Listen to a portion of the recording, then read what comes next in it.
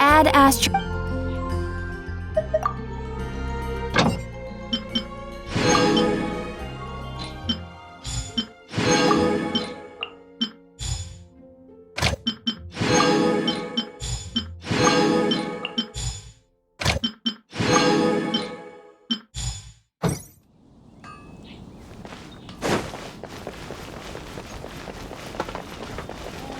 Welcome. How can I help you?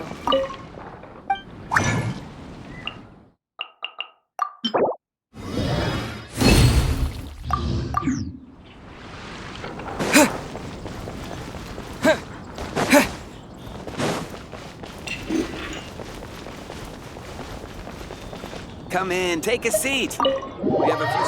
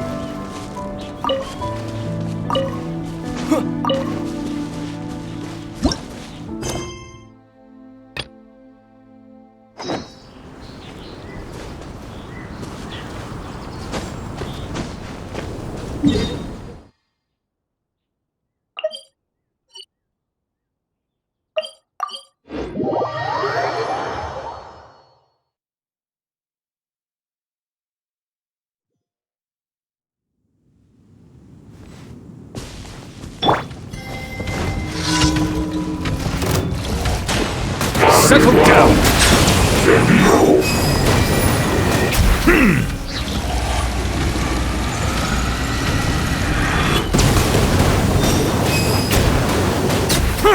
Silence!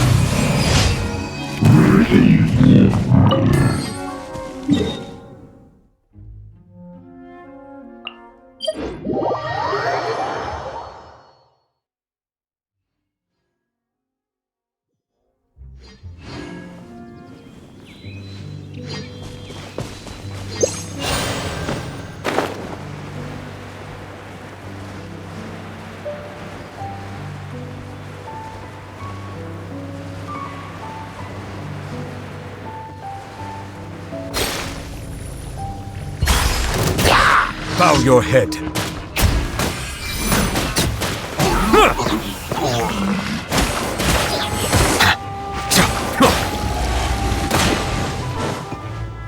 Silence!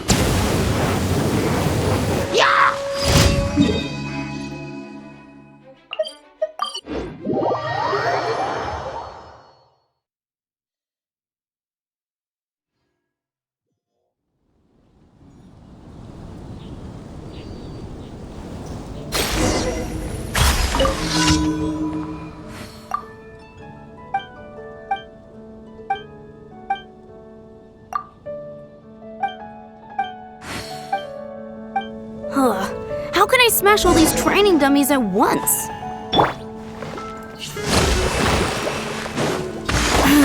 Shame. Didn't make... How can I smash all these training dummies at... Shame. How can I smash all these... Shame. How can I smash all these training dummies at once?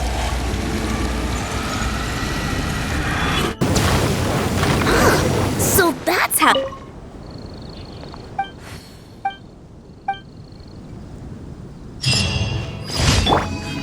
Hold the line!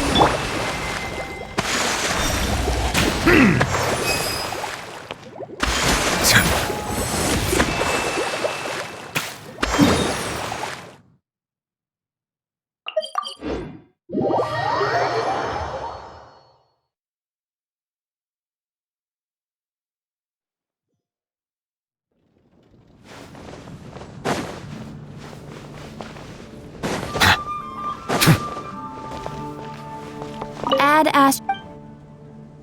Thank you for completing today's commissions.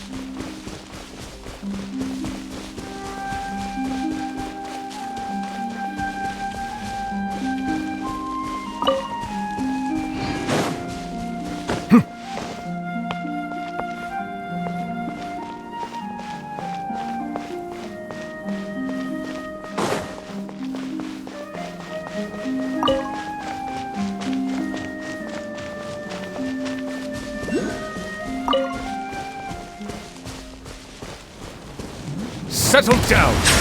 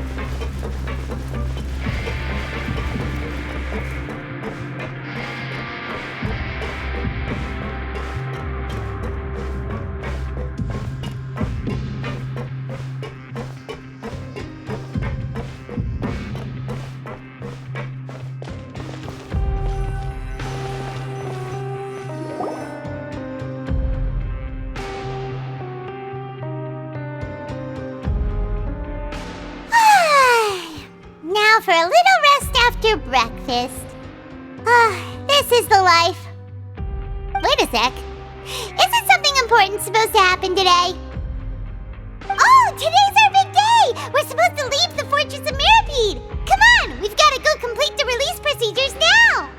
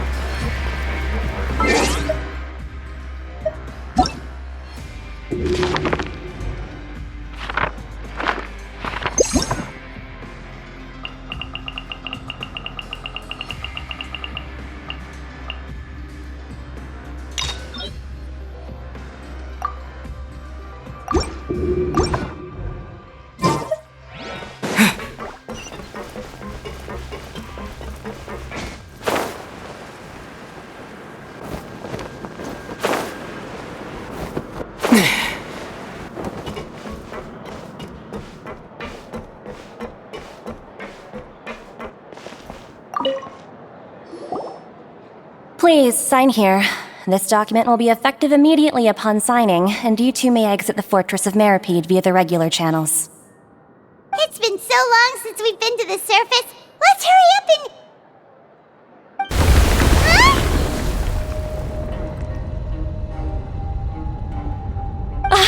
What's happening?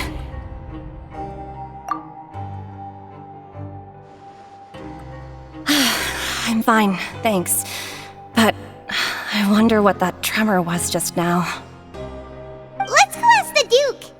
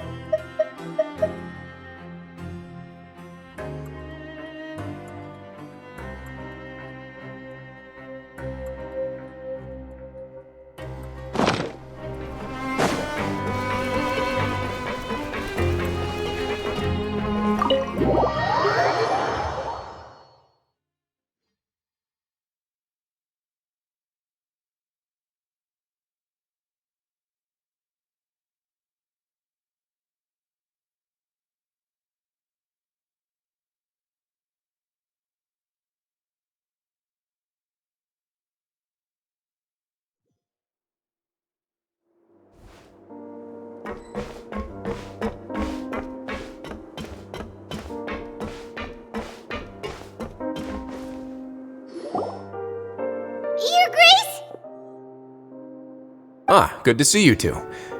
Is there something you wish to see me about? Yeah, what was with that earthquake just now? Ah, that. The tremor didn't originate from the seafloor. In fact, it seems it came from the surface. Over the years of serving as the warden here, I have developed a sense for distinguishing between what occurs on the surface and what occurs underwater. Besides, the seal that Monsieur Neuvillette set in place won't fail so easily. So the fortress is okay? If you recall our last incident, if there really were a problem, there would be crowds of inmates in a panic right now. Huh, you've got a point. Okay, seems we need to get back up to the surface and ask about what happened. By the way, do you know what day it is today? I believe today is this month's pipe cleaning day. Wait, seriously?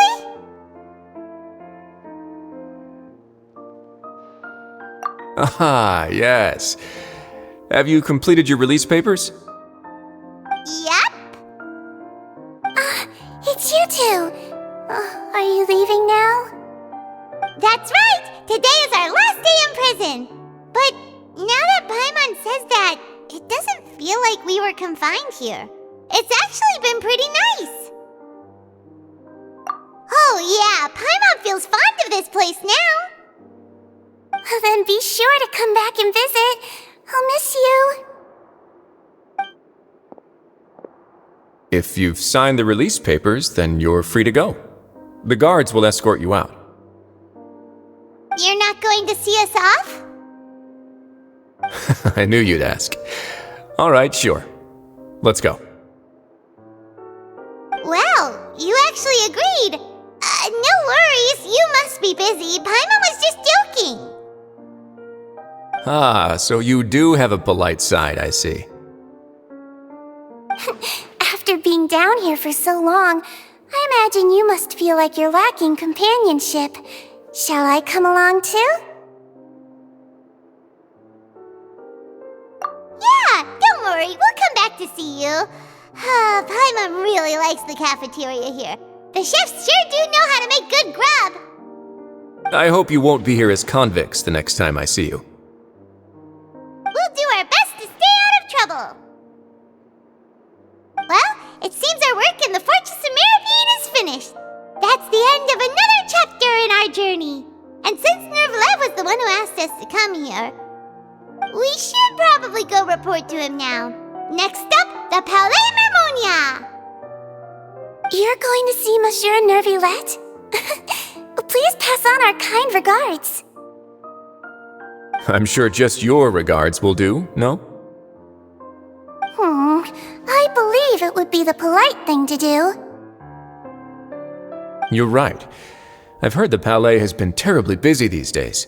Tell him that I hope he hasn't been overwhelmed by the recent string of troubles.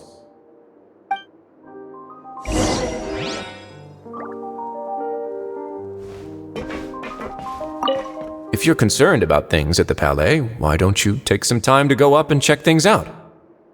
I believe you should still have some vacation time to spend. Thank you for being so understanding. It means a lot. It's been some time since I've gone to the surface. I must say that I've started to miss it a little.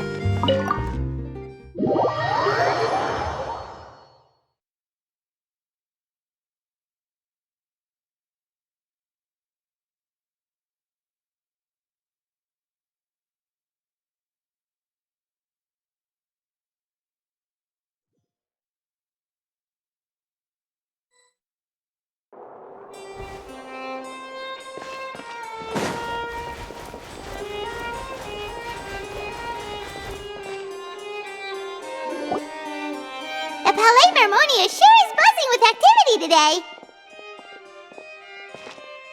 Halt! Huh? Oh, it's you two. Apologies. Monsieur Neuvillette did say you'd be welcome at any time. Excuse me, would you mind helping me take a look at this report? I'll be right there. Sorry, I've got my hands full here. You can see yourselves in. Everyone's so busy. Seems a lot has been happening.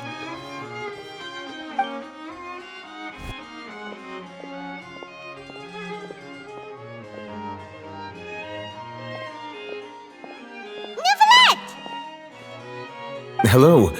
You've come at the right time, but you'll have to wait for just a moment, as there are some urgent matters I must tend to first.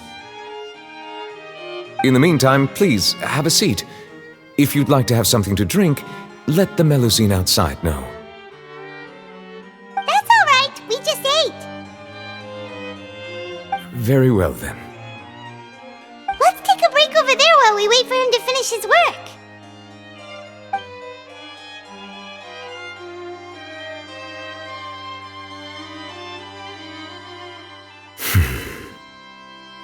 All right. That should wrap things up for now. Are you done with your work? Yes, sorry to keep you waiting. Today should be the day you were released from the Fortress of Meripede, and it appears that you have managed to complete all the release paperwork.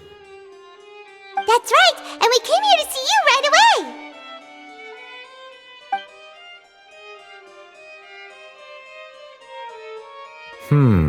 A massive whale.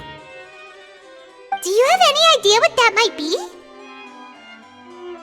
Judging from your description, that cannot have occurred in any ordinary waters, but rather something like the primordial sea. A whale of that size and shape cannot usually be found in the waters of Tevat. Therefore, we can only assume that Child is presently immersed in primordial seawater. Immersed in primordial seawater? But how? And is he okay?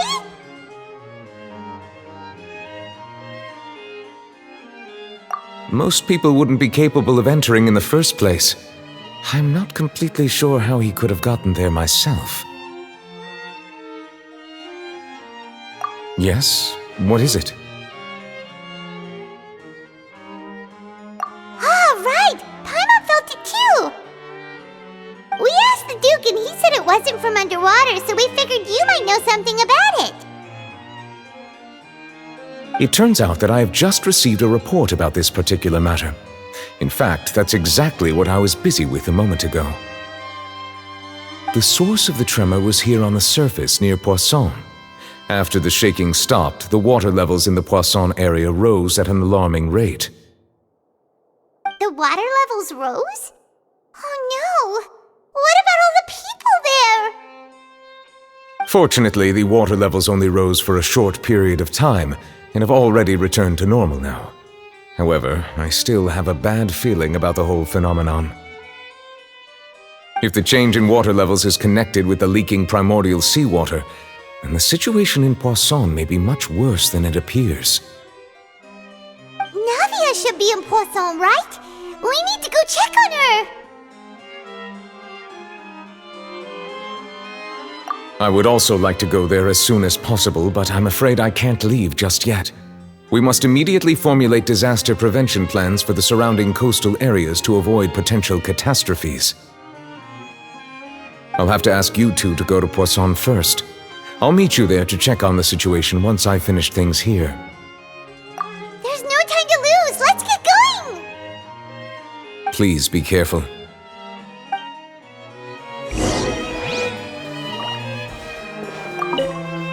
The two of you have my thanks. If you need any help, just let me know.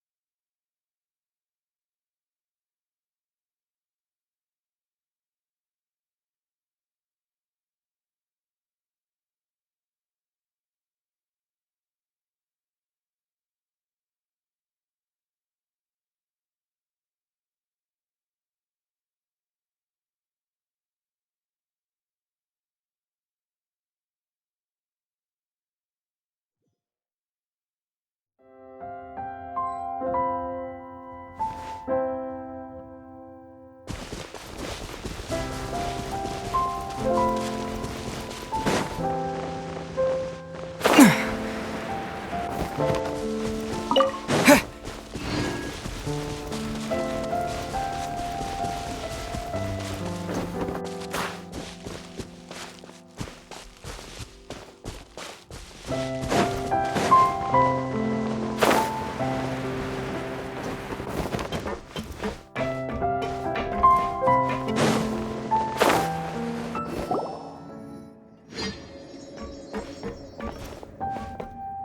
no! What happened here?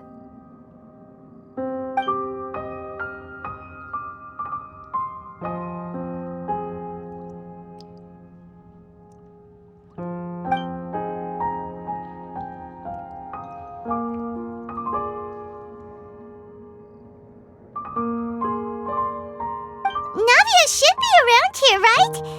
We need to make sure she's still... Paimon means we need to check on her.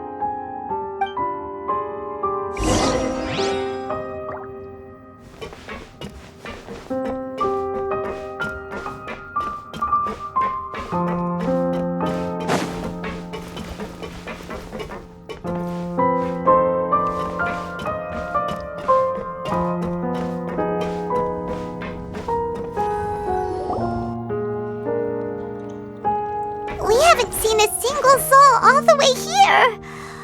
Oh, this is getting scary. What will I ever do now?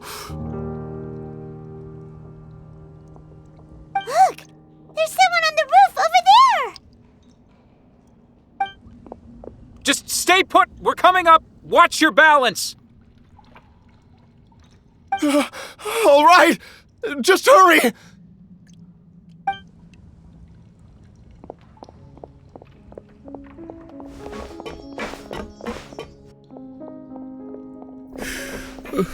I'm not young anymore.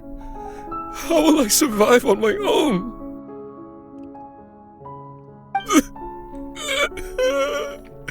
My Desiree! Oh, he looks pretty sad. My leg! My leg! How could this have happened? It hurts! Just hang in there. Help is on the way. You can hold my hand if it makes you feel better.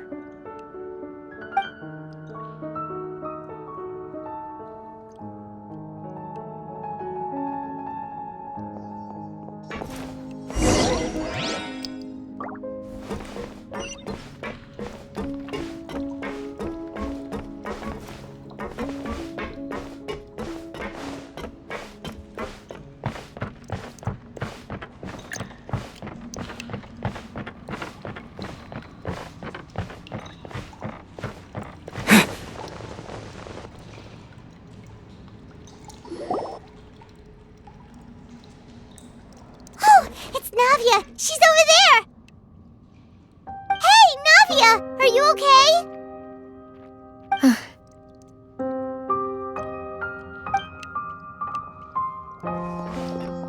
You're here. We heard there was a situation in Poisson, so we came as quickly as we could. Yes. As you can see, the water level suddenly rose. It caused quite the disturbance, in fact.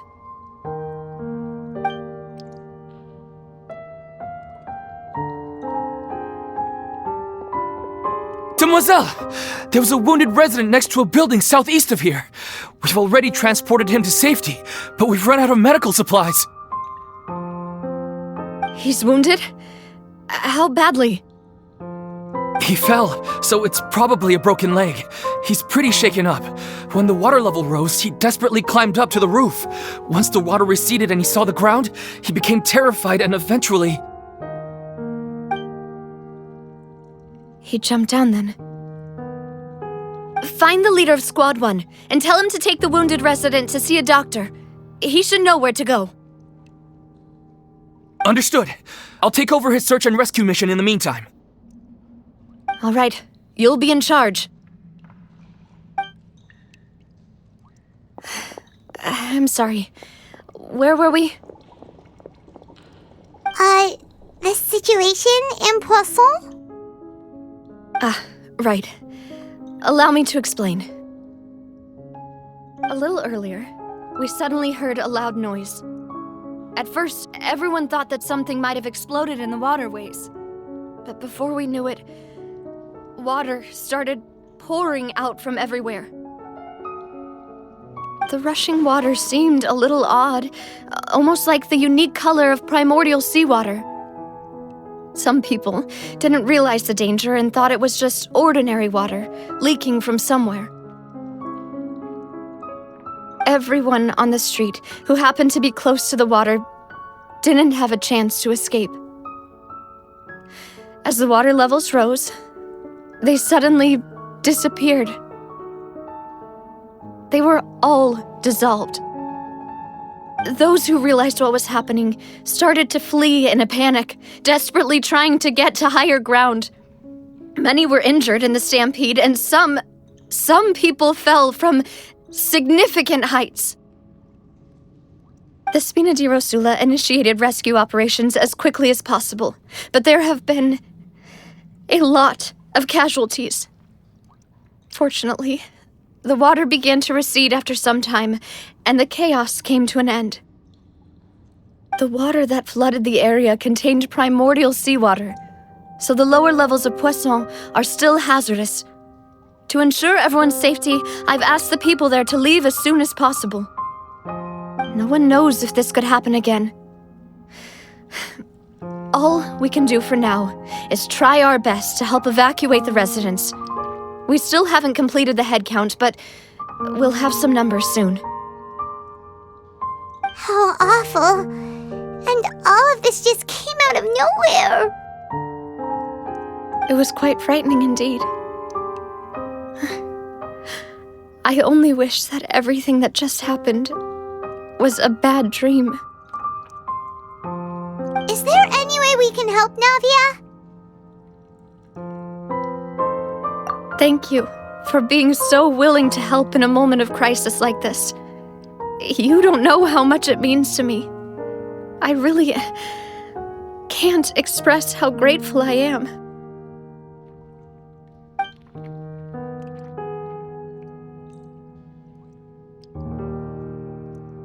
Don't say that, Navia. That's what friends are for.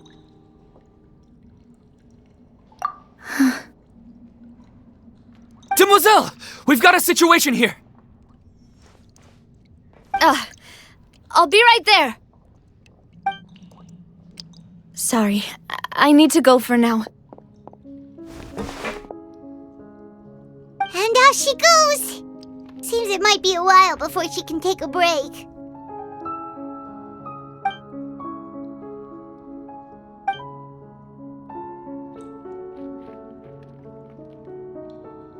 Okay, the wounded are being tended to, and we finished a preliminary head count. More support has just arrived, so I suppose I finally have a moment to focus on my own matters. Of course, we should remain ready for anything, and continue doing our best to rescue others. I'll be sure to have everyone at the Spina di Rosula ready to render assistance. Traveler, Paimon, would you two accompany me to my father's grave for a moment? Huh? Right now? Thank you.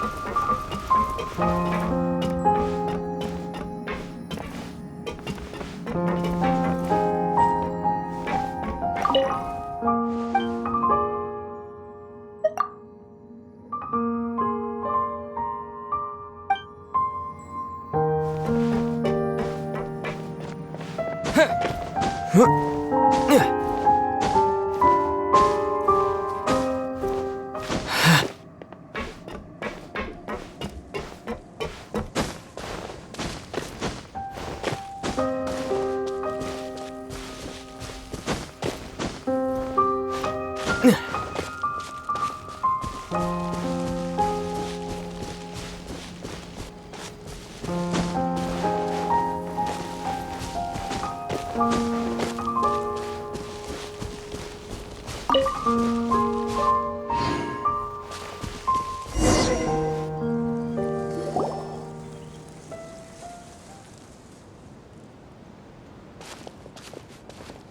a lot of people here, huh? Well, given the time of day and the whole situation in Poisson, Paimon doesn't think there'd be a ton of people here visiting graves. Right. That's how things are now. The living are so exhausted that they've no strength to spare any words for the dead. Navia?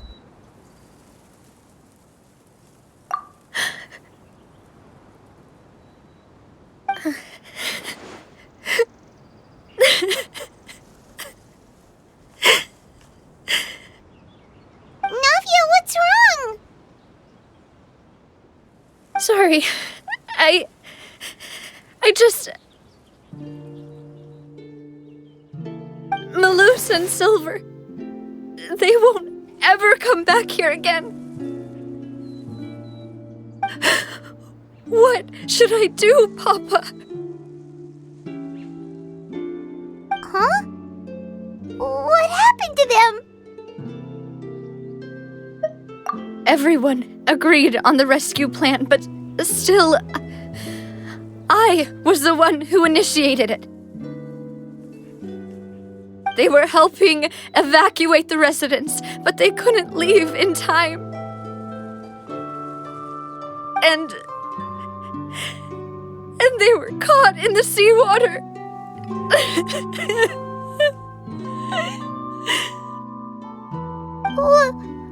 What should we do?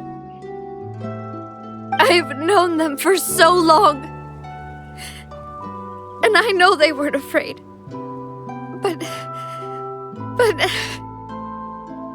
I could at least hold a funeral for my father. And I know where he rests. But as for Malus and Silver, they're just gone. I just can't.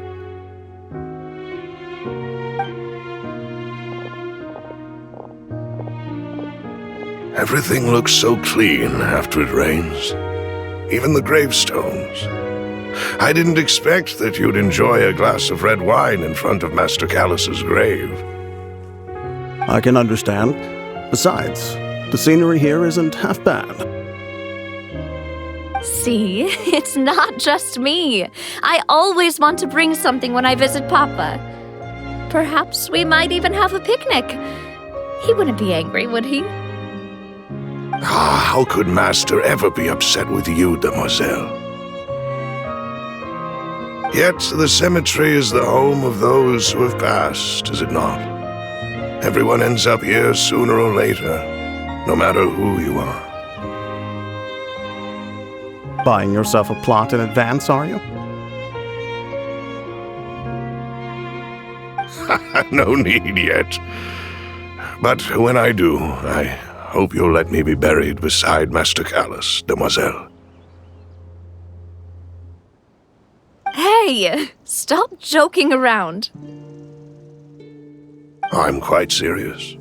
That way, it'll save us both the trip to see each other whenever you visit your father's grave. That makes sense. In that case, could I be buried on his other side? After all, besides you, Demoiselle, the two of us could certainly be considered Master's closest companions, no? Personally, I believe we fill those shoes just fine. Why are you bringing this up all of a sudden? Seriously. All right. I'll remember your requests. But I'd really prefer not to talk about this stuff. And what do you mean by saving me a trip? I'd make the journey even if I had to visit you two somewhere else. I'd promised to let them rest in peace here. But here I am breaking that promise.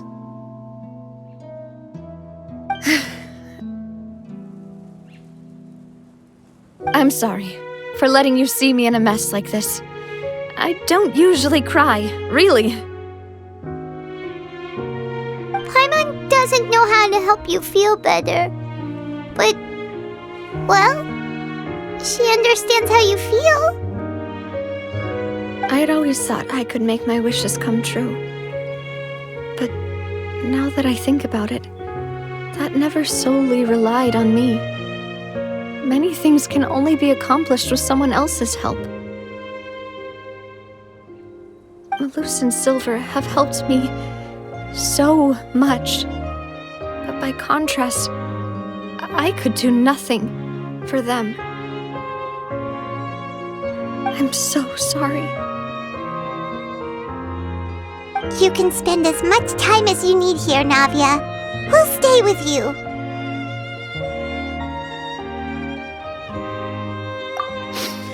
Thank you. Right now, you don't know how much that means. By the way, you can have a look at this. It's a list of victims from the incident that took place here. Obena, Khan, Burnett, Giverny, Francine, Karina, Daisy Ray, Joinville, Jolienne, Esson, as well as Malus and Silver.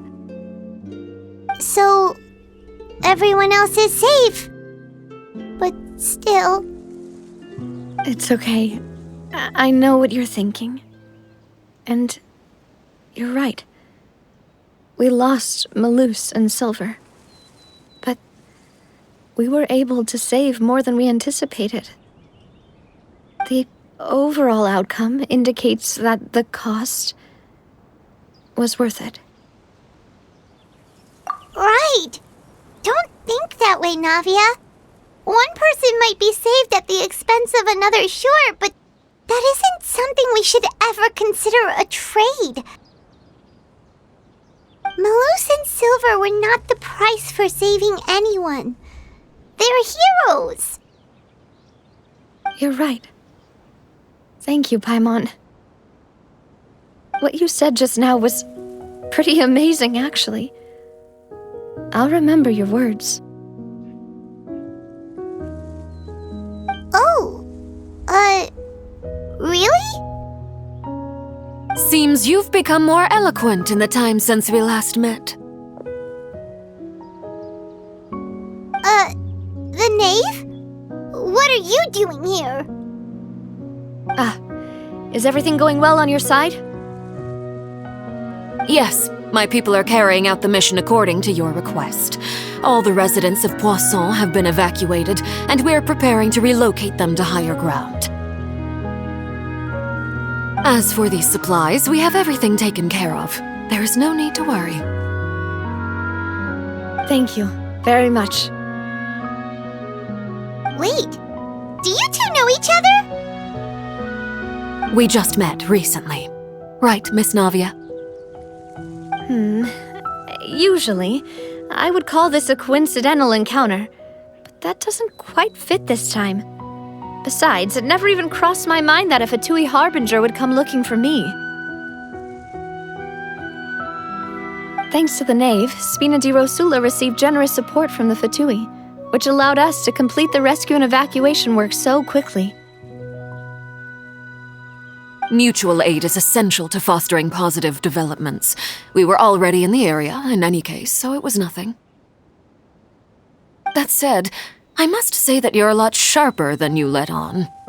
I'm sure you understand what I mean. I apologize for all the ways in which I tested you previously. We've never worked with a Fatui before, and it's extremely important for us to know who we're working with. My subordinates have reported that Fatui soldiers have been observing water levels and taking head counts in various locations. I hear that they've also prepared a large amount of emergency supplies. I'm quite surprised. This is nothing to brag about, nor do I intend to. It is simply the way of powerful organizations to act forcefully, whether they are doing good or ill. You've witnessed that firsthand, in any case. As I've told this traveler before, I know of the prophecy, and I intend to prevent the impending disaster. Lending your organization a hand was a natural first step in accomplishing that. As such, do not be troubled by this token of our sincerity. Perhaps one day, you'll also be able to help me in the same way. Without your help, there would have been many more casualties. I won't forget your kindness. Furthermore, I sincerely regret what happened to Malus and Silver. I only wish that my people could have arrived a little earlier to prevent this from happening. Don't say that. You and your subordinates did everything you could. As Paimon said, Malus and Silver didn't choose to sacrifice themselves for any specific person, and they weren't the price paid for others' salvation. They chose to become heroes themselves. I've never liked hearing people put it that way. It's like trying to relieve pain by saying some noble-sounding words. But right now, there's nothing more suitable. They really did become heroes. You're right. I'm sorry for your loss, Miss Navia.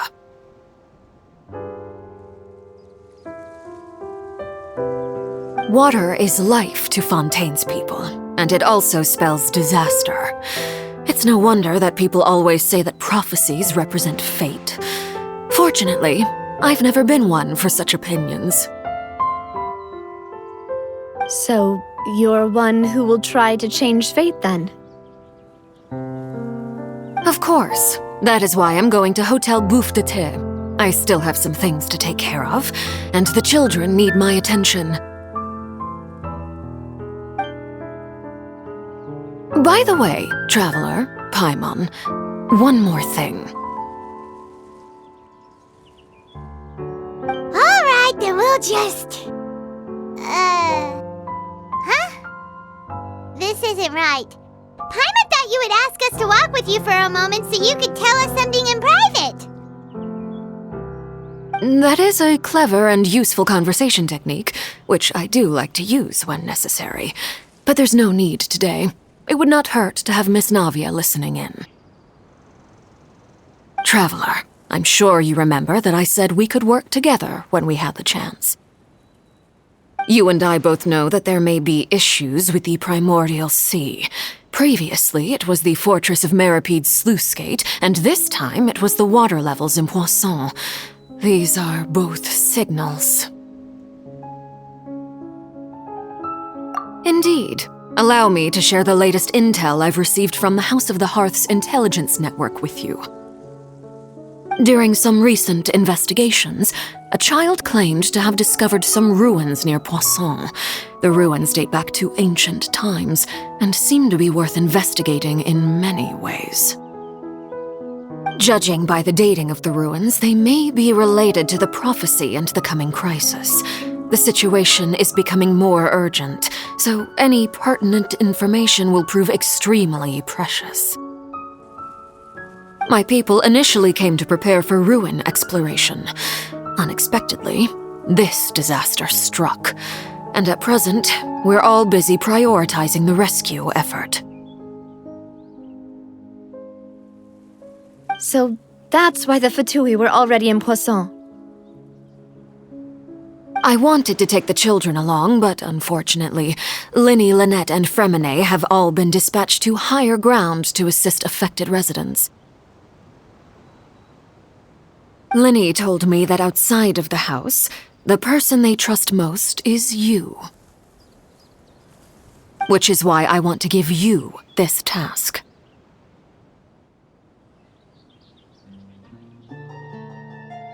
The House of the Hearth's members see each other as family, but Linny, Lynette, and Fremine said that they also see you as such, even though you are not from the house. I'm sure you already understand how earnest they consider their friendship with you to be. Oh, that somehow makes Paimon feel kinda happy. The intel I just shared about the ruins could fetch a high price. But since the children consider you family, it's only natural that I freely share it with you. Got it! So all we gotta do is go to some ruins, right? We can handle that. Excuse me, but may I tag along? You wish to join, Miss Navia? But are you sure you're up to exploring some ruins? You need to rest. Well, I'm sad, yes, but I can't just go back and plop myself into a chair by the roadside and do nothing. There's no point in being depressed while we still have a disaster on our hands. As my father's successor, I must live up to the hopes he had in me. Besides, I'm also doing this for myself. I need something, a distraction, to keep my mind off Malus and Silver.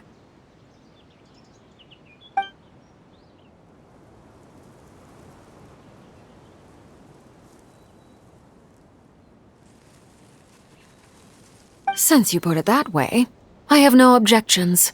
What do you say, traveler? All right. The ruins are to the south of Poisson. Here's the map. Okay, the three of us will handle it. Come on, let's pack up and get going.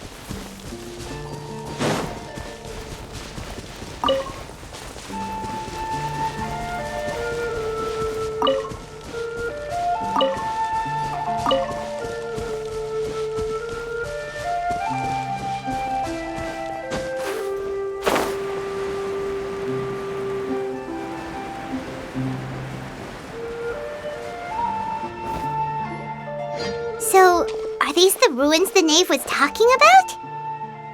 They seem to be pretty ancient, all right. Let's go in and have a look. Just be careful.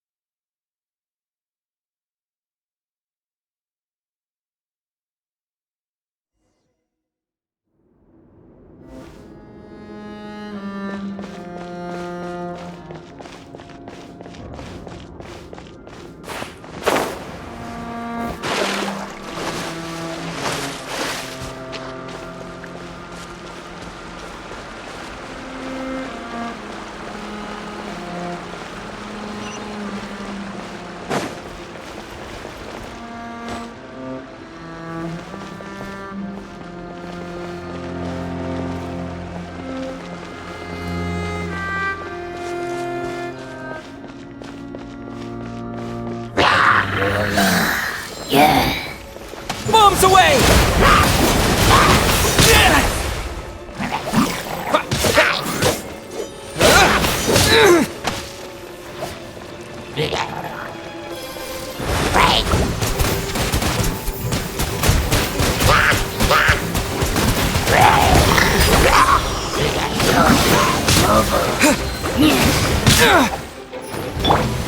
Silence!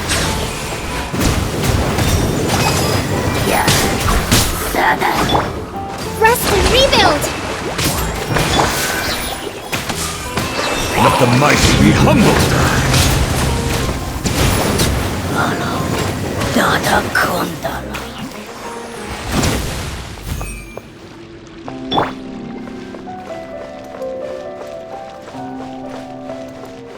Allow me!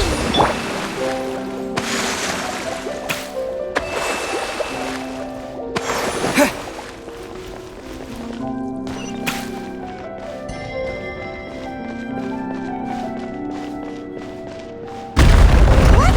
The floor here isn't safe!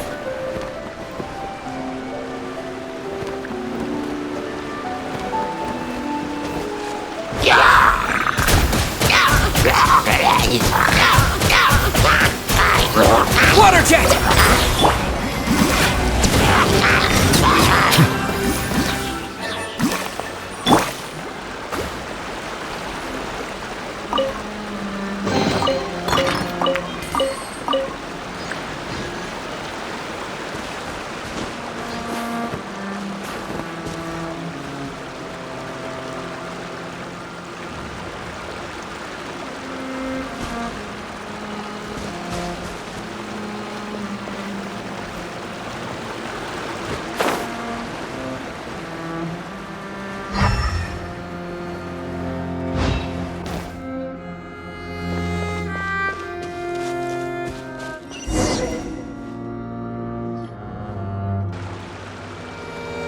This place has also been contaminated by primordial seawater.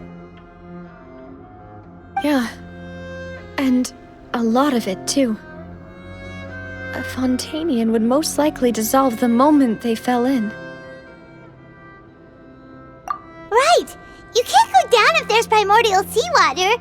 It's too dangerous, and it won't be any help for you to just stay here. Don't get by my wrong. We're not saying you're useless. It's just that... No, you're right. I can't do anything in this situation. I'll leave this to you.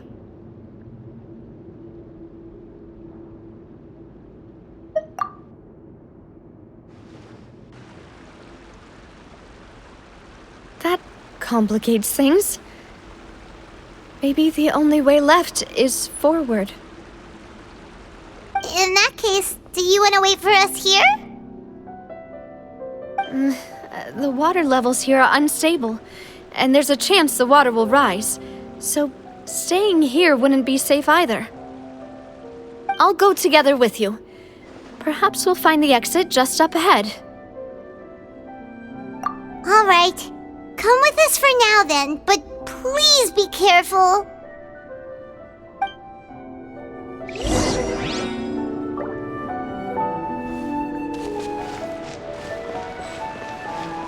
Oh no, it's a dead end! Let's try climbing over from the side.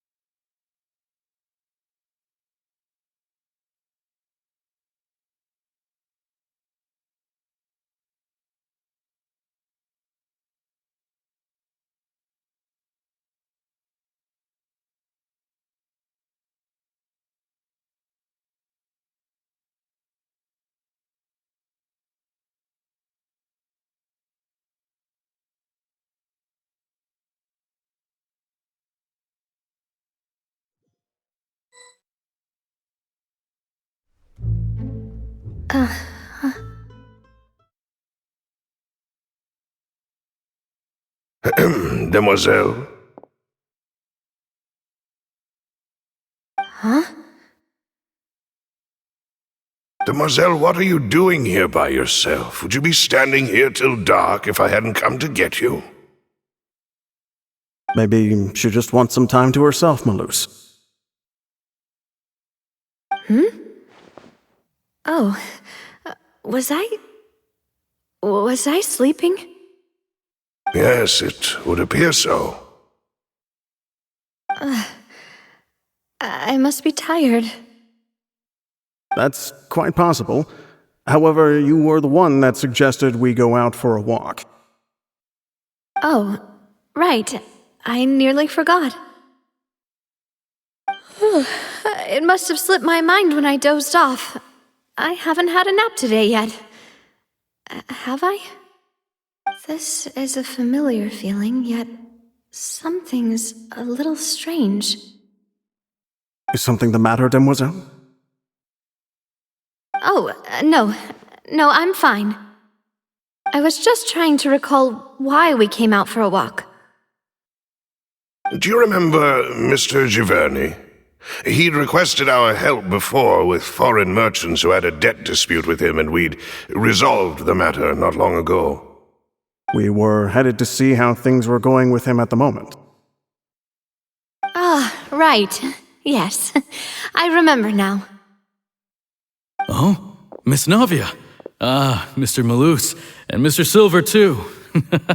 It's good to see all of you. How have you been? I've been great. Thanks to your help, those bothersome merchants finally realized that I wasn't the one they were looking for. Why, I wasn't even the guarantor for that person. They were knocking at my door day and night. Even my neighbor, Obina, was getting fed up with them. Sometimes force is required to calm someone down and get them to listen to what you have to say. That's right. Oh, by the way, Burnett, what was it that you wanted to give to Miss Navia again? Oh, yes. One moment, I have it right here.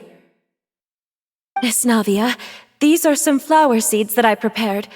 Please take them. They're a very good variety, and they'll become very big and beautiful once they bloom. I don't know what we would have done without your help, so this is a little token of our appreciation. I hope you won't refuse. Did you cultivate them yourself? Thank you so much. I'll certainly take them.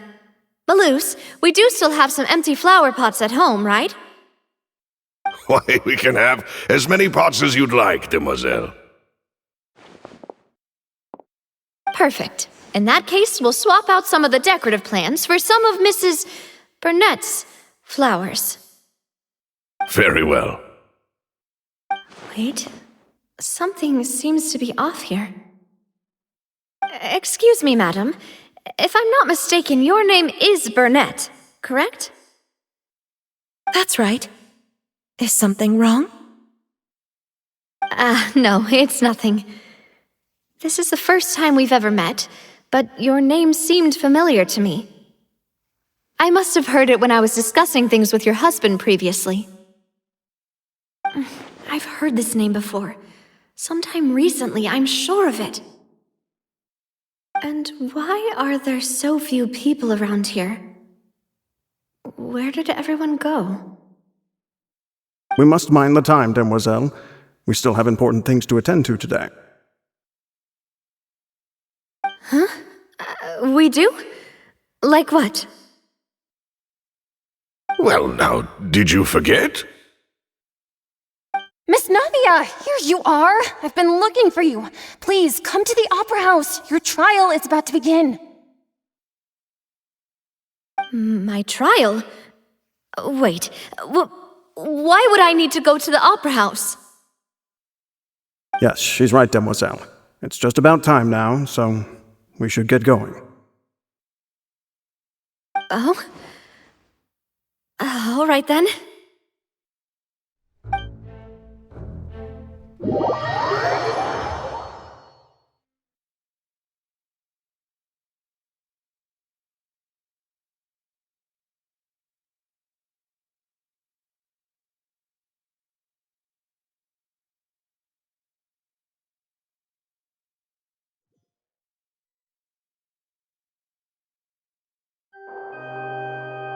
Look, it's Navia!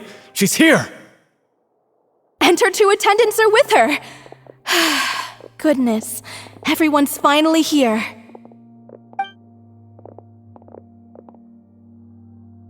There sure are a lot of people here to see the trial. And they all seem to be oddly excited about something. I even know some of these people. Karina, Desiree, Joyville, Jolien, Essen. Why are so many people here? And why do I have no recollection of this case? And as for the judge... huh? Where's Monsieur Neuvillette? Please sit in the defendant's seat. Don't worry, Silver and I shall accompany you. All right. But are you sure you can stand behind me? Typically, it wouldn't be allowed, but today is an exception.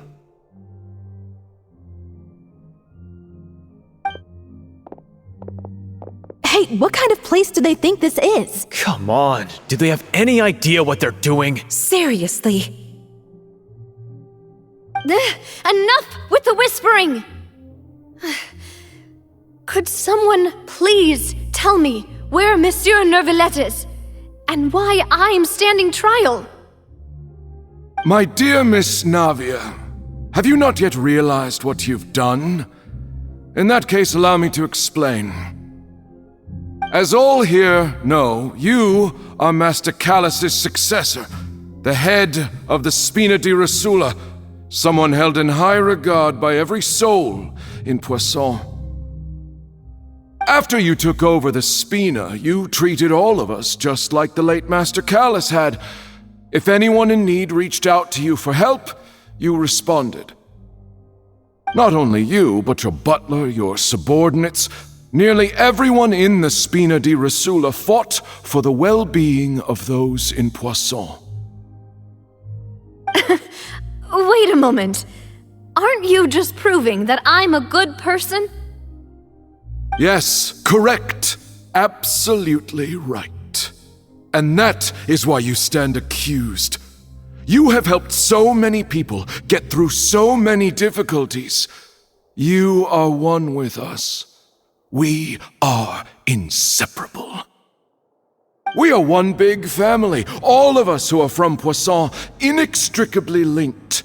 And with you being so important, we couldn't possibly do without you. Therefore, this fair and honorable court shall declare you guilty, and you shall stay here. You will be together with us forever. Huh? What are you saying? Everything you have said is correct. I have indeed done a lot for my hometown, and I would be willing to be with you all, but what is the purpose of having me stand here like this? What is there to discuss? Ah, well, if that's what you think, then I have no further comments. How wonderful, Miss Navia!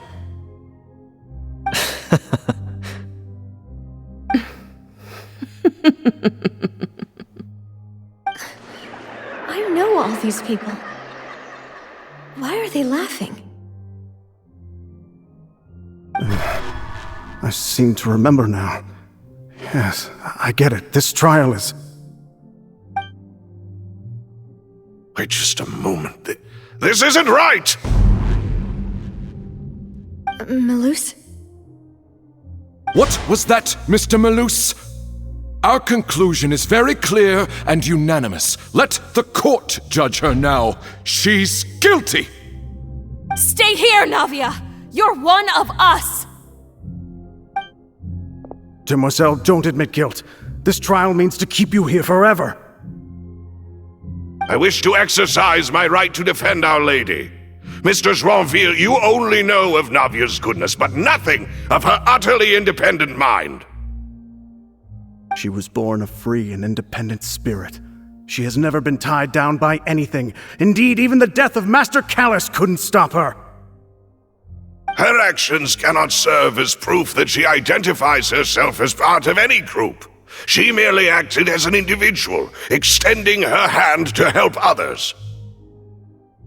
Please do not mistake her actions as being otherwise. Really? As an individual, you say? Don't forget, we are all Fontainians here. This is the nation of justice, the nation of Hydro!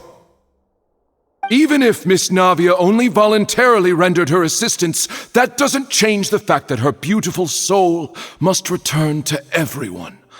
Water accepts all, blends with all. It will surely accept her kindness. Everything is measured here in the nation of Hydro, and in the end, everyone shall meld together. Thus, when a unanimous opinion emerges, that opinion represents justice. Now I speak for everyone. Our opinion is consistent. Navia should stay. We and Navia are one. And you would call this justice? Preposterous. You are merely jealous that Demoiselle still has a chance to exist as an individual.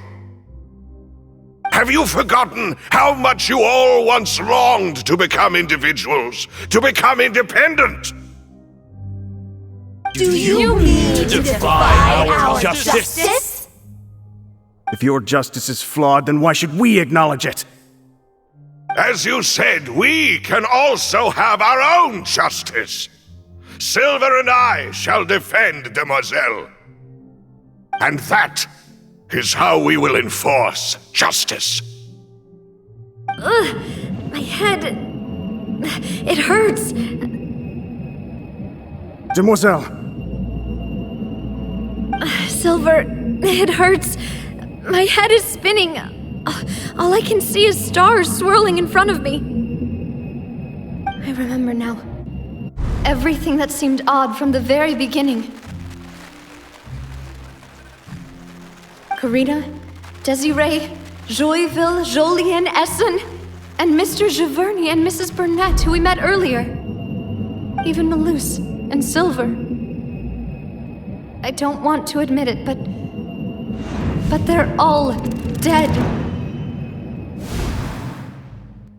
Don't be afraid, and don't admit guilt. We will protect you to the very end. Absurd! Who are you to say that she cannot be judged? We are the majority, and in the nation of trials, the majority is absolute justice. We are the will of all. Don't let them escape! We shall keep Navia here with us! Mr. Malus and Mr. Silver, must you be so stubborn? How could the two of you possibly hope to stand against the collective? Do not resist. This judgment is fair and just. Navia belongs to us. After all that happened, she should not be left alone in Poisson. What are you saying? No more excuses! He says we're jealous. Jealous? How could she possibly be an independent individual? What's with these people? Who's jealous of her? She belongs to us! Miss Navia, she... Silence! That's...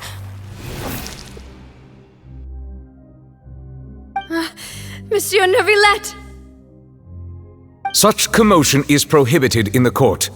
The accusations you just presented are nonsense and cannot constitute a proper trial. The court will adjourn for the rest of the day. In this, I shall hear no objections from any unauthorized party. Our thanks, Monsieur Neuvillette.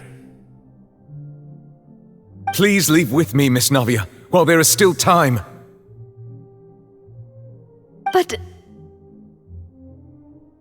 Go on now, demoiselle. This is your only chance to leave this place. What, can't bear to leave us behind or something? Malus. My apologies. I couldn't resist making one little joke once I realized that this shall be our last goodbye. Malus. Silver. Quickly, you must come now! Goodbye, demoiselle.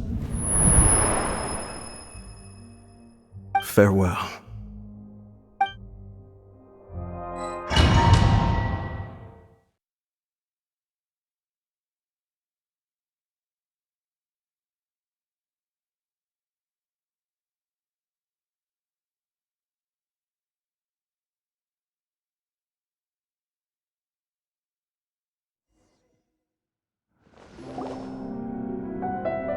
No, wait! Just a second! Navia? You're awake. Good.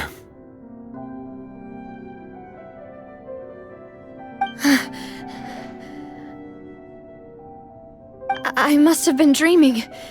Malus and Silver were still alive, and they were defending me at some insane trial. It looks like you're all right. Did all the sad feelings cause you to have a nightmare?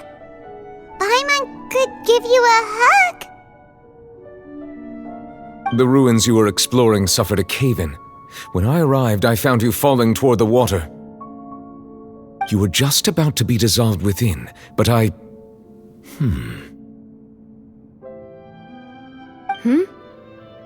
What is it? I think I saw 2 Oceanids protecting you. It was only for a moment, perhaps even a fraction of a second, but they gave me the chance to retrieve you. Were it not for their intervention, I would not have been able to rescue you before your consciousness dissipated. Wait, did you say Oceanids? You mean like what happened with Vache? Perhaps those 2 Oceanids were the people you saw in your dream. I always told them that they didn't have to protect me. To think that they'd keep doing so even after death. Please come with me.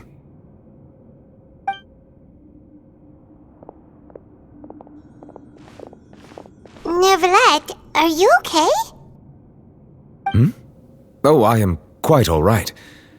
Perhaps there's something we could chat about? Why do you look so stiff all of a sudden? Oh, Paimon knows. You're the type who feels awkward when there's nothing to talk about, right? I merely thought that we should give Navia some time to herself. Huh? Why didn't you just say so then? Don't you think it's even more awkward to call us over like this and then have nothing to talk about? I suppose so. Ah, Sigewinne. I hope all is well with her these days. Her work in the fortress of Meropide has not been too much for her, has it? No way! Don't worry. She's doing fine down there. She's an amazing head nurse. I see. Well, that is good. I have always worried that Sigewinne would need a lot of time to understand the world of humanity, just as I have. Oh, and the Duke also says hi! Even though Sigewinne made him do that. He hopes that you haven't been overwhelmed by all that's happened lately. Thank you. I have indeed been busy lately, and I also hope that everything is going well in the Fortress of Meripede. He still doesn't know what to talk about. Let's chat about something else then. So, Neuvillette, you're probably quite the swimmer, huh? Hmm? Yes, of course. This isn't going anywhere. Let's try something else. How did you find these ruins? Did the knave tell you? Yes, in fact. I had arranged to meet you in Poisson, but when I arrived, I discovered that the Fatui were helping the residents evacuate. They had even transported a large quantity of supplies to the area. Amid my astonishment, I ran into the knave, and we had a chat. She informed me that she had asked you to investigate the ancient ruins here. Yeah, we originally planned to meet up with you, but we thought you might still be busy with all those official documents. We didn't think exploring the ruins would take very long, and who would have thought you'd wrap things up so quickly?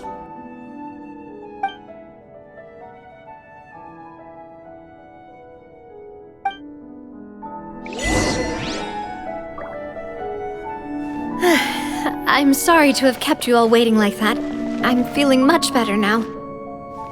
I guess we should get going again. Will you come with us, Monsieur Neuvillette? Yes, if you wouldn't mind my company. All right! Another one joins the party! Let's get going then!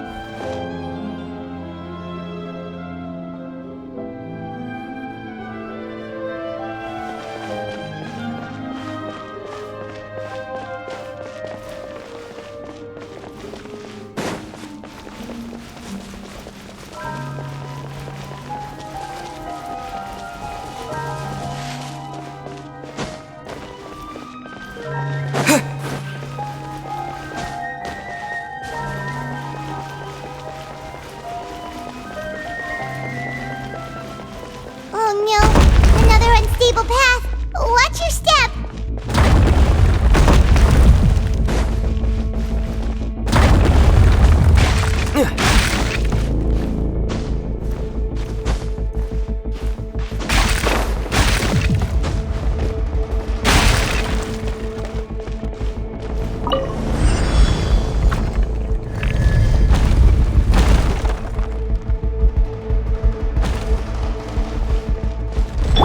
Settle down!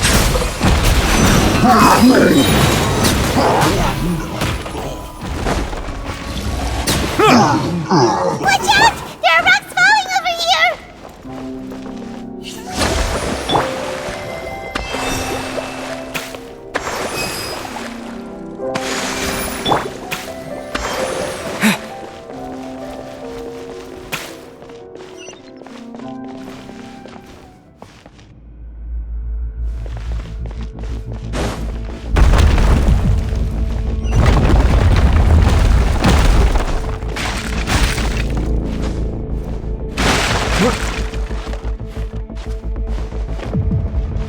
Seems we're almost at the top. Keep it up!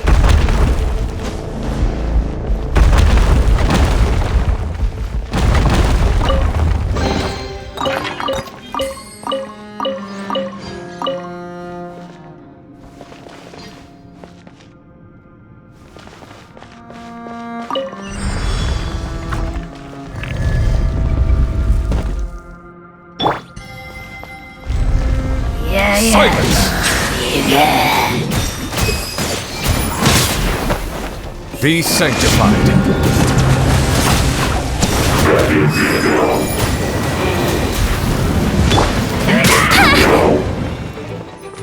Allow me!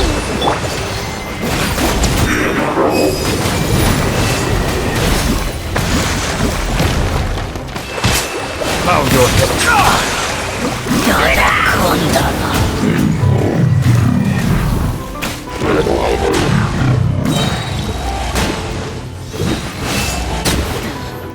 Hold the line!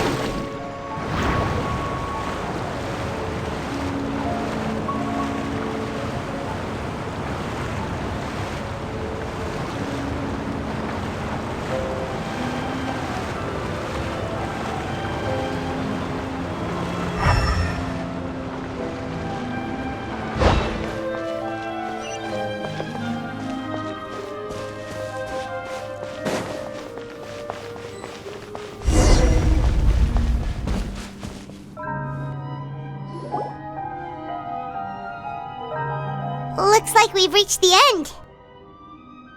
This is the place. There should not be any other hidden spaces in the vicinity. The path sure had some twists and turns, but it turns out that this place isn't actually that big.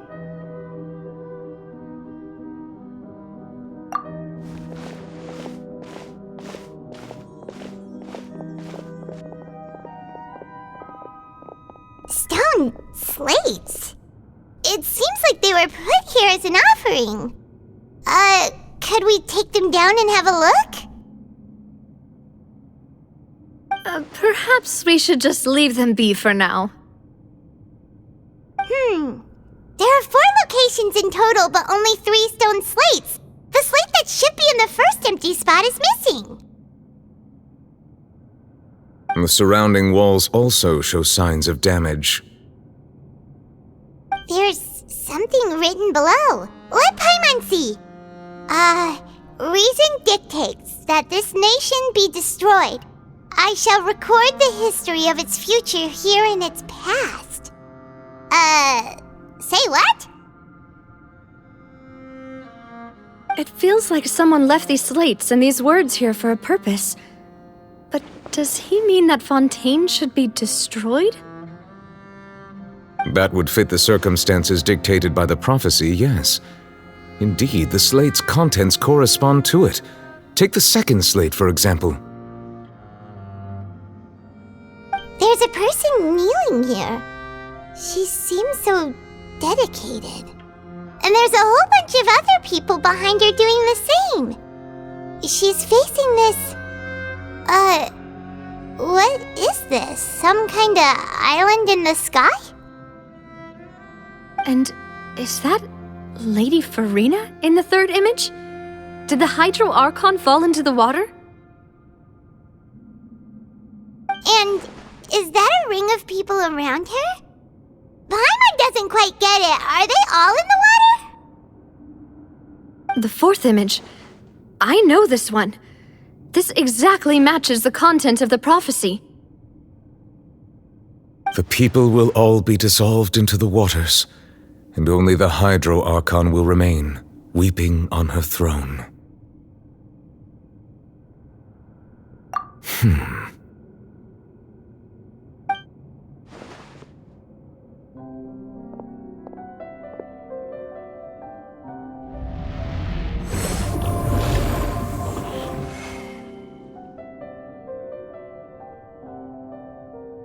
More information should be hidden in these slates, but I fear I cannot easily uncover it, most likely due to us missing the first slate. I am very sorry. Don't blame yourself, Monsieur Neuvillette. Deciphering ancient stone slates isn't one of your duties. Ooh, Paimon's getting the chills just looking at these slates. This says that it's the history of the future, right? That means the prophecy's sure to come true. I really hope it doesn't mean that. Still, Paimon feels like these images are kind of weird when you look at them together.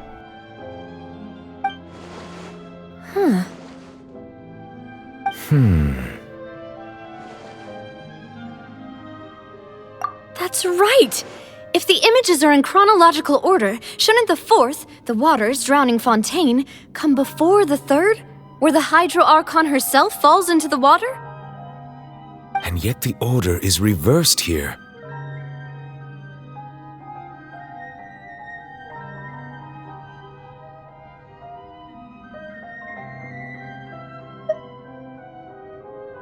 If we go by timing, Lady Farina only emerges in the third image.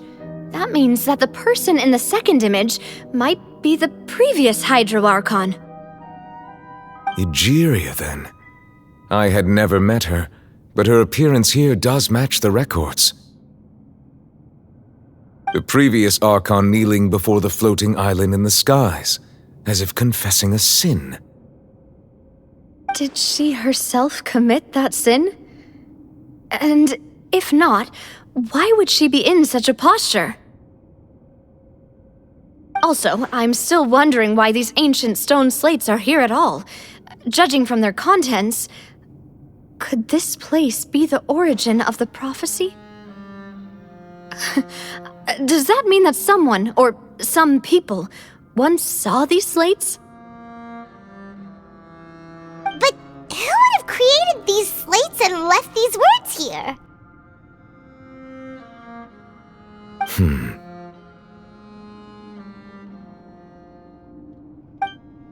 It seems that any further clues will have to come from Farina. In that case, there's no time to lose. There's nothing else to be gained here, so let's head back first. Yeah, we better get somewhere safe for now.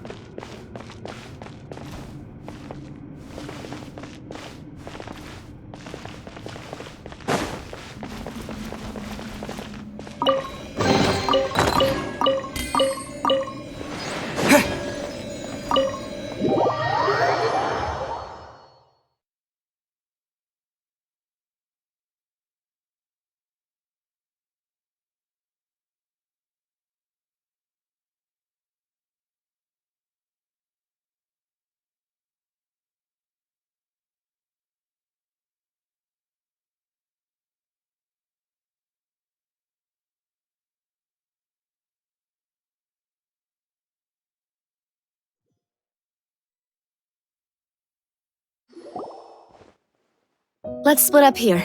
I'm going to check on what's happening with the Spina. You know how it is. There's some things you just need to be there for yourself. You still have energy for that, Navia? Paimon's already beat!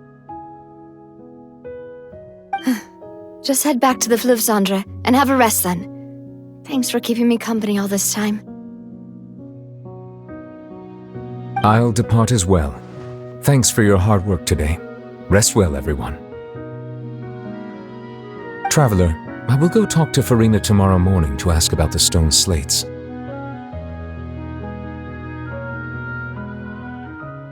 I'm sure that you're concerned about this matter as well. If you have time, drop by my office. I will share the results of our discussion with you. Are you really gonna talk to her about this directly? Will that be a problem? Paimon's getting a little scared now that it's come to this. She has long been harboring secrets and will not give them up easily, which makes it all the more my duty to ensure that she understands the present situation. Alright, we'll leave it in your hands then. You're probably the best person to talk to her anyway. I will be carefully considering my words tonight. Traveler, Paimon, our safe house at the Fleuve Cendre is always open to you, as ever. So please don't think you're an imposition. All right. I'll be on my way then.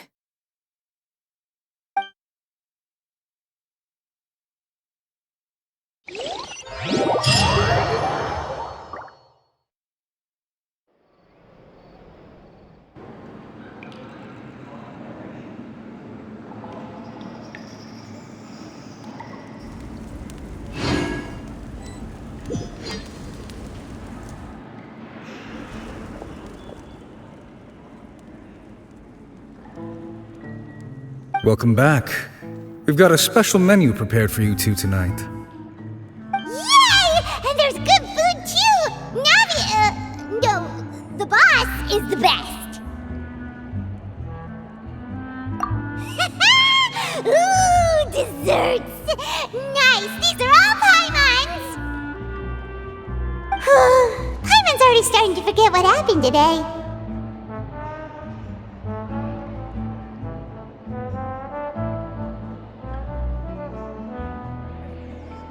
Oh, that voice.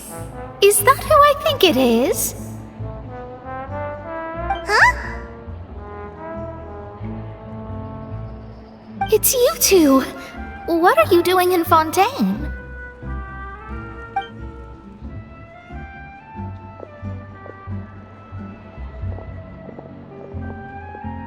Mona?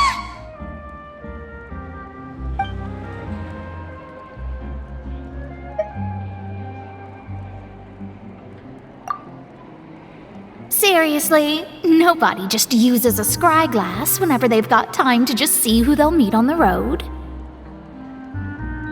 Still, we didn't expect to see you here. Wait, you're not a Fontainian, are you, Mona? Well, I have some business to attend to here, so I booked a hotel in the city. I was just out for a stroll when I bumped into you.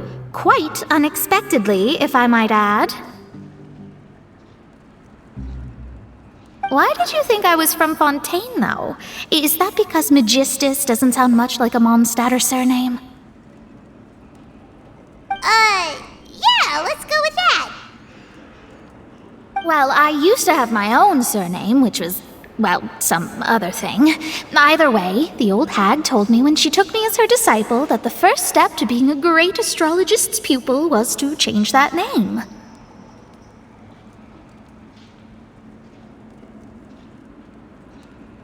There was nothing for it, really.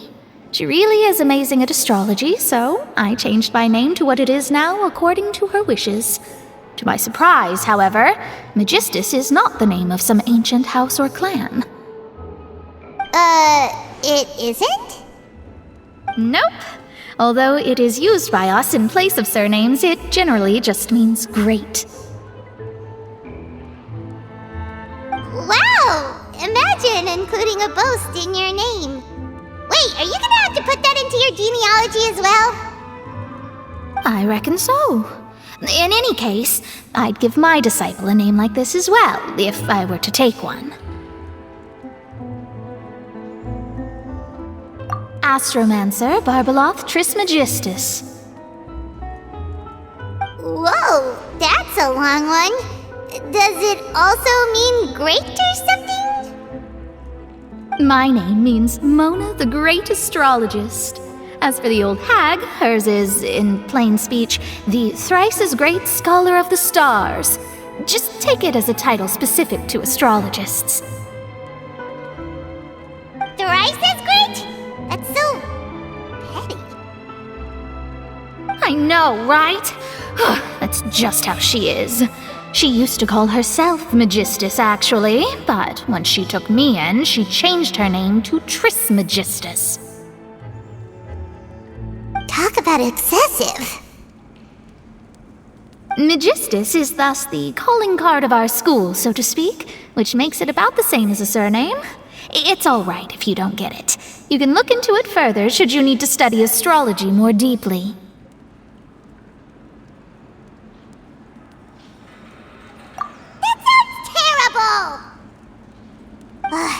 But anyway, you're not Fontainian, are you, Mona? You're from Mondstadt, right? Well, I was born in Mondstadt, yes. My parents migrated to Dorman Port, and I traveled with the old hag for a while, after which I settled down in Mondstadt City. Oh, that's a good thing then. At least we know you won't be dissolved by Fontaine's waters. Speaking of that, I'm sure you're aware that a bunch of things have happened here in Fontaine, right? I know you're not a local, but I'd avoid getting too close to any water that looks strange all the same. There's something ominous about it. Well, the water, I mean.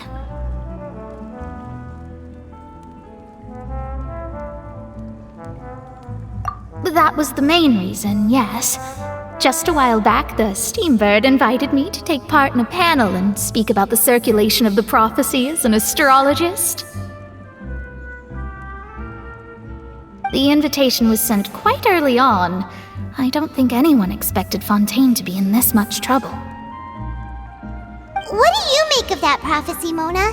Just tell us what you think as an astrologist. Your word would go a long way to make things more certain and less scary. What I can tell you is that I'm an astrologist, and that this prophecy concerns the fate of Fontaine, even that of all Tevat. Ascertaining this is akin to reading the fortune of the whole world. I'm afraid that this is not something that just anyone can do. If I could do it, you would no longer call me an astrologist, but a visionary. But on the flip side, the prophecy is so huge and powerful that it must surely come from a powerful visionary. Its contents involve the fate of the world. Disregarding it would be a mistake. A visionary? Sounds really powerful and all, but does such a person really exist? Of course. The old hag could do it, and I'd bet there are others amongst those Hexenzirkel colleagues of hers who could do something similar.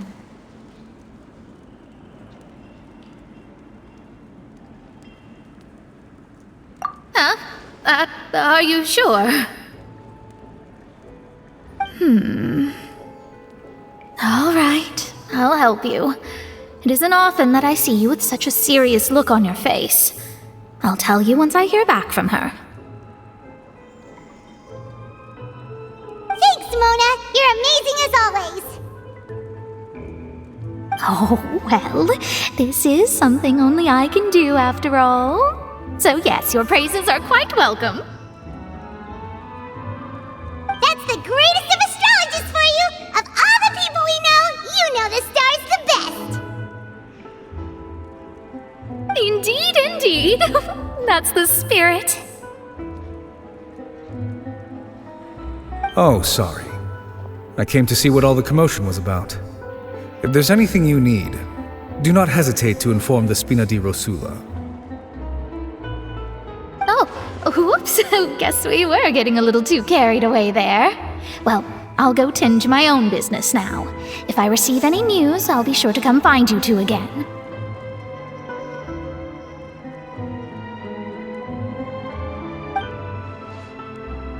And there she goes, quick as rushing water. And here we are with the Spina guy giving us suspicious looks. Right, but we were able to recruit Mona's help, didn't we? Our Fontanian friends will thank us someday.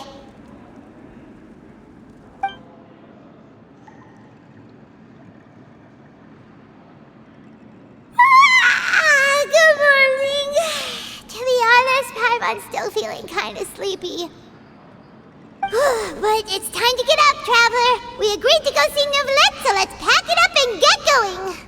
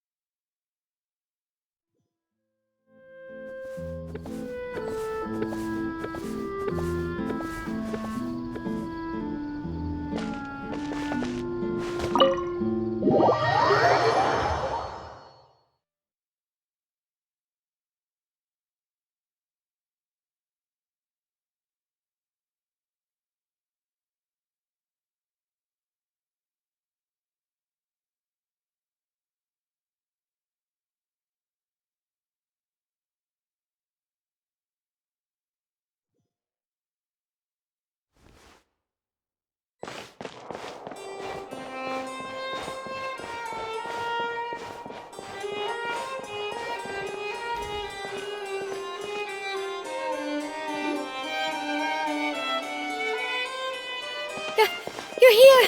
Finally! Is something wrong? Monsieur Neurvalette and Lady Farina, they seem to have gotten into a dispute. Please go see for yourself.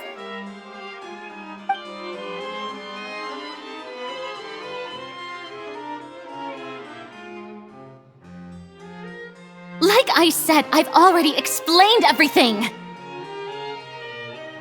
And yet the problem has not been properly solved. There is little space for excuses between us. It is not my intention to offend you, but please, tell me where you stand. You are the Hydro Archon Focalor, are you not? Look at this. This is a list of the victims from the recent Poisson incident.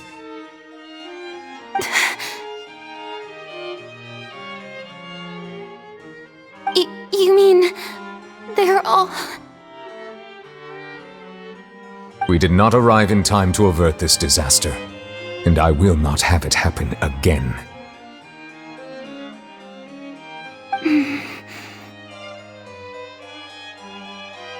I will say this once more. You must tell me everything you know. Yesterday, I found 3 stone slates in some ancient ruins near Poisson. Do you know anything about those? Seriously? You're questioning me like this is a court case now. I don't know anything about that. But you found them in some ancient ruins, you say? That's correct, which is why I came to ask you some questions. There should have been 4 slates, but one of them was missing. The other 3 feature different images that seem to correlate to the prophecy. The prophecy? The second of these slates depicts the previous Hydro Archon Egeria kneeling before a floating island in the sky, as if confessing something. Do you know nothing of this either? I don't. I've never seen such slates. I'll ask you again. Do you really have no information regarding the previous Archon? My deciphering of the slates indicates that the Hydro Archon Egeria once had to confess to, or apologize for, a certain sin. If anyone would know about it, it should be you. All gods don't have the same secrets, you know. She was herself and I'm me. Is it really so strange that I know nothing? I understand your concerns, but I'm sorry. I just don't have anything to tell you.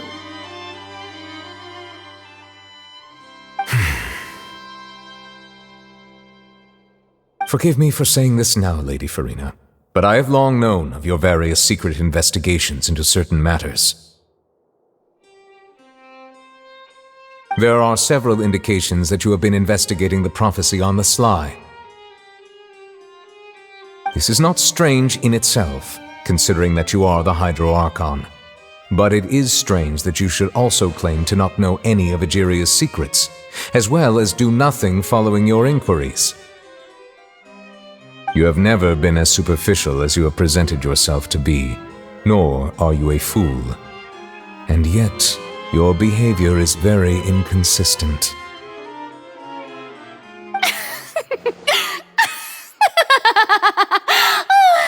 So you've been watching me all this time, have you?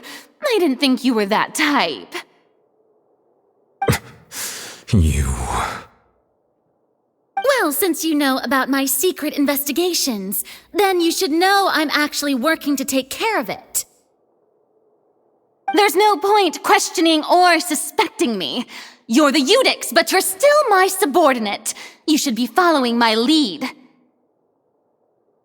Just trust in me, your Archon, and do as I say. Never mind whether you can truly convince yourself to or not. It'll all turn out fine. That's all I have to say. We do not discuss this matter again. Oh, the opera's about to start. Toodles!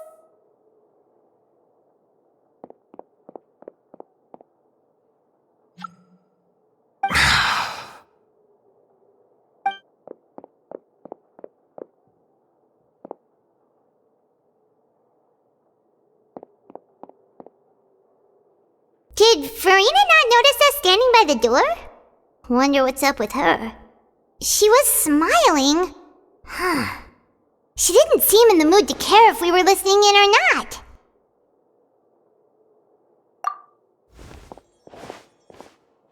I assume you've been outside for a while now? Oh! You noticed! Seems Farina didn't even realize we were here. She was in a great panic, though I cannot discern the reason. Our discussion reached impasses time and again, a state of affairs that we cannot allow to continue. Still, I do not understand. Dialogue is the basis for understanding, so why did she keep refusing to engage?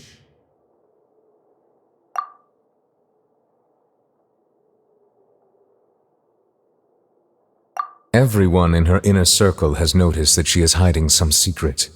The issue is her attitude. I fear that she will not reveal anything unless absolutely forced to. We may have to create a situation in which she will have no choice but to speak. Oh? Like what? Normally, people will only reveal the truth when standing trial. Perhaps we must have the Hydro Archon experience just such a scenario. But Farina's seen so many trials, and she's really good at dodging questions. How do we make sure that she won't just slip away at the first chance she gets? We will need to consider this thoroughly, join forces with various parties, and then do what we can.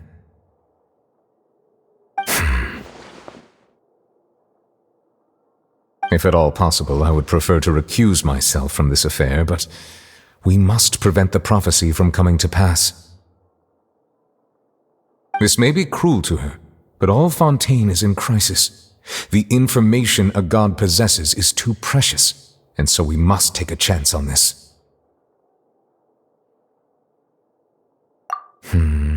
But who will lend us their aid to do such a thing?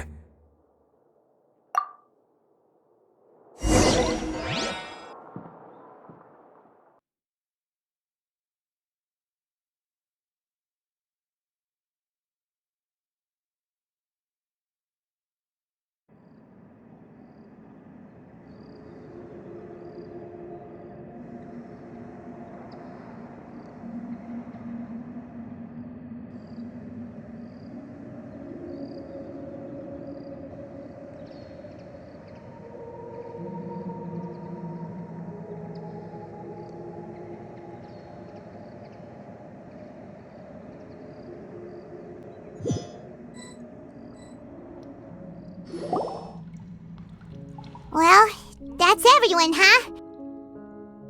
Speaking of which, it was pretty smart of you to think of hiding here. Poisson was just involved in a disaster, so it's presently devoid of people. That naturally makes it the best choice. And here you are drinking tea like it's the most natural thing in the world, huh? That's what families should do. Sit and enjoy a leisurely time together. It's nice to enjoy tea here, you know? Care for a cup? Lend me your ears, everyone. Or perhaps one of you might like to start us off. How about you, friend? Me? No, I don't think I can. Then, how about you, good sir? I fear that I will cause the mood on this boat to become as somber as it is in court. Well then, I guess we're lucky we've got a local like me to organize things. Wonderful, the spotlight at last. I guess I'll be facilitating things from here. That was a little long-winded, don't you think? Oh, you might be right. Anyway, to cut to the chase, our friend here, the Traveler, has brought us together to discuss something. As for what that is, well, let's start by saying that we'll be pooling our efforts together to create a series of traps. Oh, how intriguing. Well, it's just an expression, really. One that I just learned from Chlorand, and used on the spot. So, let's invite her to explain in detail. A round of applause, please. Huh? Didn't you say that you would be facilitating this? Oh, come now. Your work doesn't involve much public speaking, right? This is a good chance to practice. You might even pick up some fancy oratory tricks to impress your boss with in the future. I see. And what does my boss say? He is glad that you consider him your boss. Do go on.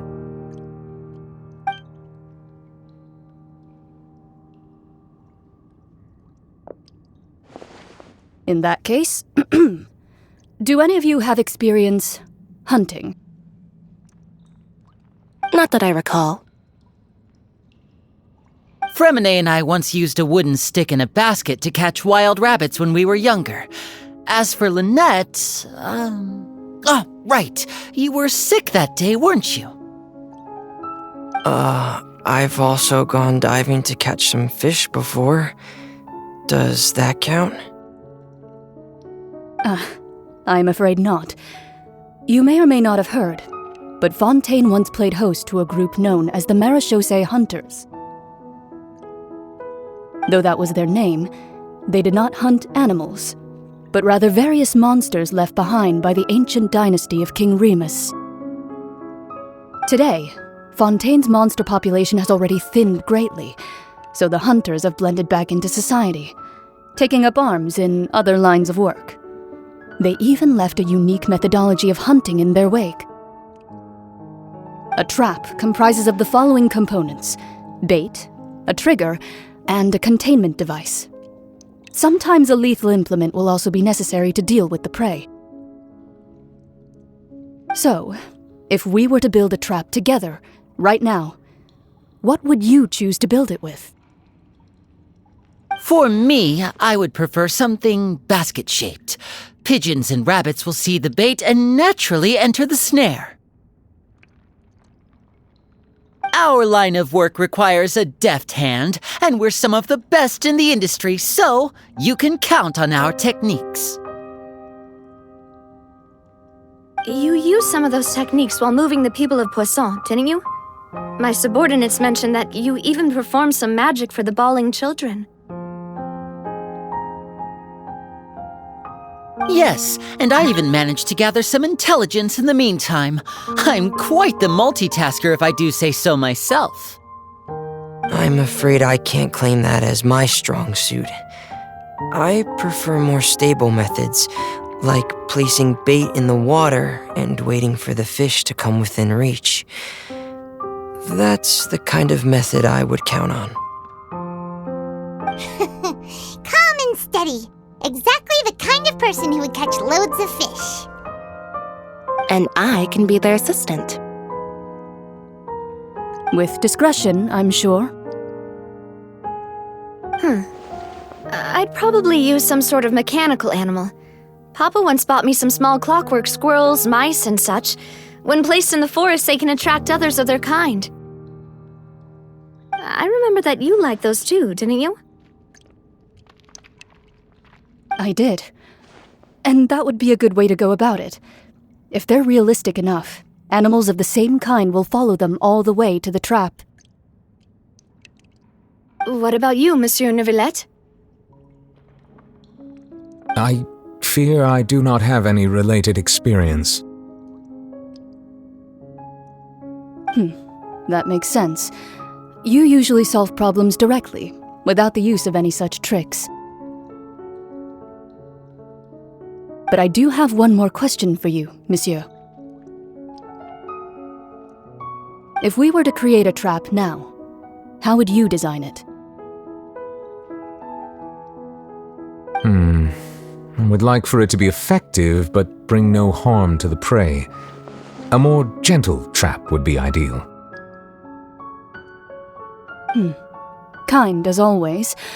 However, our intention doesn't necessarily change the containment device and the type of implement we need. If we wanted to kill the prey in one strike, we would need a powerful implement. However, that also goes for prey that must be captured and safely contained. Wait, why is that? Only a hunter who's a true expert at subduing their prey can snare it without harming it. The line that divides life and death is often exceedingly thin.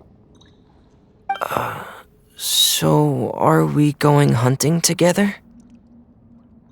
Huh. We hadn't thought of seeing ourselves as hunters. It kinda works, but maybe it's still not the best metaphor. If our means of capturing and dealing with our prey is to put them on trial, then the hunting metaphor is actually quite accurate. But we shall require much more courage than any hunter to judge a god, a being whose seat is an exalted throne. Oh, so that's what's going on. Sounds very interesting.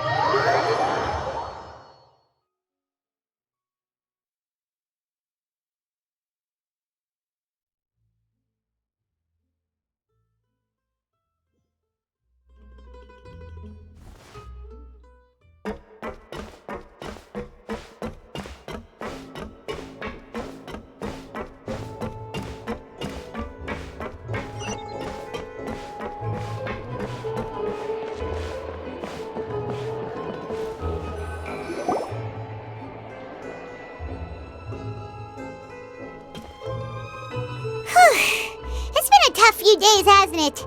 So much has been happening. Paimon didn't think the meetings would go on for so long, but everyone seemed pretty fired up, huh? Paimon thought they'd be at least a little frightened. Well, Fremine was, now that Paimon thinks about it, but everyone else just looked a little surprised. Well... It's hard to say. Paimon doesn't have any experience with this sort of thing. But with you around, Paimon sure will do great. After all, you're the most reliable person in the world, aren't you? Huh?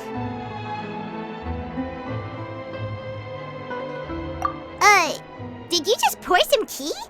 Paimon didn't notice you doing that at all. Then what's that? Paimon's never seen that cup before. Don't be frightened. I'm just joining you two for tea. I merely refrained from saying anything till now. Who's that voice? But there's no one here. Ah, have you forgotten me already? Wait, you are familiar. You're the voice we heard from the sky in Sumeru. The voice from the sky, I fear that description is wrong. Though, not completely wrong. You're feeling lost now, just as you were feeling previously. I sensed that confusion and thus came to you. Guiding people is an irresistible hobby of mine, after all.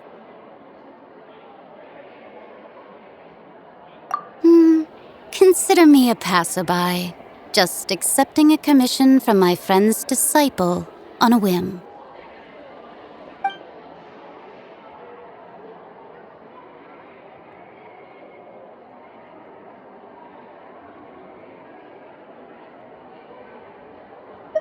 The prophecy. Yes, what has been prophesied will be fulfilled. You may view such things as the history of the future. What? Then is there any way we can stop it? I believe you have witnessed a failed attempt with your own eyes. Can everything in Tevat so easily be changed?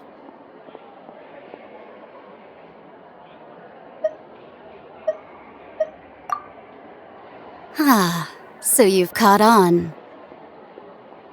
Just as prophecies are usually only the future as seen from the perspectives of the gods, could things be happening in hidden corners where the gods' gaze does not fall?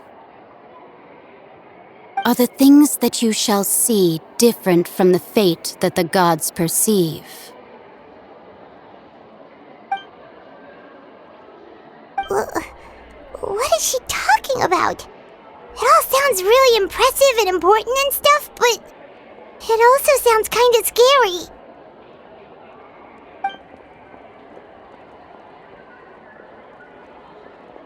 I believe that you understand, right? Some things are insignificant, but others you must reach out to change.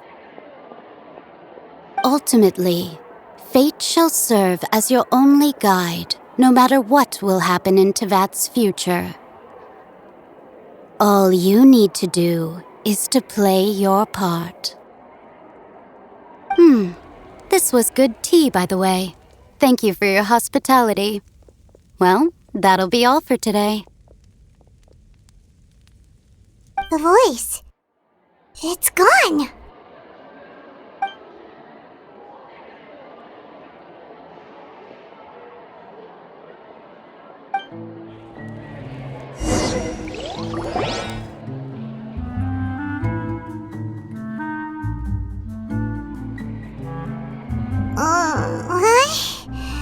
I want to hear someone talking.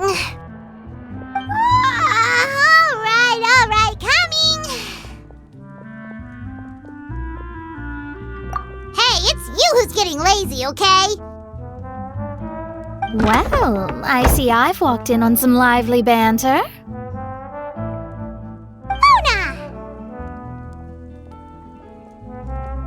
Fine, just fine. I went to take part in that Steambird panel. It turned out to be more interesting than I expected. Not all Fontainians are pessimistic about this.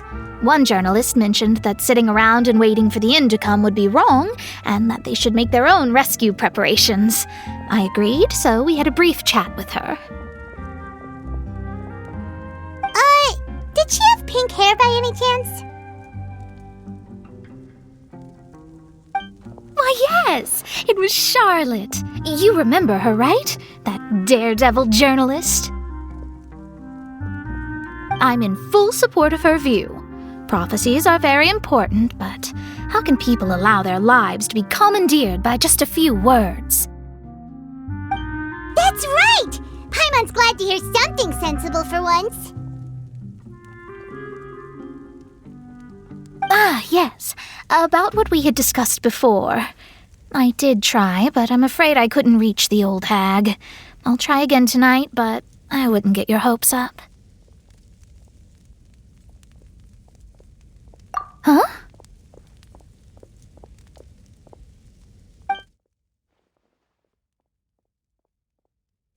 Goodness gracious. Are you serious?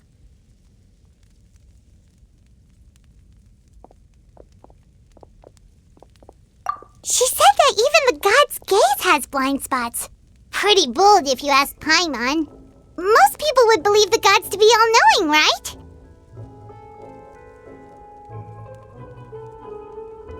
The Hexen Circle members are certainly anything but ordinary.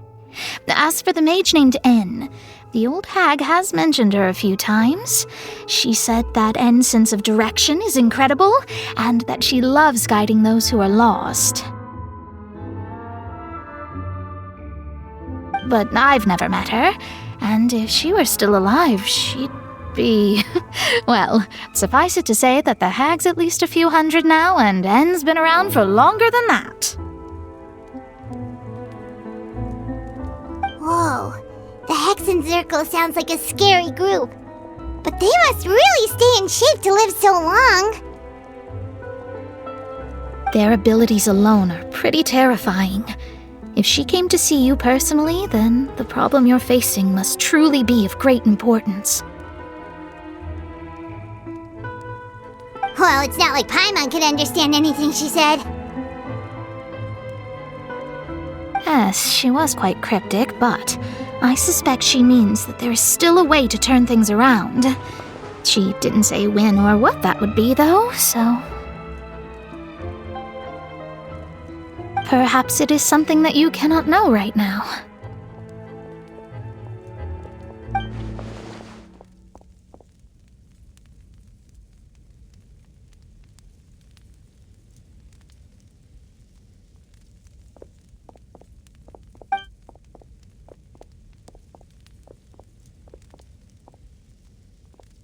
Traveler, Paimon, are you two all right?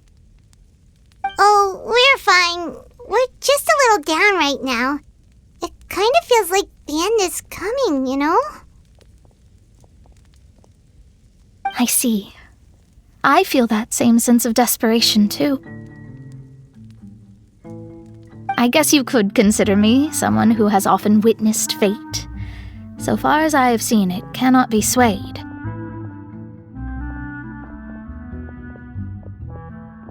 But even so, I still hope for, and believe in, miracles.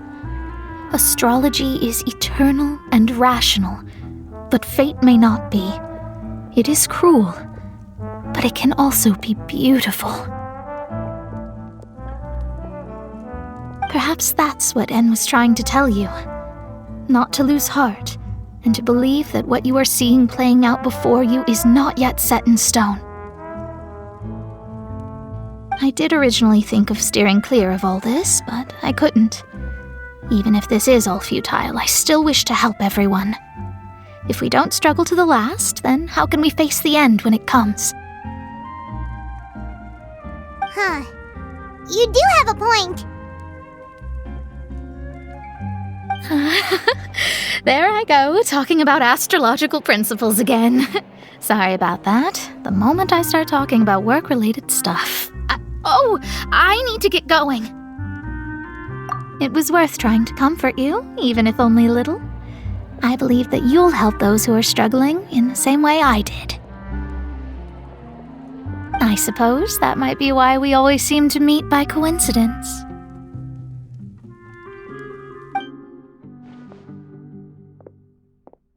Paimon feels kind of moved by what Mona said, but also kind of sad too. Hey, Traveler, Paimon suddenly feels like going outside for a walk. Let's go. Let's walk around the city, shall we? There's a few spots we always like to walk by. If you want to outrun the law, you need to know how it works.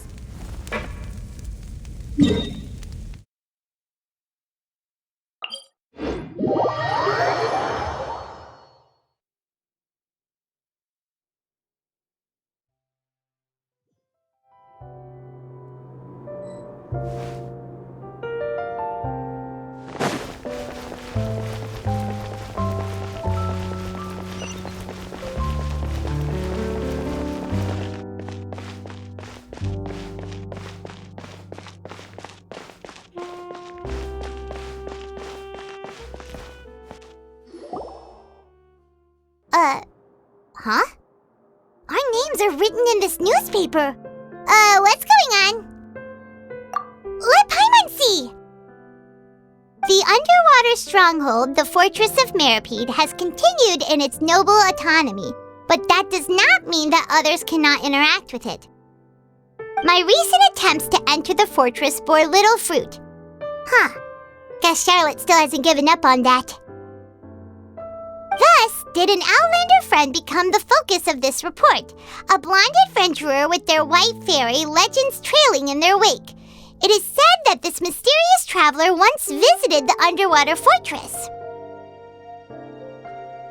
So while the fortress's interior remains a mystery behind closed doors, do not fear, for the tales of the traveler contain surprises in spades. Journalist Charlotte's biggest scoop yet, the Traveler's Trail, World Walker.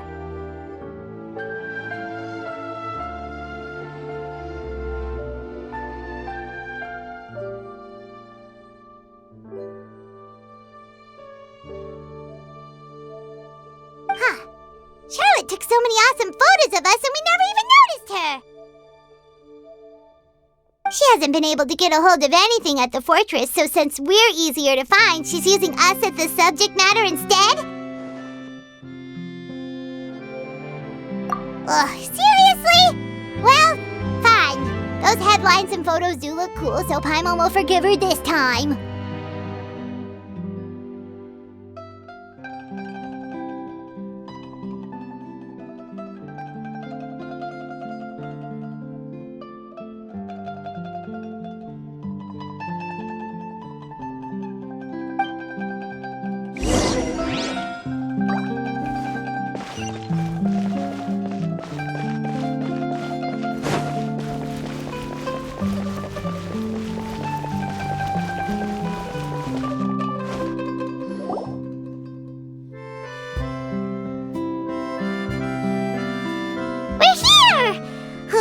Paimon's hungry. Should we go in and get something to eat?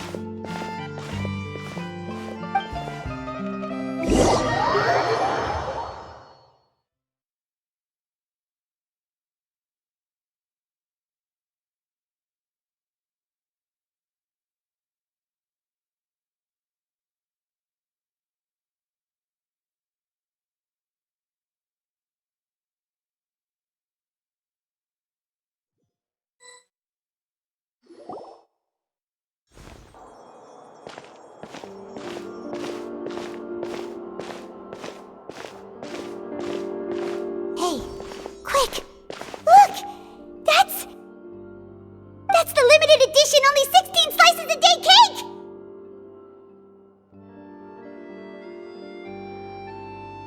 It was so delicious the last time we tried it! Despite the tense situation we were in, let's give it another go! Paimon's sure it'll be great!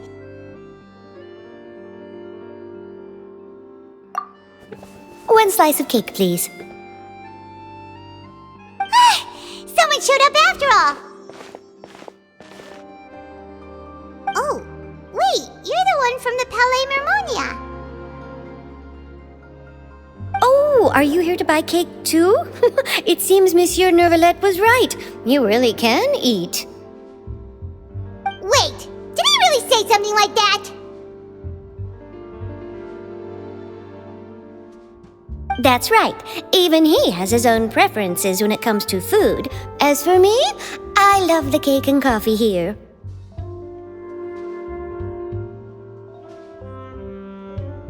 Do you come here often? Usually every day. Every day? It's part of my daily schedule, apart from work. I shall have my cake and coffee.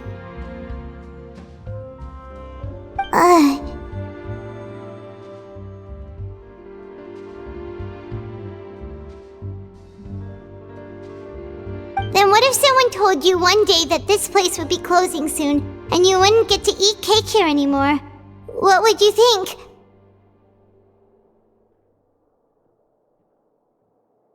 But why would it close?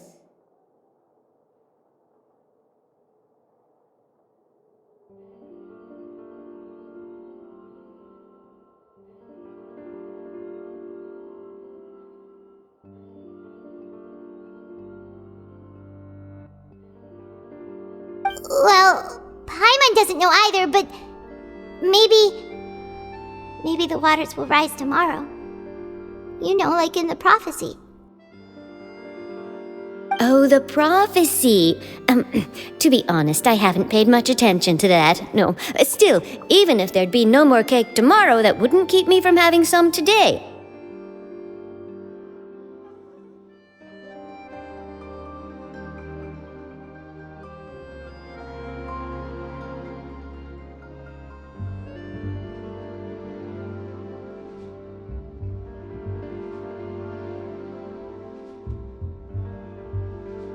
No, it's the same for eating in general. You might not be able to eat tomorrow, but if you can do so today, then you should carry on.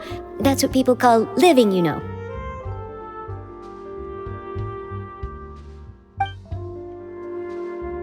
Huh.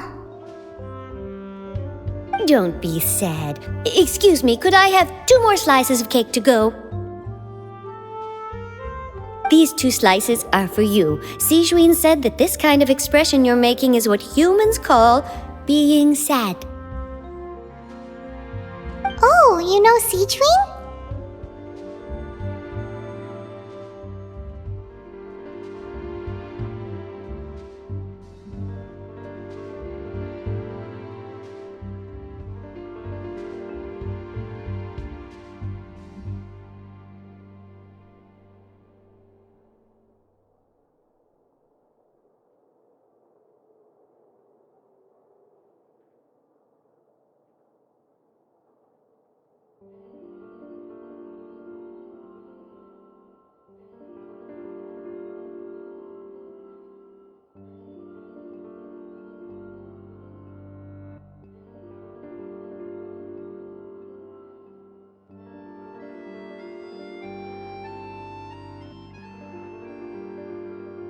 I sure do.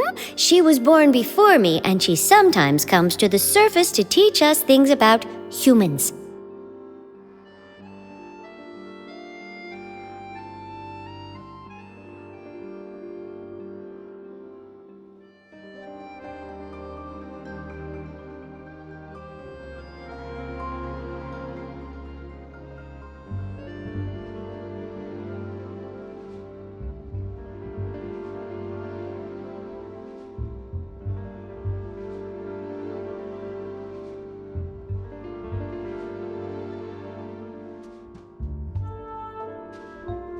She said that humans are creatures that are saddened easily, yes, and you can only lift their spirits by feeding them delicious food. So please try the cakes here.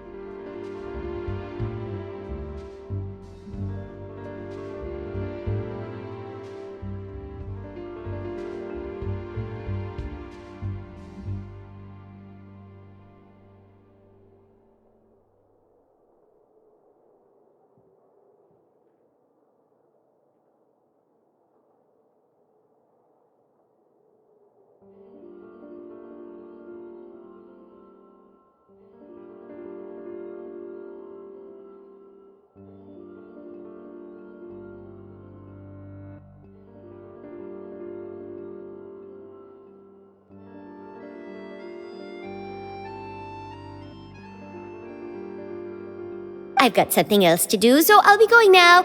You two try to stay in a good mood after eating, all right? Bye.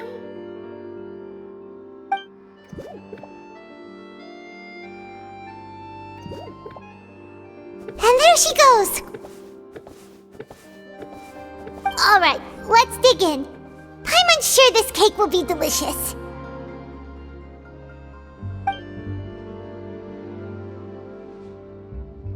It's more delicious than last time, and the flavor gets even better with a sip of tea. It sure would be nice if we could come again tomorrow. Sure would be nice if we could always eat delicious food here.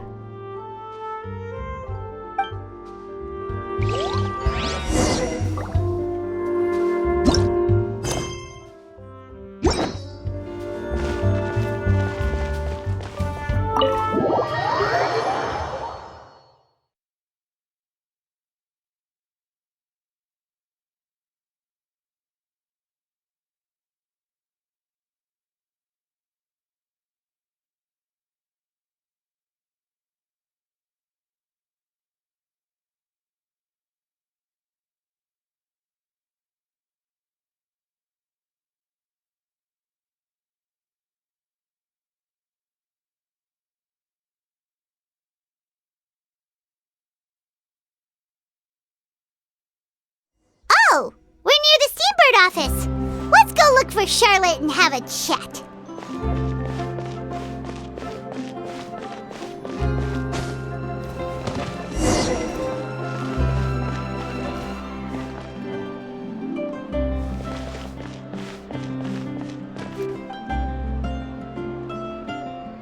Wow!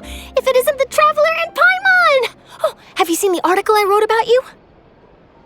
Ha! You've got some nerve! You just used us to make some quick mora!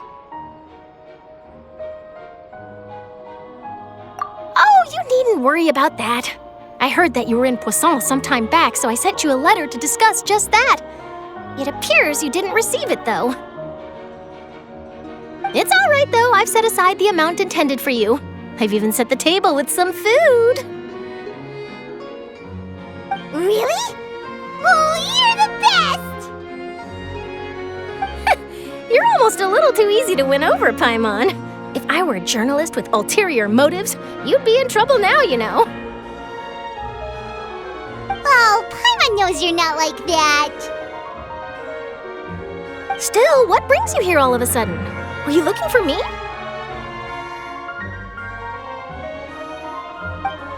When Mona mentioned you, we thought of coming to see you at work. I see! It seems you've already bumped into Mona here in Fontaine. So she mentioned me? What did she say? She said that you're a real daredevil of a journalist. Nice. In which case, can this daredevil journalist dare to request an exclusive interview with the legendary Traveler and Paimon? Huh? So your article in the paper today doesn't count? Oh, of course it doesn't. That was more like live photography. What I'd like to do is dive deeper and ask you to talk about the things you've seen and experienced. Yeah, are we even qualified enough? Why not? If I say you're worth an interview, then you're worth it.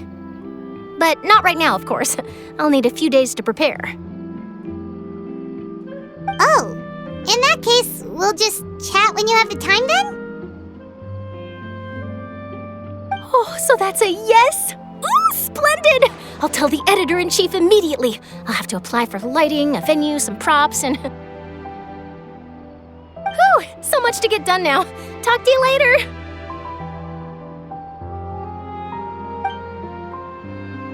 Wait, Charlotte, Paimon's still got a question for you.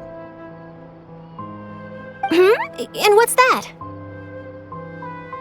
If, just for example, Fontaine were to be flooded tomorrow, what would you do today? Huh, that's the prophecy you're talking about, isn't it? I mean, I do hear about it often, but I've never once thought that the day could be tomorrow. If you're seriously asking, then I might try and think of a way to leave Fontaine. Oh, but I'm still a journalist first and foremost. That means I have a duty to be reporting from the scene. And secondly, I wouldn't forsake my homeland that easily. From what I've seen, most people don't know what they'd do should the worst come to pass. In truth, it might be better just to behave like normal rather than worry over such an end. So in all likelihood, I'd probably still be prepping at the office for that interview of ours. I know what you're thinking. That sounds a bit sad, but I've always believed that it's best to do what you enjoy. Just think about it.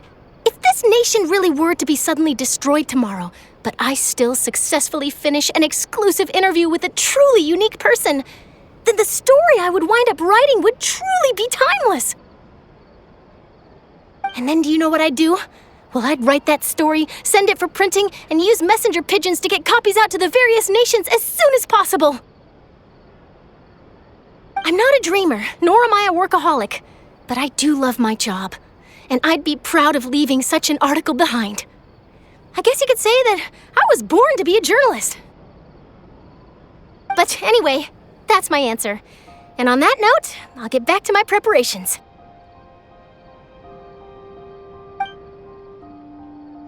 That's so nice. All of a sudden, Paimon actually kinda envies her. Anyway, let's go and take a look at the sea, shall we?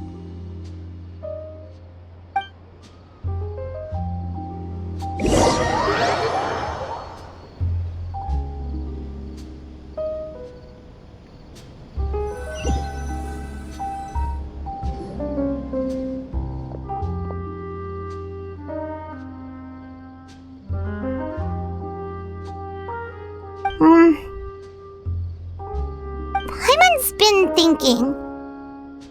If it wasn't Fontaine, but all of Tevat that would be destroyed tomorrow, where would we go and what would we do? No, Paimon should ask, if you could choose, what would you like to do?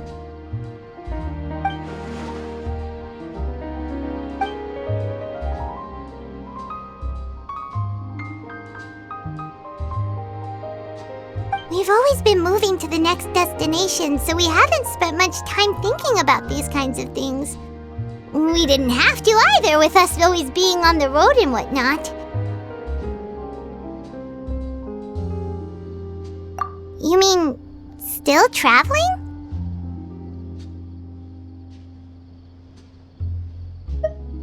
Huh. Wait, isn't that what we've always been doing?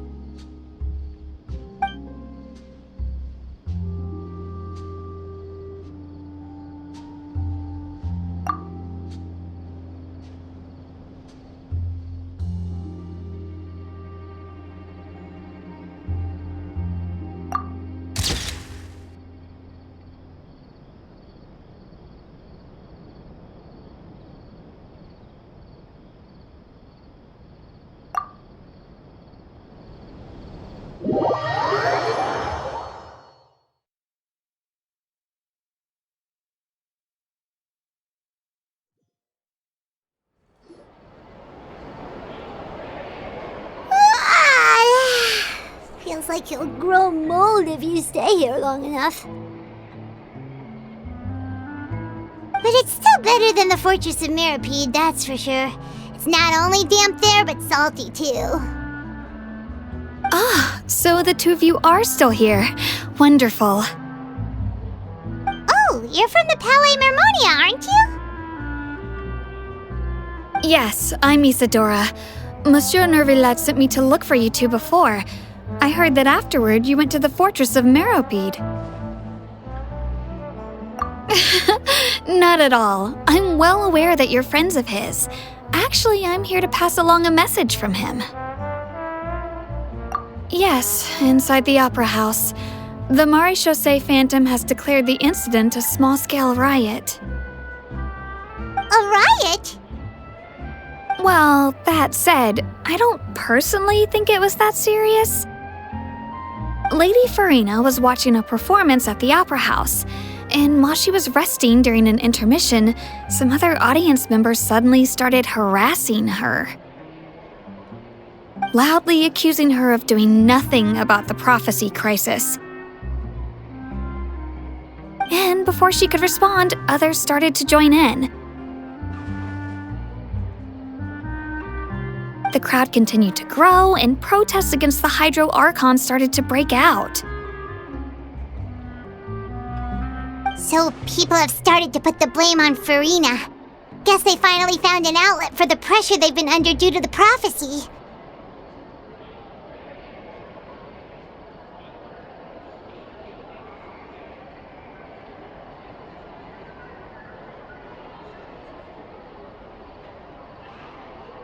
I agree.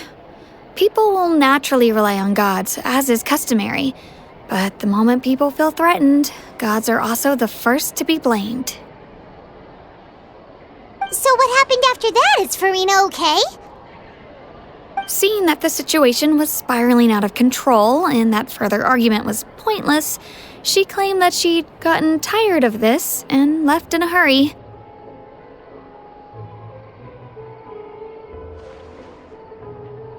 The Marechaussee Phantom had their hands full maintaining order and did not catch where Lady Farina had gone. Only when things had stabilized did we realize that she had gone missing. So, you mean she's still missing? That's right. The Marechaussee has dispatched many people to search for her, but we don't have any leads yet. That said, I don't think there's much to worry about. She is a god, after all. Even if she were to fall into the hands of rioters, what could ordinary people do to her? Good. Monsieur Neuvillette sent me to tell you about the situation, but he didn't say anything else.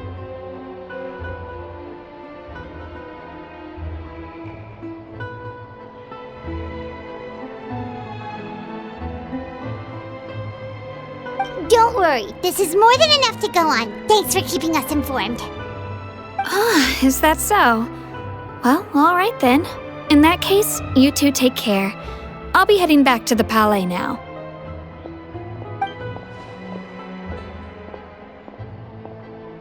Well, sounds like we should hurry over to Poisson then. If we know Farina, she won't try to fix things in this situation. Instead, she'll look for a place to wait out the heat. And, as we also know, she may be loud and dramatic, but she doesn't have a heart of stone.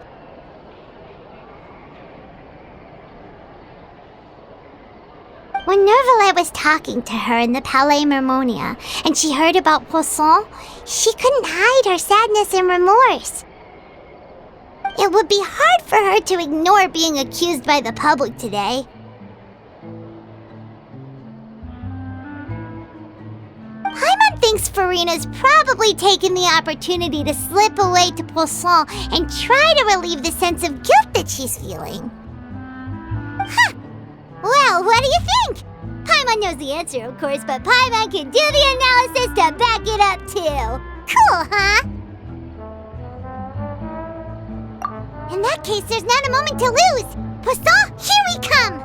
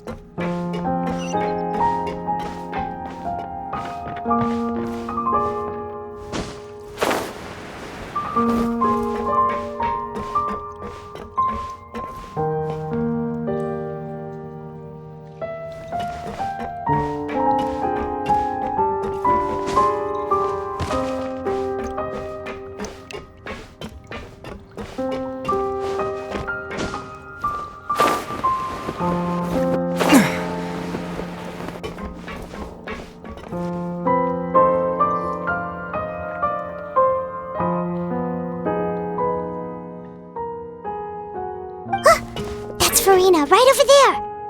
She really is here all on her own.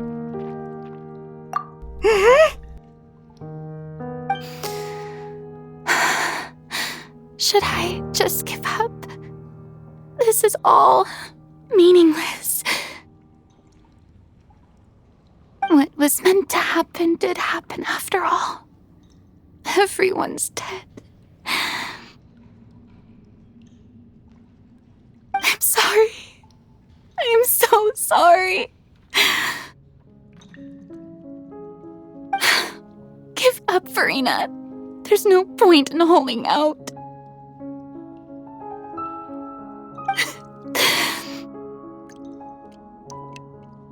I'm sorry. But what can I even do other than to repeat meaningless apologies over and over? Who's that? Don't worry, Farina, it's just us.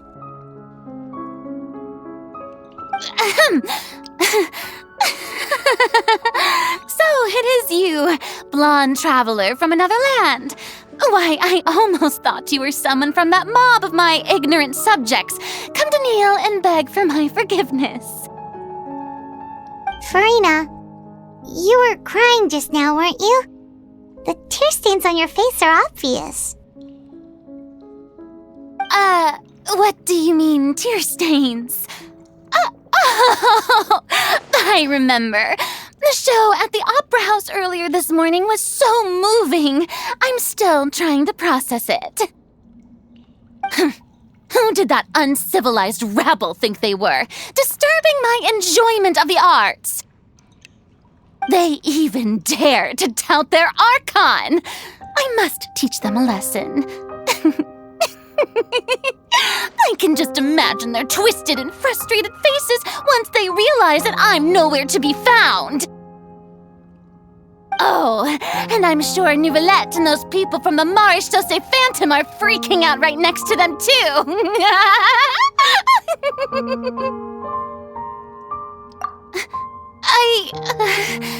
Of course not. Hey, there she is! The Hydro Archon's over there! Quick, after her!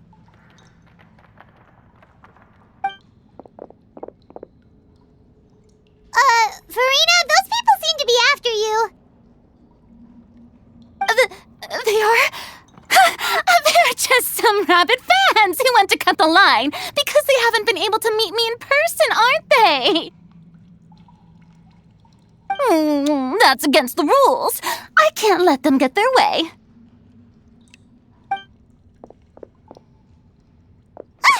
Farina just ran off! Quick, we have to catch up with her!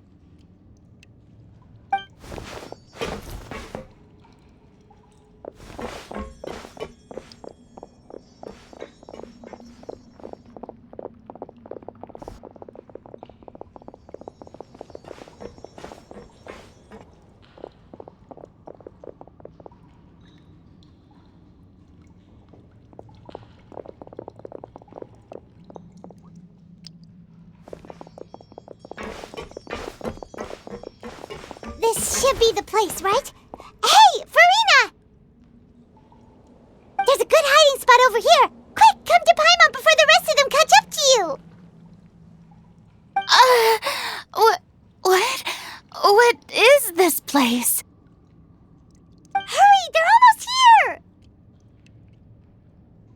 Fine. I suppose haste is warranted. Lead the way.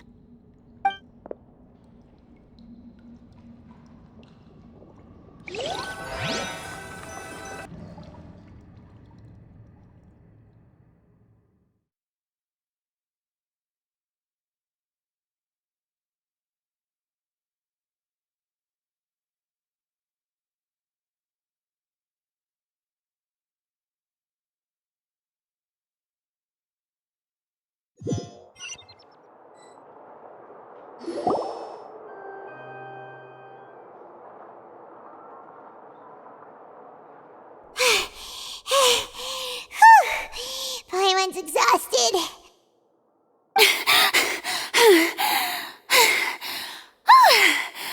I'm so tired. I totally thought they had caught me.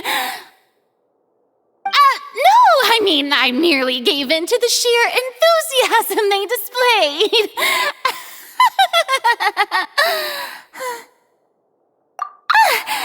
You're right. Yep, that's a good girl.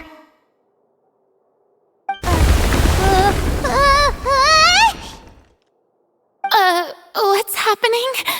The ground's shaking. Is it an earthquake? Yeah, a quake of this kind preceded the flooding in Poisson, didn't it?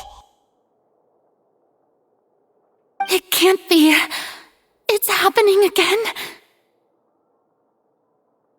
Well, there's no need to worry too much about that. Nouvelette's made some emergency plans, so the evacuation should go a lot smoother this time. Yeah, I hope you're right. But the people of Poisson, they've already...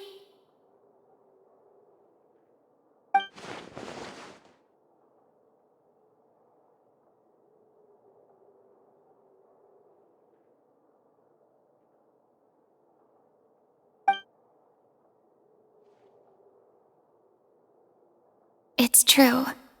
I've been investigating the prophecy for hundreds of years. I once had informants all over Tevat, searching for clues and feeding information back to me. I've tried all kinds of ways, too, to hold back the sea. Anything to keep the coastline from advancing. But all my efforts proved to be futile in the end. Really, the truth has been clear to me for a very long time. We cannot make an enemy of the divine. No matter what we do, the will of the heavenly principles will have its way, and the prophecy shall be fulfilled. Give up. I do love the sound of that phrase. It would mean finally coming to terms with fate, but also for me to finally be free. Indeed, I've thought about giving up so many times, especially after we almost lost Poisson. Fate is really unreasonable, isn't it? It has no heart and obeys no rules. The prophecy has only just started to come true, and so many people have already lost their lives. But just now, it all became clear to me. I still don't have the right to come to terms with fate on behalf of everyone else. As long as the final moment hasn't come, it's still not too late. Don't worry. I will keep hope alive for everyone until the very end.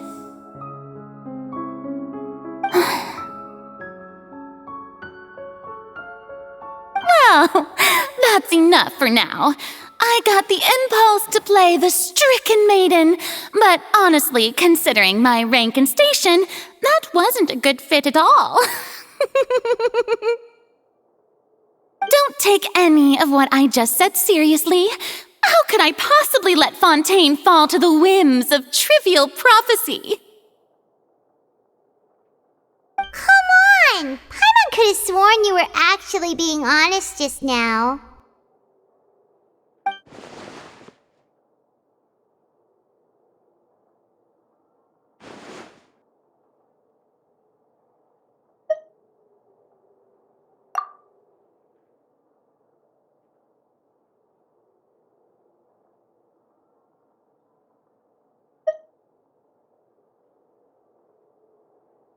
Share my burden. That's impossible.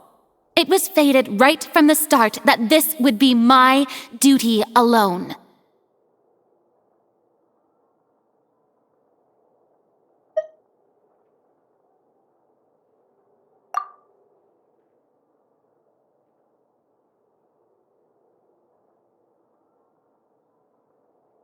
witness.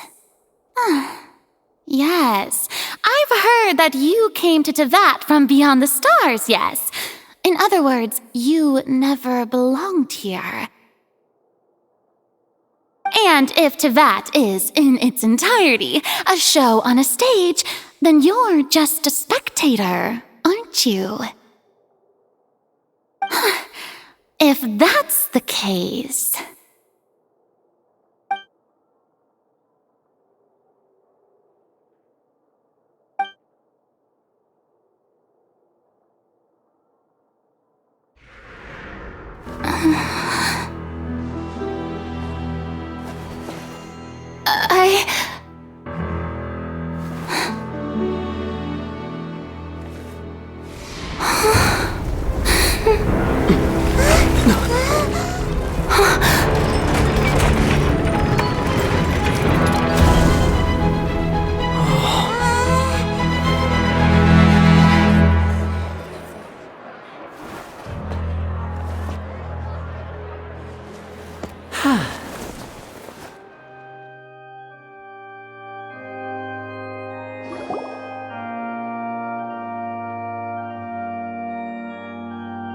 Ladies and gentlemen, this concludes my opening performance. Now, without further ado, we may proceed to the trial of our god. So this is what it is. Yes, you deserve praise for the effort you took to raise the dramatic stakes. Do not forget, however, that I am Focalor, the god of justice, the embodiment of justice itself. Does it not strike you as even the least bit absurd to bring the very concept of justice to trial? May I interpret these words as your refusal to stand trial?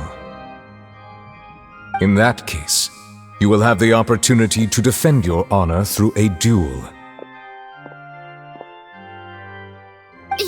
You would draw your blade against a god?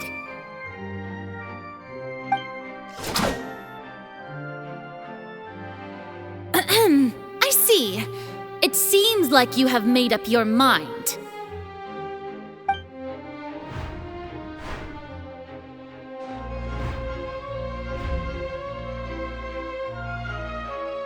Paimon can't believe it. She just surrendered.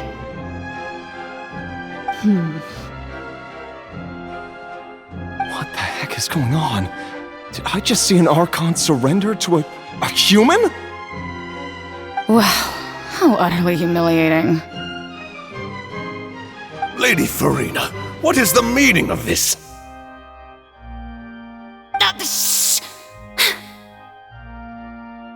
It would seem that there has been a misunderstanding. To be clear, the raising of both hands is not always an indication of surrender. Looking for excuses again, huh? I raised my hands just now to indicate my acceptance of the trial. No duel shall be necessary. I will admit that I've been running away for a long time. I'm sorry, everyone. I was unable to protect the people of Poisson. It is my duty to stand trial for my crimes. You are not the only ones to be disappointed in me. I, too, am exceedingly disappointed in myself. But now, it is time for the Hydro Archon to show you her courage and resolve. I, Farina, will use this trial to show the world the true meaning of justice! This time, I will protect you. Applaud and rejoice! One of the most outrageous and fantastical arcs known to the opera epiclese is now unfolding before your eyes. Mark my words, this shall be one of the most exhilarating and brilliant shows ever to grace the stage of Fontaine! The trial of the Hydro Archon, Focalor, will now begin! Woohoo! Oh, now we're making history!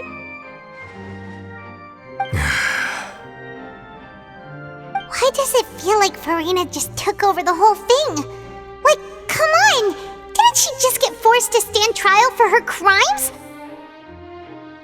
Also, even though she's still acting super dramatic, she is taking this seriously this time, right? All right, then. Who will be my opponent in this trial? The court asks the prosecutor to please take the stand. Is that so? Very well. Then please speak, witness of Tivat, my accuser and fated opponent.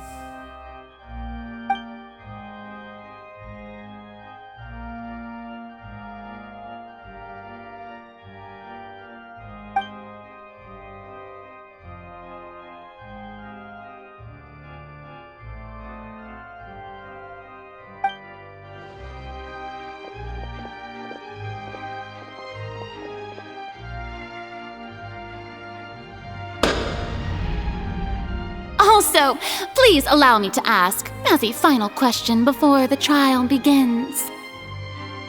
Just how much work did you do to force me onto this stage? Well, we did do a lot of prep after the meeting that day. I can go over the tasks assigned to the Spina di Rosula, since they were rather straightforward and easy. Navia, the president of the Spina di Rosula. Most of the people who participated in the disturbance this morning were my subordinates. They changed into plain clothes and came to the Opera House as regular audience members, waiting for the perfect opportunity to incite insurrection against you. The people's resentment against their Archon has been building as more and more of the prophecy is fulfilled. A spark was all we needed to turn smoldering anger into a flame. Moreover, according to our understanding and analysis of you, when something like that occurred, you would likely flee the scene and head to Poisson by yourself. So, we arranged for a second group to lie in wait there. So, you mean, the ones who scoured the settlement for me were also from the Spina? And their goal was to force you to step into the giant magic box so you may personally participate in the greatest magic performance in all of Fontainian history. That's right. That house was a magic box rather than someone's residence. As the super ultimate version of the setup that I used when I first performed at the Opera Epiclese, the volume of the box was increased by a whole order of magnitude, and the distance it traversed was the entire gap between Poisson and Aranias. Its cargo, of course, was an Archon instead of a human. My thanks, Farina. Without your help, we could never have pulled off such an extraordinary performance. You're welcome? Of course, this performance was only made possible with Father's support. The House of the Hearth spent a massive amount of labor in Mora to pull this off.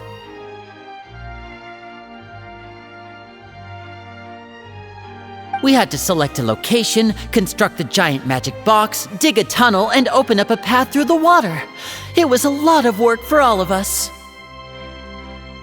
So, in other words, the earthquake that we felt within the giant magic box was just a normal tremor from the transportation of the whole house? That's right. It wasn't a sign of another disaster to come. Then, I can guess Nervilette and Cloran's parts. You gathered a crowd, prepared a stage, and made sure that the champion duelist would be immediately ready for a fight. so that as soon as I appeared on the stage, the trial may commence without a hitch. Am I right? Yes, that is correct. Well, Clorand, I must commend you for your courage. Only the most outstanding champion duelist in all of Fontaine would accept a duel with an Archon without flinching.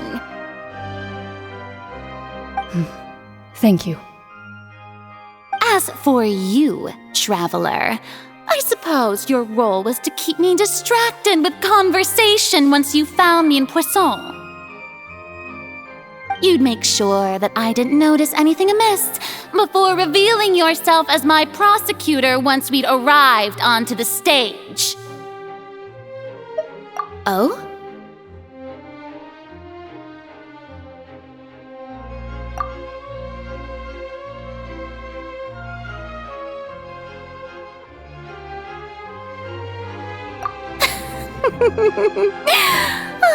Is that so? Then I suppose I must have missed my final chance. It's fine. It matters not. What's done is done.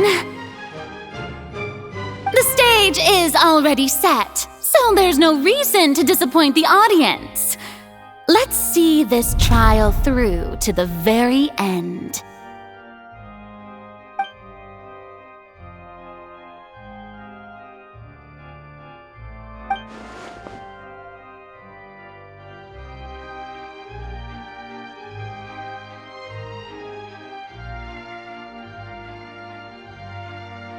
Sir Prosecutor, please allow me to pass this along. This is a document that Miss Charlotte applied for and received permission to share with you during the trial. According to her, it should speed up the proceedings. Huh? Charlotte wanted to give us something? Oh, so she's here too! Hey, Charlotte! Oh, let Paimon see.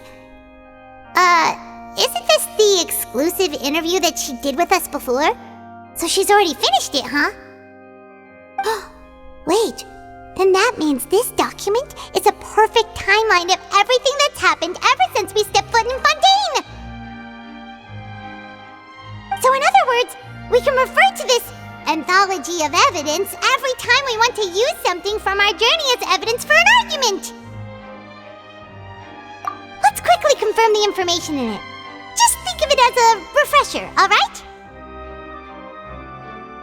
You defeated the Hydro Archon in the very first duel you took part in at the Opera House. That's one for the history books, all right. I didn't think that you'd wind up getting to the bottom of the case I'd been following all this time. I guess you could also see this as a happy coincidence. This is the first time Monsieur Neuvillette had a difference of opinion with the Oratrice. Even the Hydro Archon can't figure it out. A Fatui Harbinger. She's an extraordinary person. Her instinct must mean something. The fortress of Meripede was almost destroyed in a single day. That I didn't witness that scene personally will always be a source of professional regret, I think. According to Monsieur Neuvillette, both Child and that whale should have been in the primordial sea at that time. I nearly lost my awesome friend Navia. To be honest, that still gives me shivers. The words of someone as extraordinary as a witch can probably only be truly understood when something surreal happens to you.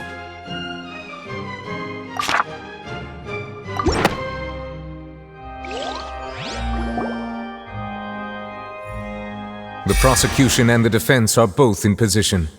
The trial shall now begin. Oh, come on, Neuvillette. There's no need to repeat all the unimportant legalese. Just fast forward to the part where the prosecution lays out my offenses.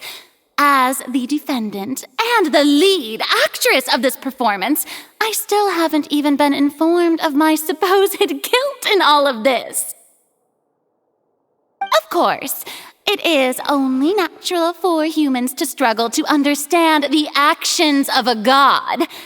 However, you will need more than that to convict me of a crime. That's true, but my charge here is unrelated to your conduct as an Archon. Instead, I would like to charge you as a fraud who's never been the Archon in the first place. Wait, what was that? Lady Farina's a fraud? Hey, I came here thinking that we were going to try the Hydro Archon for forsaking her duty, but did I hear that right? She's not our Archon at all? Charge accepted. Lady Farina, do you plead guilty to the charge?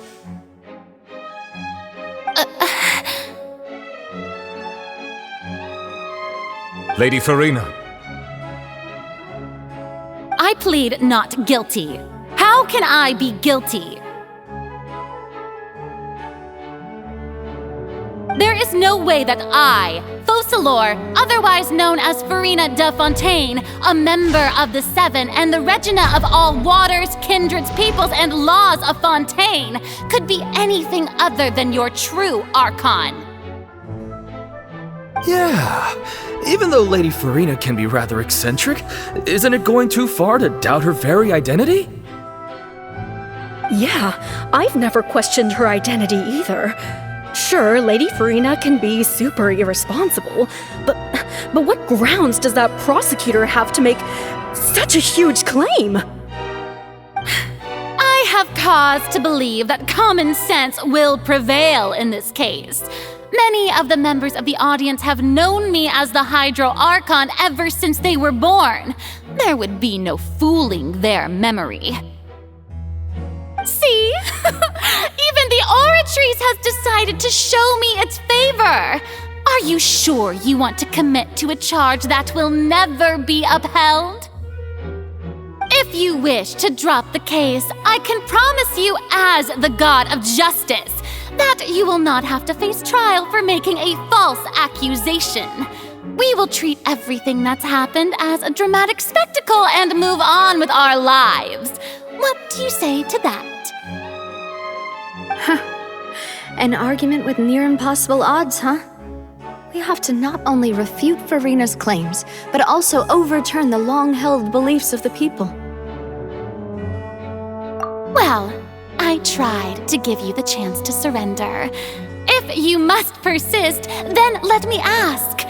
If you believe I'm not the Archon, then what manner of being do you think I am? And if I was not the Archon, then how did I manage to live for over 500 years?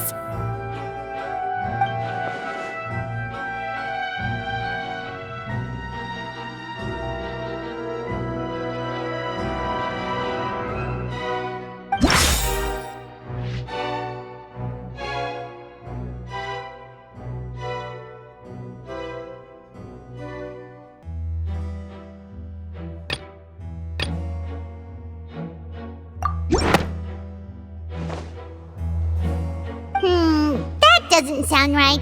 Paimon doesn't think this clue can be used as compelling evidence to build our case.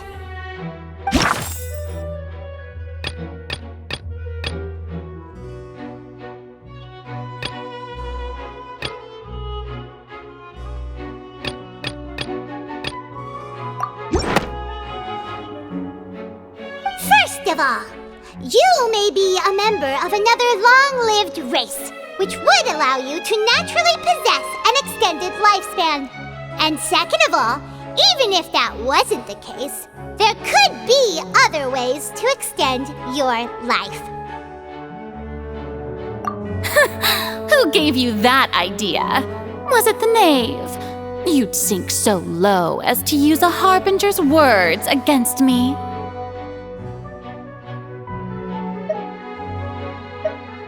A curse? I once thought it possible that the aura of an Archon might naturally resemble a type of curse. But in light of this claim, perhaps what I sensed was not your divinity, but a curse after all. You sensed it too, huh, Nervalet?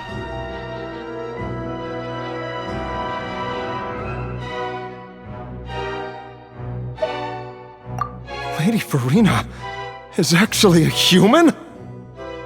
Well, it is true that it's extremely difficult to tell humans and gods apart just by looking at them. It's not impossible.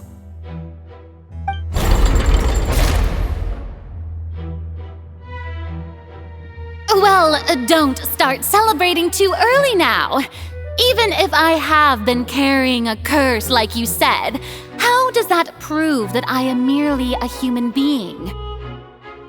Besides, everyone knows that the main difference between a human and a god is the possession of authority. Gods can do what humans cannot. That's why they're worshipped as gods. For centuries, manifestations of my authority have served the nation of Fontaine. One need only to turn their eyes towards the Oratrice Mécanique d'Analyse Cardinal in this very opera house, or consider the indemnitium that is used in every aspect of life.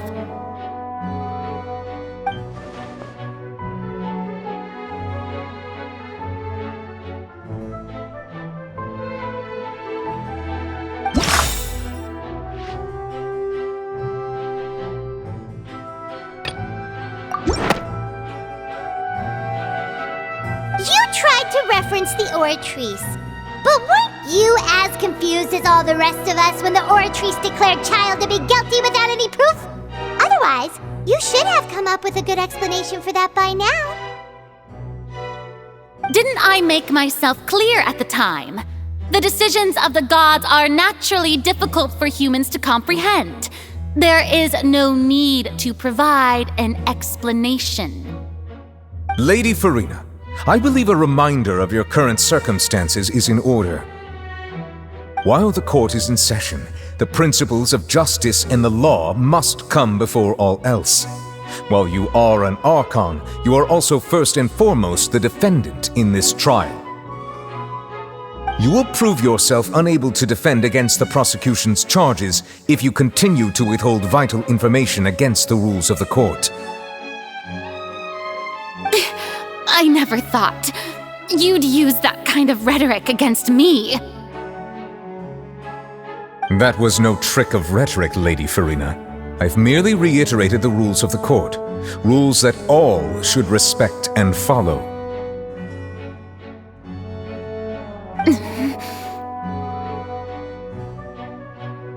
So, you neither knew why Child was declared guilty, nor did you understand the structure and operations of the Oratrice.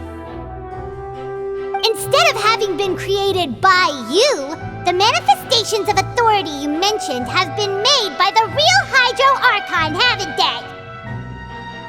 The real Hydro Archon? Well, now you're really losing me.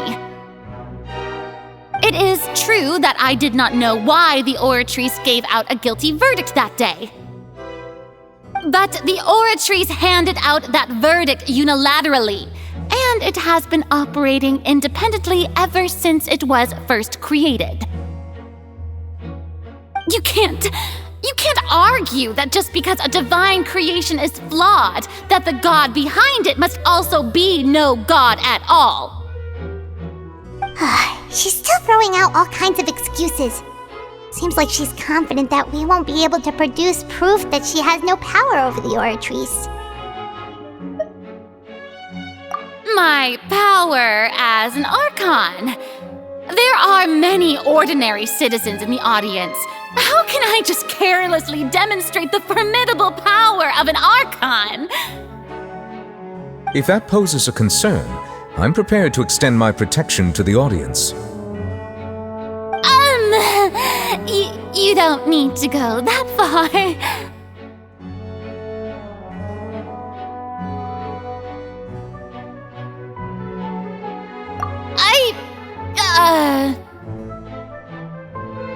Aren't you the Hydro Archon? Or is it that you can't even wield the power of Hydro, much less the authority of a god? Indemnitium! Yes! It's all because of Indemnitium! All Archons derive their power from the faith of the people, and I've converted the people's faith in justice into Indemnitium! Thus did I give up all of my divine power to provide everyone with energy for their daily lives. Have you ever seen a more magnanimous god? Isn't that a huge stretch? Yeah, no matter how generous an Archon can be, how could they give up all their power? Can a god with no power even still be called a god?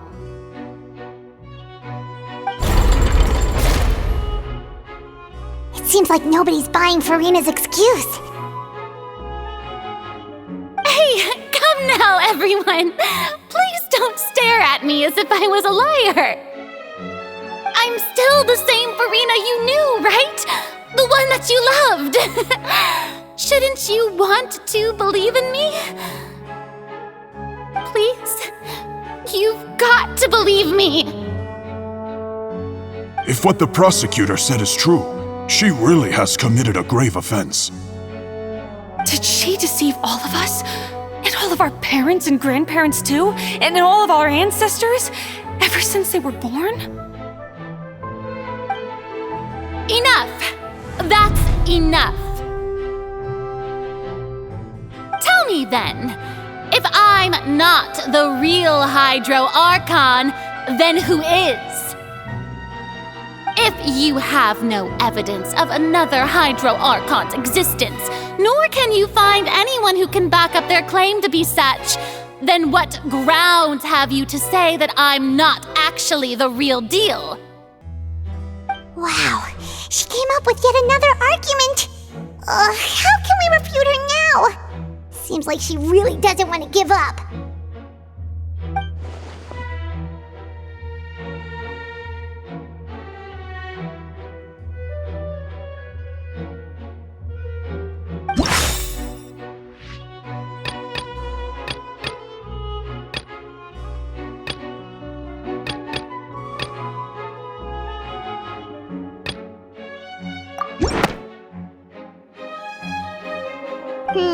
That doesn't sound right. Paimon doesn't think this clue can be used as compelling evidence to build our case.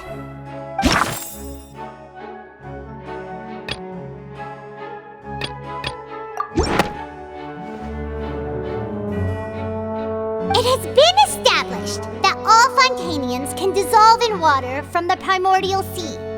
And that means... Since you insist on claiming to be a god and not a human, then there's a method that you can use right here and now to eliminate all suspicions of you being the latter. Miss Navia, please apply to serve as a temporary attorney for the prosecution before addressing the court. Though you act in partnership with the prosecutor, you must still adhere to proper procedure. Super sorry, Monsieur Chief Justice. I swear this really will be the last time that I'll speak out of turn. Now, I've brought some seawater from Poisson. As everyone knows, a massive flood struck the area not long ago, taking many lives, including those of some of my closest friends. So, Miss Furina, would you dare to touch some of this seawater? If we are to believe that you are indeed the real Hydro Archon, touching the seawater would have no effect on you. All it should do is strengthen your case. But if you don't dare to touch it, then we would have basically proved the reverse. Oh, and I must remind you that after the disaster at Poisson, nobody wants to see any more people dissolve. I do hope you'll act prudently and choose the simpler path of admitting guilt. Navia from the Spina di Rasula. The Spina has governed Poisson for many years. I guess her suggestion is valid. If Lady Furina is indeed just a human, she's probably Fontainian like all the rest of us. Would she really dare to try?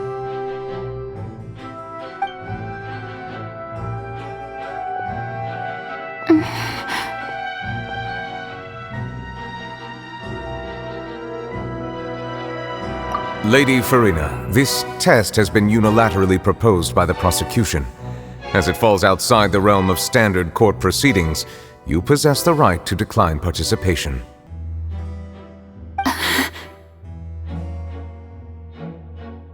Well, of course he had to tell her that. But refusing to participate is basically the same as a confession of guilt. She's just staring at the water without saying a single word. It really does seem like she's quite terrified of it. That could only mean... What's going on? Is she really planning to... that's not what we thought she would...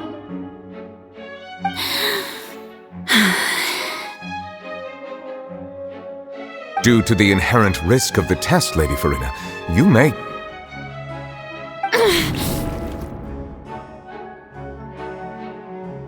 What? Hey!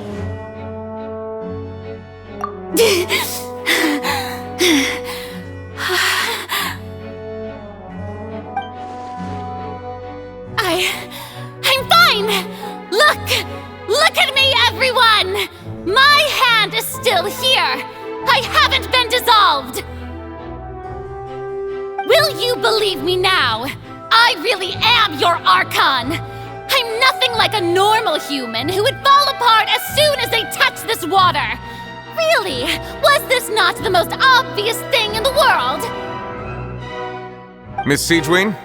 If you're present, Miss Siegewien, please come forward and attend to the defendant. Siegewien? Don't be nervous. It'll just take a few seconds. Let me see.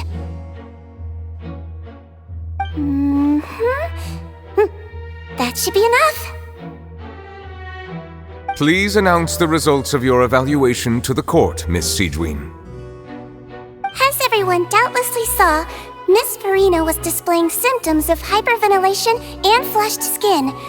These indicate that she was experiencing the adverse effects of exposure to primordial seawater. The extent to which she was affected is the same as other humans when exposed to primordial seawater of a similar concentration. Thank you, Miss Siegewien. Lady Farina, you may return to the defendant's stand. Oh, wait. What did she just say? I didn't get dissolved. Shouldn't that be enough to prove my innocence? Well, considering your tendency to run from your problems, we did originally prepare a direct sample of the seawater around Poisson. However, after extensive discussion, we exchanged it for a sample that is not concentrated enough to dissolve an actual human. After all, on the off chance that something entirely unexpected might occur, we don't want anyone else to lose their life to the sea. Yeah, so out of regard for Farina's life, you secured a low-concentration sample and asked the head nurse to serve as an expert witness. It's a great thing that the direct sample wasn't actually used. Farina could have... I can't believe... you...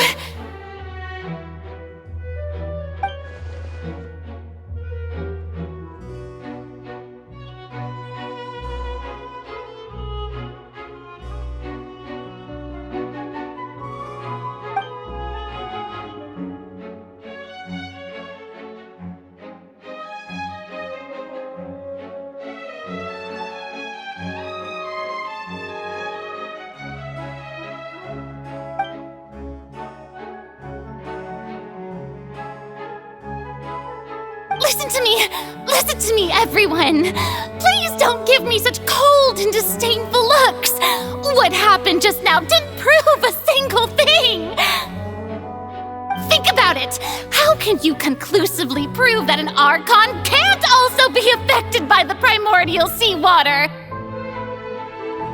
Also, if I was really just a human, why would I dare to just put my hand in that kind of water?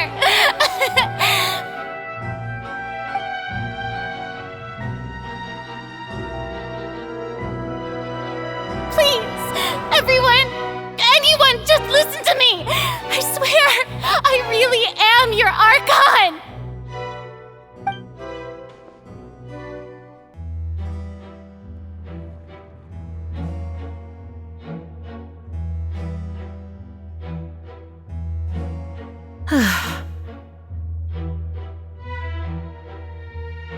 I don't think anything she says at this point will sway anyone. The odds are just too stacked against her now. With all the things that have been said, Paimon doesn't think there's any way left for Furina to win. I believe the time for arguments and presentation of evidence has come to an end. If there are no objections, we will move on to the final judgment.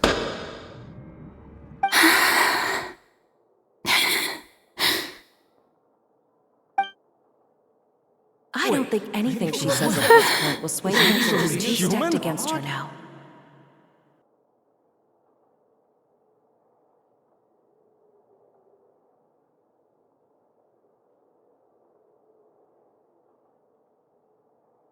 In my capacity as Chief Justice, I shall now render judgment on Furina's misrepresentation of herself as the Archon of Fontaine. As a human who knowingly deceived her fellow citizens, Furina is guilty.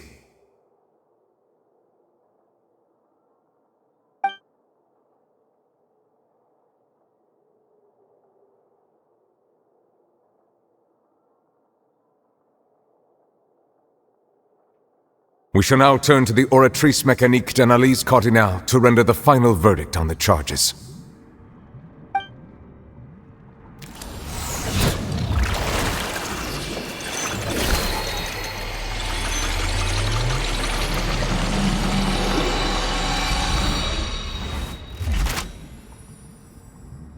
According to the judgment of the Oratrice Mécanique d'Analyse Cardinale, Furina is... Well, what's wrong? What's the Oratrice's verdict? No, the Oratrice also displays a guilty verdict. Isn't that correct then? However, the exact wording of the verdict is thus: the Hydro Archon, guilty, to be punished via the death sentence.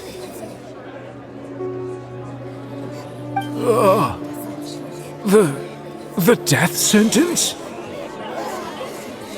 That's actually one of the available sentences? I've always thought that it was just a myth. The one and only time the death sentence has been handed out at the court, and it's been given to the very person we've worshipped as the god of justice? What an unexpected twist. Furina's been sentenced to death by the Oratrice? We just wanted to use the trial to show her the seriousness of things so she'd tell us the truth. How did things escalate this quickly? This outcome is indeed quite strange. According to Fontaine's current definitions of justice, as well as its recommendations for criminal sentences, is this sentence really appropriate for the crimes that have been committed? Yeah! Even Fauché wasn't sentenced to death by the Oratrice. You know, the real evil mastermind behind the serial disappearances case. Indeed. Not only is Furina's sentence overly excessive, the very point of our trial today was also to prove that Furina has never been the Hydro Archon in the first place. But now, the Oratrice seems to have deliberately invoked the title of the Hydro Archon. What does this mean?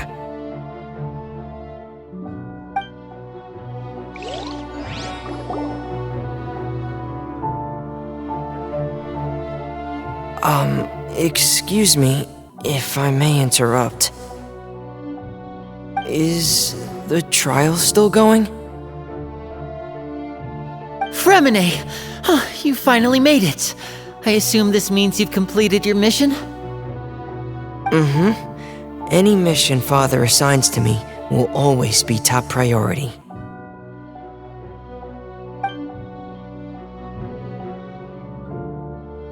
Is that the first prophecy slate?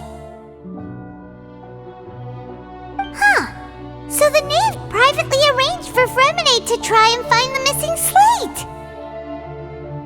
I looked everywhere and finally found it at the bottom of the sea. It took me a long time to get around some dangerous stretches of water. But has the trial already concluded? Then, doesn't that mean I've come too late? Oh no. Father will be disappointed in me. Thank you for your hard work, Mr. Fremine. Please allow me to review the record left on the slate.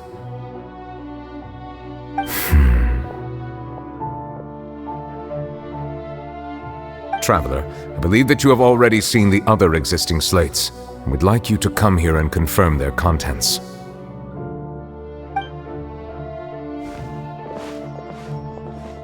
Huh? So what do you see? What is it?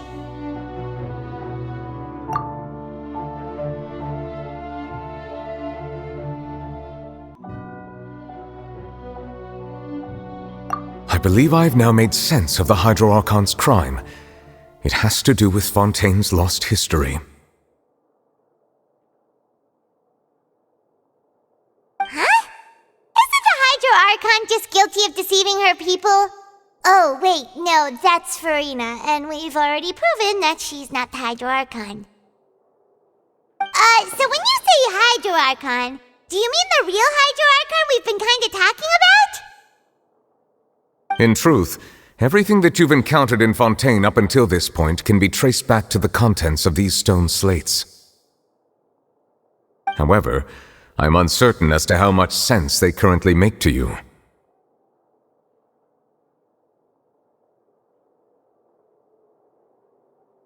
Okay, let's try to recall the contents of the other 3 stone slates. Paimon will do her best to help you remember.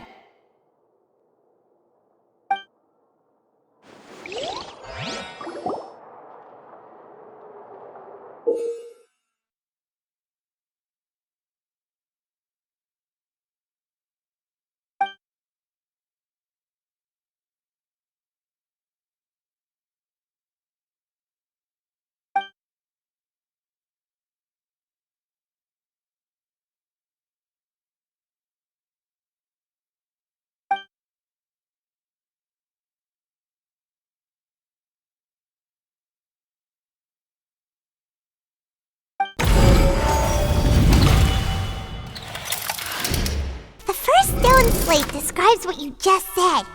It seems to show the previous Hydro Archon using her divine power, and then the Oceanids turn into humans. Does that mean that Fontainians are transformed Oceanids? Oh, Paimon wasn't expecting that. But if Oceanids can turn into humans, then perhaps this process can be reversed as well. The second stone slate shows Celestia floating in the sky, and the Hydro Archon and her people worshipping it together. But the heavens still brought judgment down upon them. This must be the point when the Hydro Archon and the Fontainians were branded with their original sin. Does this mean that the original sin and the Hydro Archon sin are the same thing? The third slate shows the Hydro Archon sinking into the sea surrounded by many people. That reminds Paimon, didn't we also watch that happen to someone else? Well, the fourth slate is the prophecy the Fontainians have been talking about. People dissolving into the sea, the Hydro Archon crying on her throne, and so on. We didn't believe that such a crazy disaster could happen at first, did we?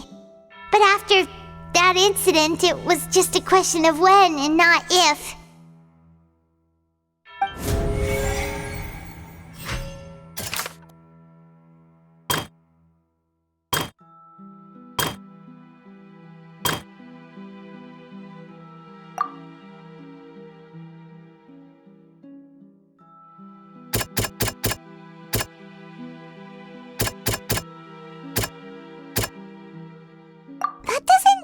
Quite right. That doesn't sound quite right. Let's think about this some more. We know from the case of the serial disappearances of young women that Fontainians can be dissolved in primordial seawater. And the first stone slate tells us that long ago, The Hydro Archon used her power to turn Oceanids into humans. This might be the reason that Fontainians can dissolve.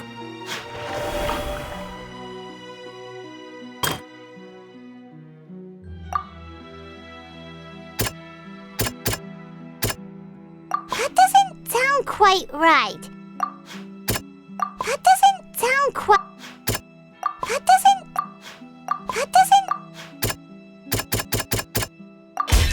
Perhaps what is about to take place has all happened before. The true sin of the Hydro Archon that Nervalet mentioned, and the original sin cast down on the people of Fontaine by Celestia, as recorded on the stone slates.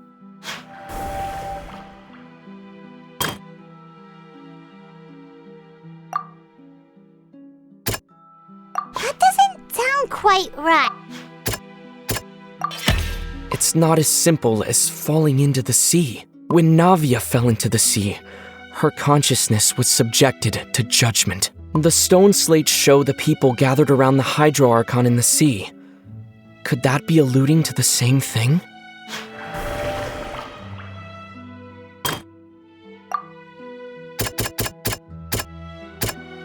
That doesn't sound quite right. The prophecy from the stone slates found its way into society, but not many people believed it at first. The fortress of Meropide was nearly flooded with primordial seawater, which we know can cause Fontainians to dissolve. It seems increasingly likely that the prophecy may come true. If we hadn't dealt with it in time, things could have gone very badly. They'll dissolve into the primordial sea but won't cease to exist. Their essence will flow in the seawater, converge, and take the form of an Oceanid. The Hydro Archon was sentenced to death in court, shocking everyone present. Perhaps this means that her sin was actually Fontaine's original sin. Navia fell into the water inside those ruins, and she nearly dissolved. She was surrounded by the people of Poisson in a court within her consciousness, and was forced to take part in a trial meant to make her stay. The eruption of the primordial sea at the fortress of Meropide was the surest sign that the prophecy was about to come to pass no matter what. The prophecy's contents can all be verified by recent events. If we combine what we know together, loads of truths should come to light.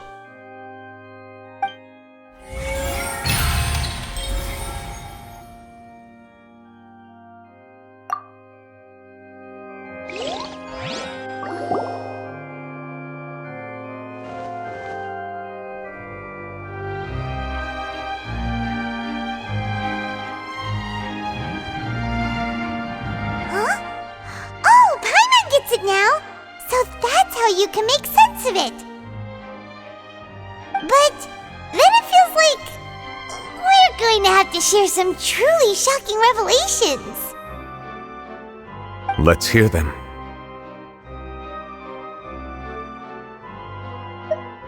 Incredible. Linny, did you hear that? We're not real humans. Fontainians were originally created by the late previous Hydro Archon, with Oceanids as their basis. The evidence for that can be found in how only Fontainians could dissolve in primordial seawater, and how all the girls Vacher dissolved were also turned into Oceanids. Oh, and according to Navia, when she was about to get dissolved, she also saw everyone gathered around for a trial, all of them in the shape of Oceanids. Indeed.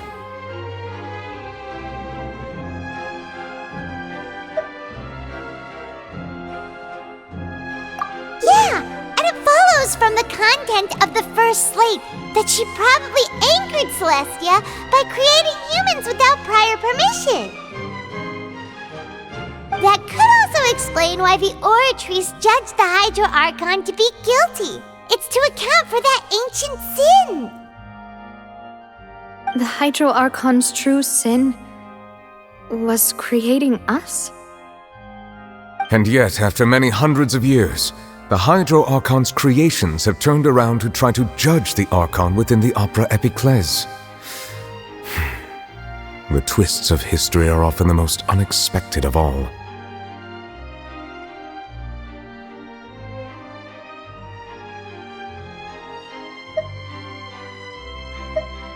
Yeah! Isn't the image here just like when Navia fell into the sea? So wouldn't it be trying to show the image of the Hydro Archon also falling into the sea once the prophecy has been fulfilled in the fourth slate?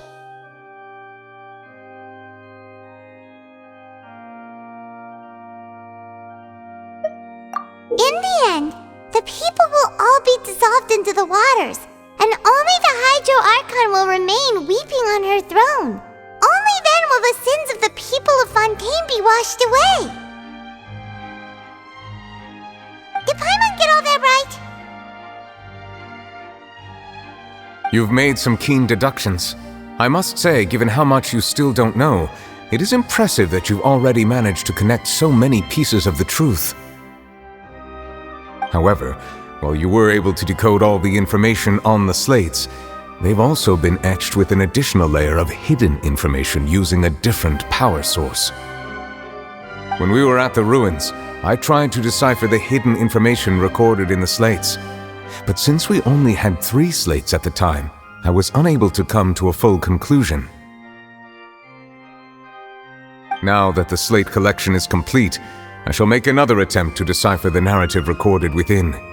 If everything goes well, we should finally be informed of the unadulterated truth.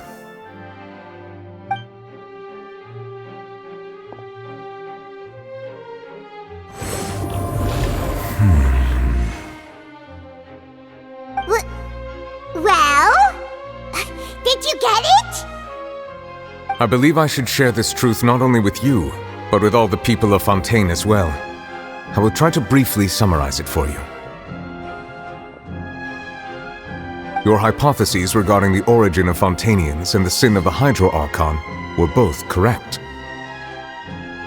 In the Fontaine of old, the previous Hydro Archon sensed the yearning of her Oceanid familiars for life on land.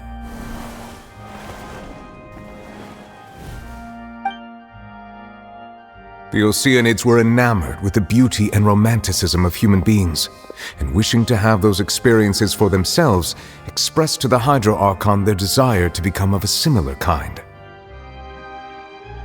However, even though water as an element is intricately linked with the power of life, the Hydro Archon, as one of the 7, did not possess the authority to create a new form of human life. Not one to give in, she eventually found a way to create permanent humanoid bodies for her familiars by appropriating the power of this planet's primordial sea. She poured primordial seawater into the Oceanids' blood vessels, creating humanoid mimics in the process. But if Fontainians were to ever come into direct contact with water from the primordial sea, the power within their bodies would escape these artificial restraints and return to the sea. As a result, their forms would collapse, and they would be reverted to their original forms as Oceanids. Of course, the Hydro Archon never received permission from the heavenly principles to create a new human race.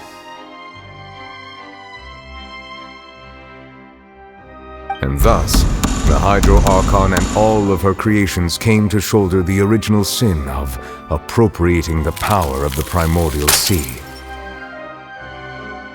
That is the true history of how the people of Fontaine first came into being.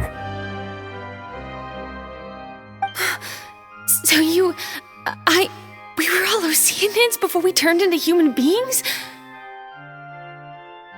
That's way too much information for me. I think I'm just going to pretend that I never heard a single thing. Wait, but if that's the truth, we can't let the Hydro Archon be sentenced to death. After all, her only sin was creating us. This really might be too much information for your regular Fontainian, but it does answer a lot of our questions. Alas, your hypothesis regarding the third and fourth stone slates was inaccurate. The slates' respective positions are, in fact, correct.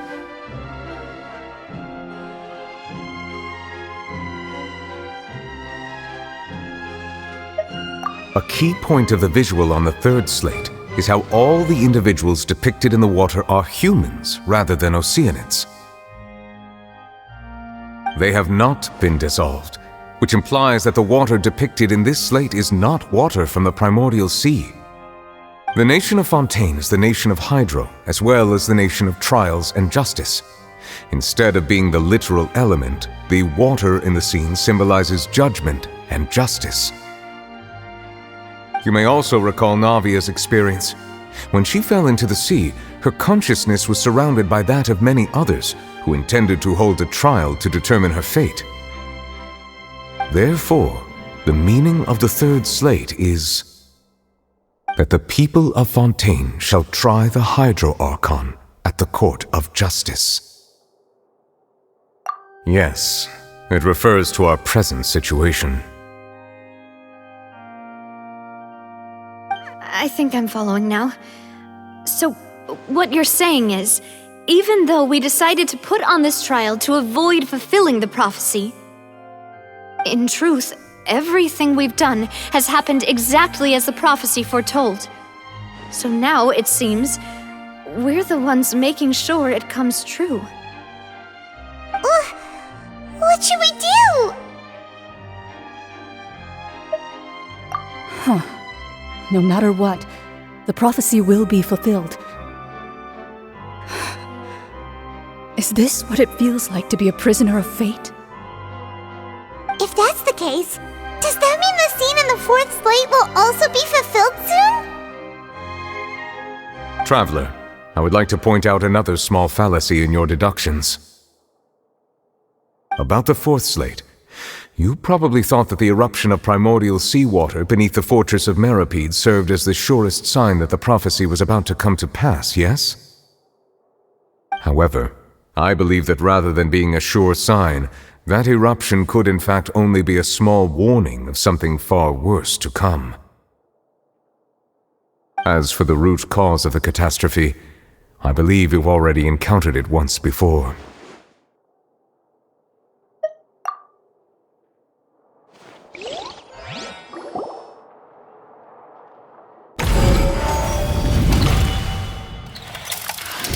This eruption was just a small warning of the things to come. We must find the root cause of the disaster.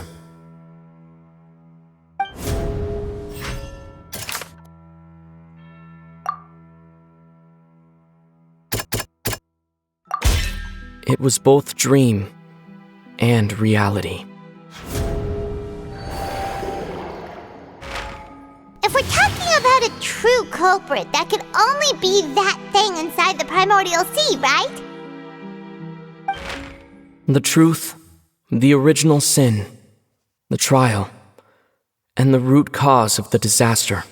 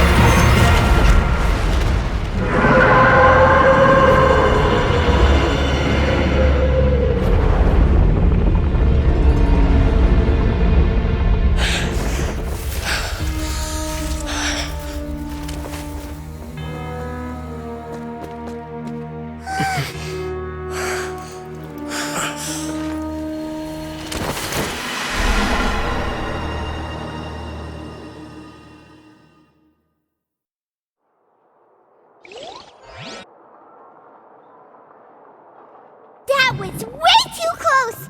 How did that thing just burst into the Opera House? Wait, was that the huge whale you saw in your dream?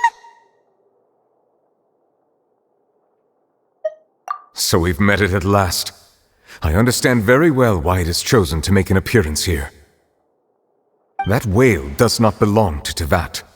It is a monster that has traversed the stars, weeping all the while. It has been greedily consuming the energy from the planet's primordial sea, using it to grow. That is the main cause for the rising sea levels. And once it has finished consuming all of the energy contained within the sea, its next step will be... You said that when the Hydro Archon first created Fontainians out of Oceanids, she filled their blood vessels with primordial seawater. Precisely.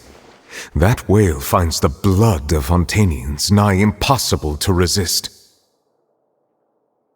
Therefore, when it left the primordial sea, it decided to make its next stop a packed opera house full of food. Food in the form of Fontainians.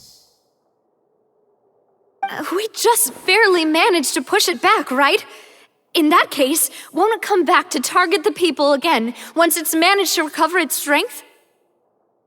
That is correct. Indeed, it is more accurate to say that we should thank that Harbinger for buying us some time. Without him, the whale would have likely come onto land far sooner. From the way he looked, he must have been fighting the creature for quite a long time. That battle maniac! We've always known that he had a special connection with that whale, but we definitely didn't expect it to help us out like this! Anyway, now that we know that this whale is the actual cause of the disaster recorded in the prophecy, all we need to do to stop the prophecy would be to find a way to beat it up, right? It is too late. It had already absorbed too much of the primordial sea's energy before we could notice it. At this point, it has become practically integrated with the sea itself. Even if the entirety of Tevat were to be destroyed, it could still survive and swim off towards some other world. That's not something I will accept. We've already done everything we can, and we even found the true culprit. We've come so far. You can't just tell me that the last hurdle is some impossible foe. That's just not fair. Indeed, that's not how a grand performance should end. I'll fight it to the end, no matter what. So the prophecy will be fulfilled no matter what, huh?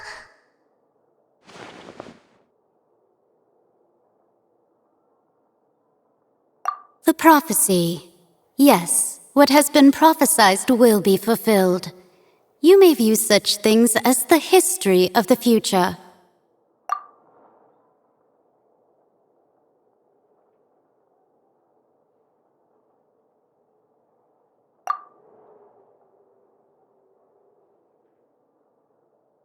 Just as prophecies are usually only the future as seen from the perspectives of the gods, could things be happening in hidden corners where the god's gaze does not fall?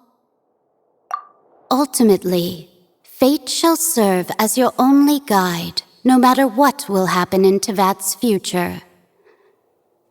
All you need to do is to play your part.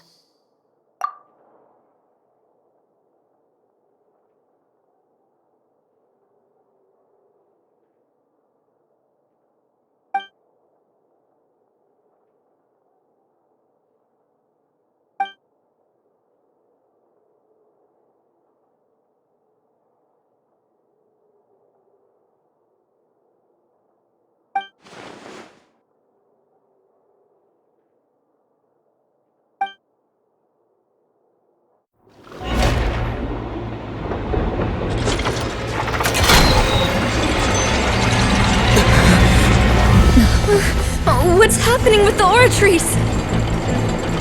I believe it is preparing to carry out the death sentence.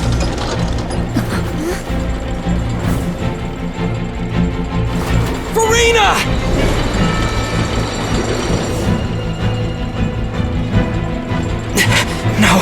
still need answers.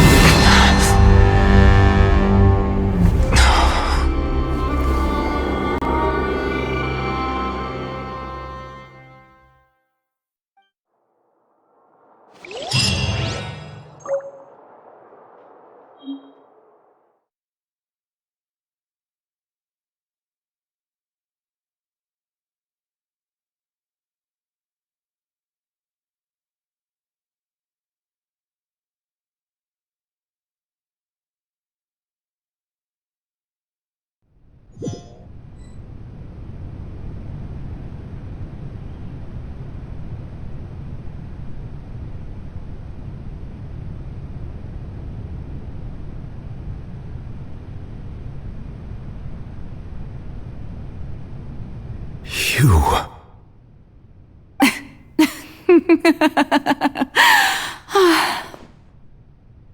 Sorry. That shocked expression on your face is just too amusing. I couldn't help myself. You are not Farina. Who are you? The sweet sound of bewilderment. Marvelous. A sure sign that my attempt to deceive everyone was a resounding success. But to answer your question, I am Focalor. You know, the god. Focalor? Why did you deceive us? Oh, that wasn't my goal, of course. Goodness, no. But I had to fool everyone else too, if I was to stand any chance of deceiving the heavenly principles. Deceiving the heavenly principles? It's all because of that pernicious prophecy. Dreadful, wasn't it? Everyone doomed to dissolve. Fontaine condemned to be flooded. One was not amused. In fact, one was positively bemused when that problem was thrust upon me by my dearest predecessor. That's the former Hydro Archon Egeria, for the uninitiated. It hardly gets more disastrous than a preordained national catastrophe, now does it? She knew full well that the prophecy would surely come to pass. And as one of the seven, she also knew full well that one defies the heavenly principles at one's peril. So yes, as you have no doubt surmised, it was a rather impossible situation that I found myself in. I spent a terribly long time mulling it over, alone on the ocean floor. And I was almost growing barnacles by the time I finally realized there was only one possible solution to this confounding conundrum. I had to outwit the heavenly principles, allow the prophecy to be fulfilled, ostensibly at least, while saving everyone at the same time. I'm a genius, I know. I can only assume that's why Egeria chose me as her successor. Although, looking back now, it was hardly the inheritance one dreams of. Between the task of saving the nation, the quotidian duties of the Hydro Archon, and not to mention the original sin of creating a new race of humans, I dare say she left me quite a colossal mess to clean up. But one can only play the hand one is dealt. I did not choose this, any more than I chose to be one of her Oceanid familiars. So you were also once one of the Oceanids, transformed into a human by Egeria's hand. Yes, I was. I always dreamed of becoming human. And I still do, even now. In my eyes, to be human is to be part of the greatest opera ever known. After becoming a god, I separated my divinity from my body and spirit, leaving behind only a self that was as naive and bewildered as my past self on her first day as a human being. The me you see before you now is that divinity, and the human counterpart I left behind, I named Farina.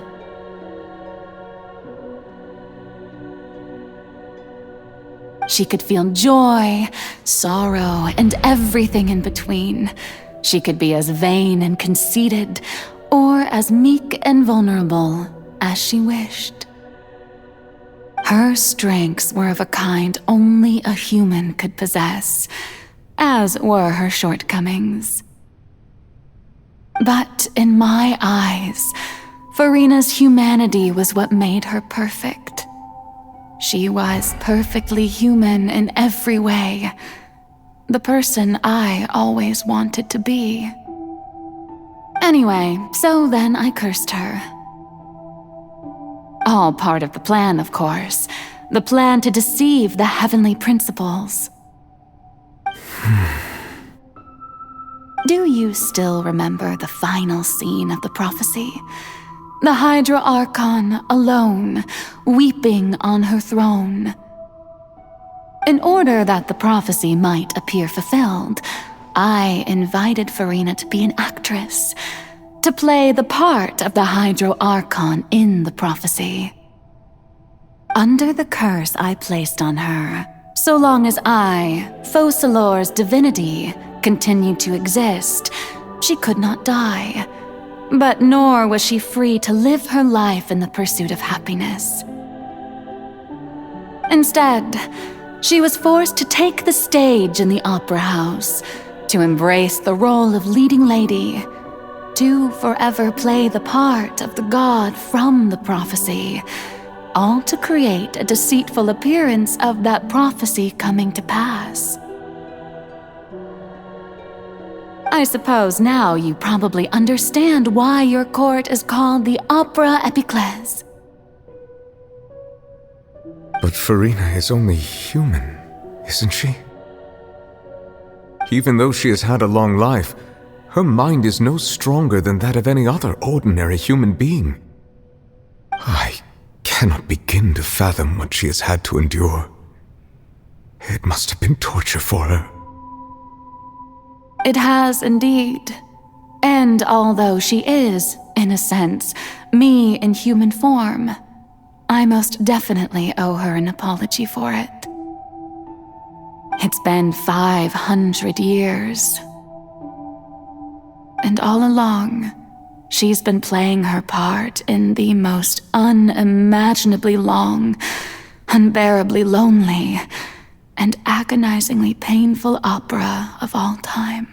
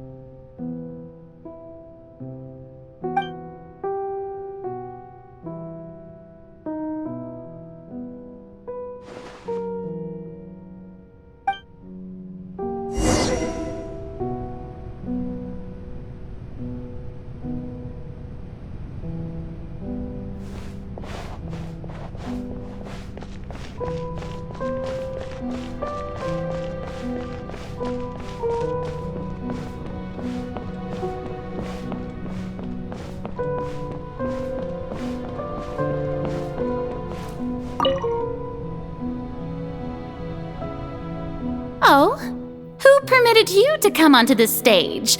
Now, I understand your admiration for my august self, but I must ask you to keep to the rules.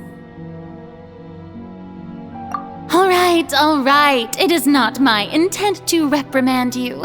There is no need to state your name. Just be off with you. Do not distract me from my performance.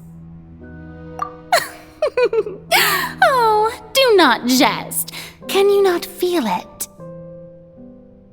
I am Focalor. The eyes of countless Fontainians are upon me. I must, at all times, display the utmost elegance and nobility.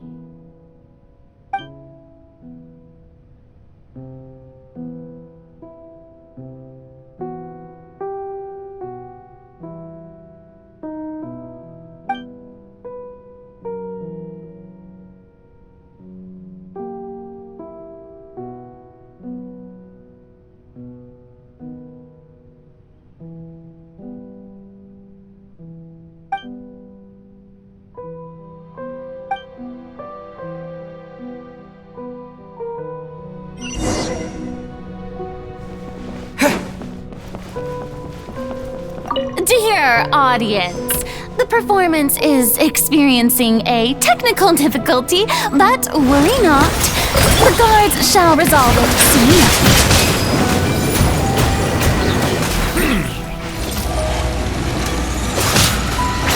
Be not perturbed. I am unscathed. Rest and rebuild!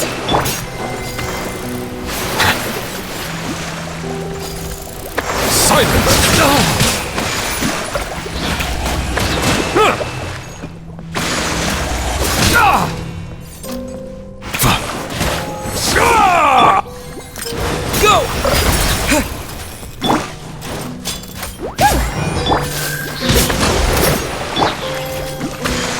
Bow your head.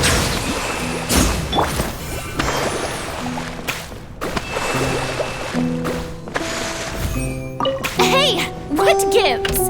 The audience is still watching me, you know. Guards? Wait, where are the guards? Guards!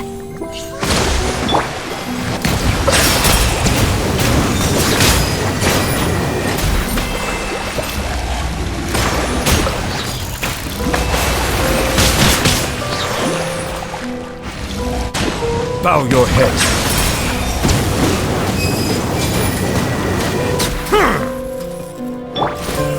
Allow me!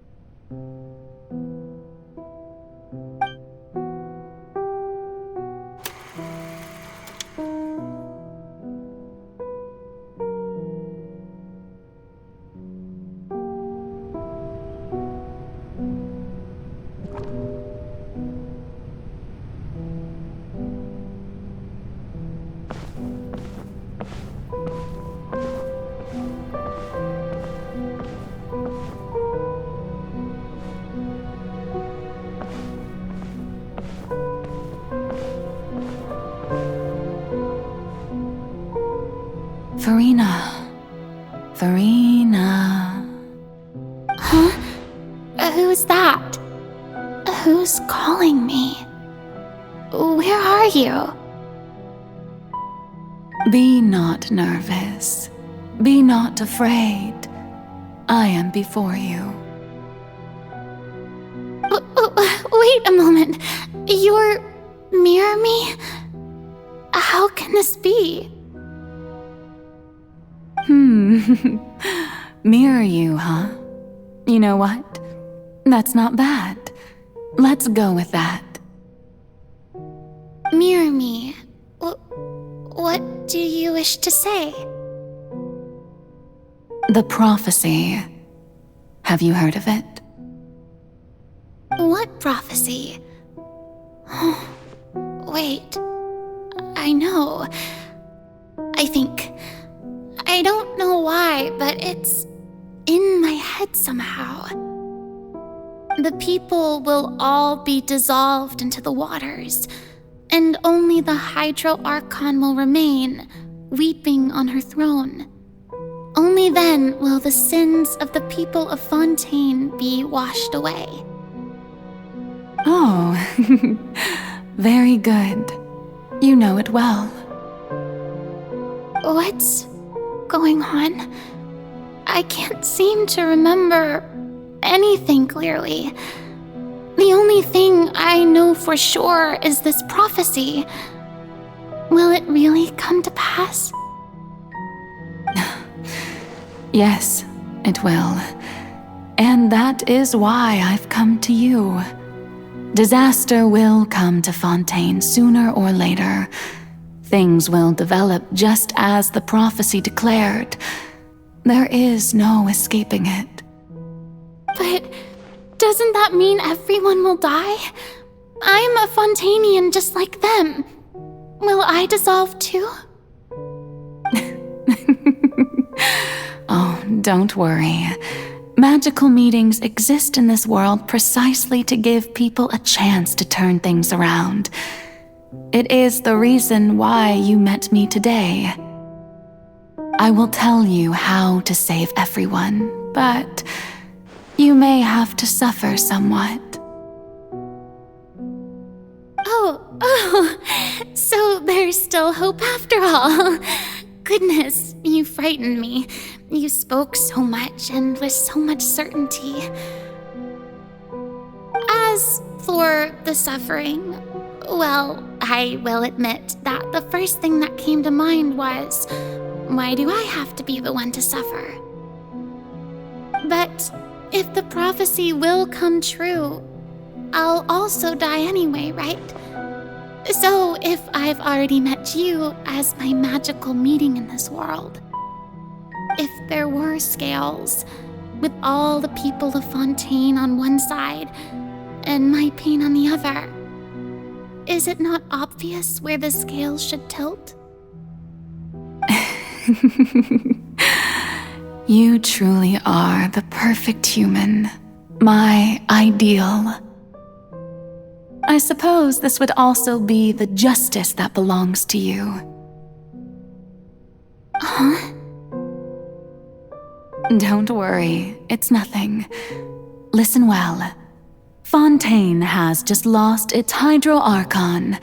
I need you to play a role, that of the new Archon. Play as a god? That's right. You must begin a never-ending masquerade. You must never let anyone suspect your identity. If you can keep it up, then I shall have my way of defying this prophecy. But should your identity be revealed, then all hope will be lost. But how will I do this? A human assuming the role of a god without being exposed. Don't worry. What you must do is not to turn yourself into a real god. You simply need to play the role of a god as humans imagine them to be. Being a human yourself, I'm sure you already know what such an entity would be like. Remember, your true challenge will not be pursuing divinity, but contending against humanity. I'm still not sure I understand, but I'll try. I'll try to do this. So, How long am I going to have to play this role? To accomplish this mission, you will have to stay on the stage for many, many years. You will endure and not grow old until your task ends. But I promise you, all will eventually end in a magnificent and dramatic trial, and everyone will be saved. A trial, huh? How exciting. I'll be looking forward to it.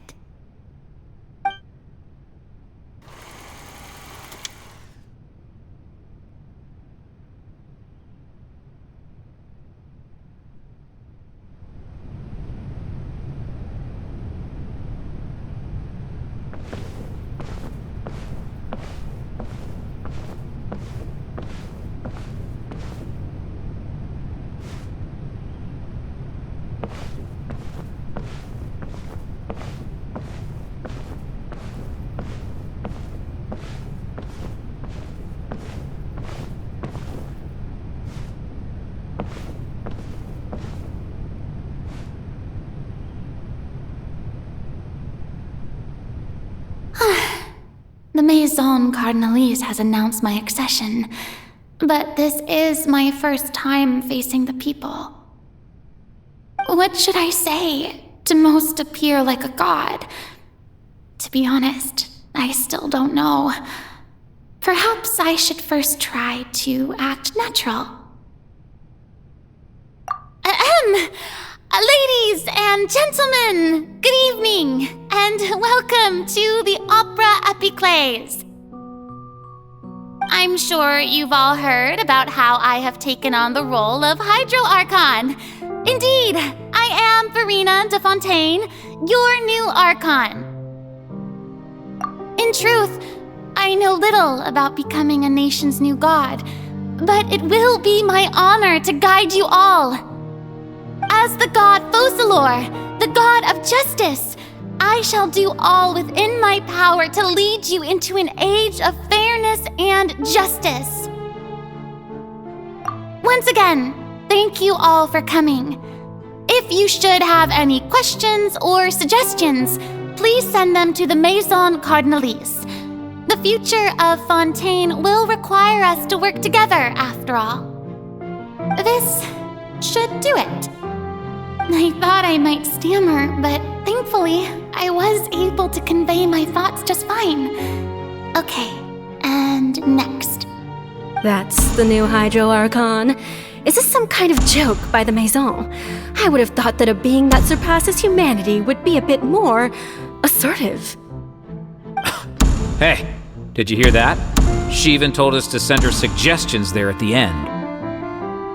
Shouldn't gods be all-powerful? She's being so modest. What's the difference between her and an ordinary person, then? If you ask me, perhaps the succession didn't actually happen. She might just be a Maison-backed puppet. Wait, what's going on? Why is everyone suspecting me of being a fake? Oh, this is bad. If I get exposed here, there'll be no saving the people from the prophecy. Right. Myrmi said that I just need to play the role of a god as humans imagine them to be. Calm down, Farina. Think. What do the people want? How would they imagine a god to speak and act? Assertive, with a strong sense of presence. One who can dispel all doubt. That is the character I'm fated to play.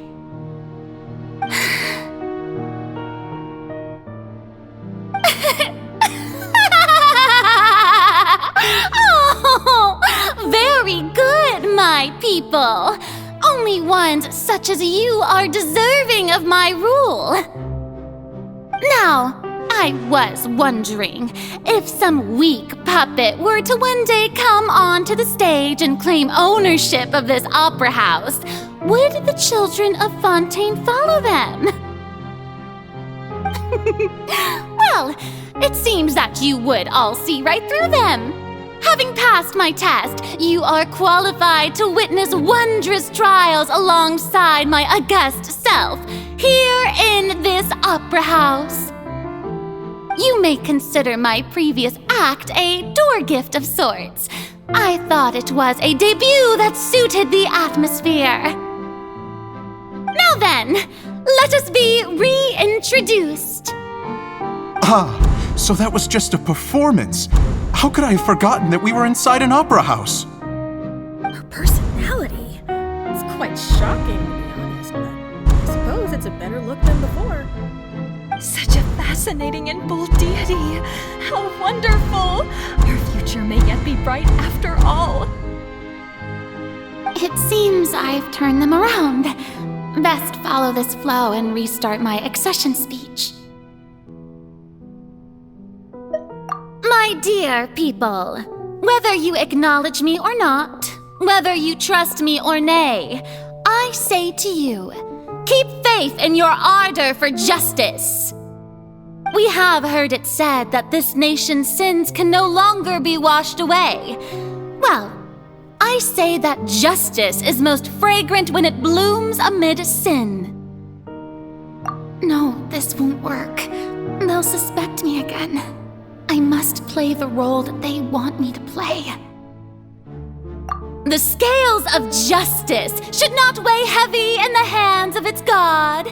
On one side, it must carry fairness and justice. And on the other, praise and applause. May law be the prayer on our lips. May judgment be our worship. Let us light the fires and drink to the future of Fontaine! There is no trouble in this world that justice cannot solve. All that is needed is for you, my people, to believe in it, heart and soul. So long as I, the Archon Focalor, stand within the Opera Epiclese, so long as I stand before the Oratrice, I shall even judge the gods of this world!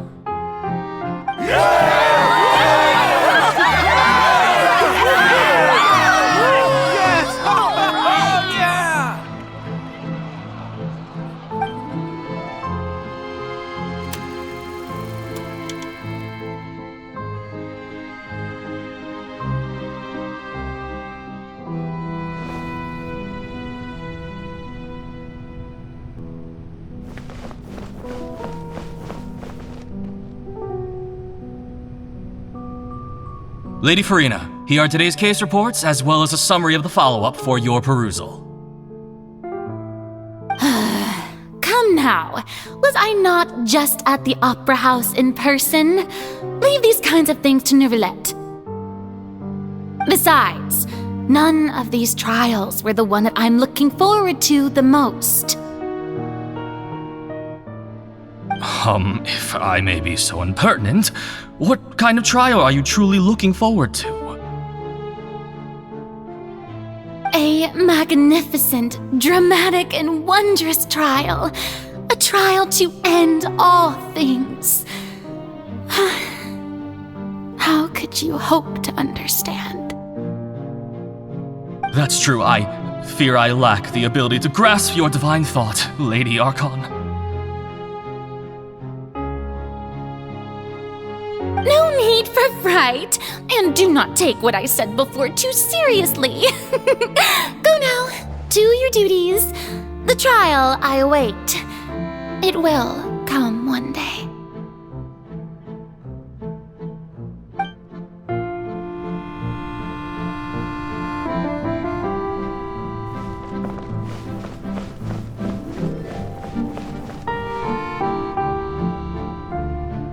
Lady Farina, I don't know what to say. Thank you for agreeing to see me. No need to thank me. Or rather, thank your own sense of perseverance instead. Long have you stood in line to meet me, have you not? Oh, I'm afraid that's just an inevitable consequence of my divine charm. All right. Deuteria, is it? How is your son's illness? You remembered me, and you knew of my family, too. He is doing much better now. In fact, he is far more of an ardent believer than I. He was the one who forced me to seek an audience with you, and to bring your words back to him. Oh, good. Very good. If this should happen again in the future, please do not hesitate to come and tell me. Going down to citizens' homes every so often, while not usual practice, should serve as a fine change of pace. You're such a gentle and wise God. Thank you once again, on behalf of my son.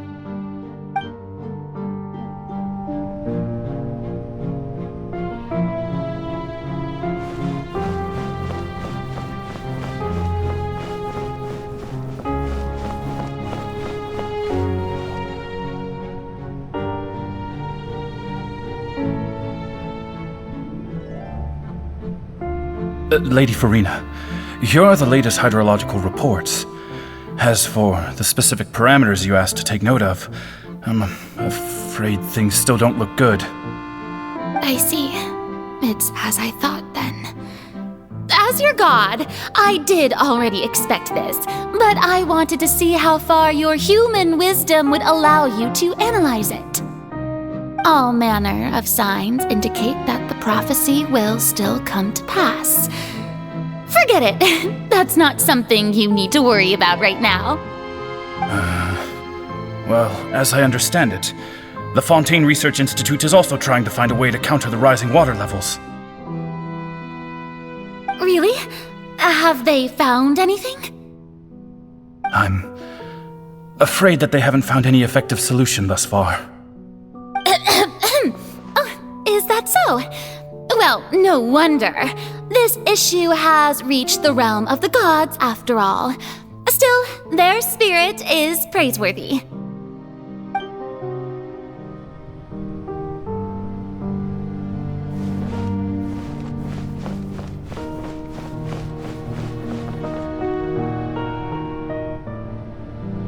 The day is finally over.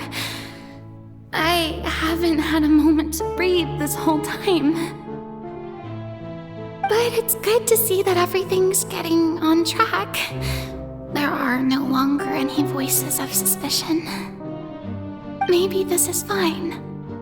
I just need to keep going, and everyone will be saved. All right, Farina, don't think too hard about this. You need rest. Tomorrow's a new day.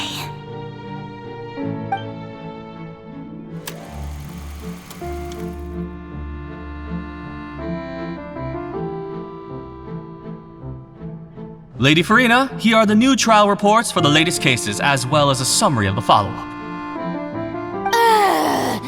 There'll be no need for that. I've seen them already.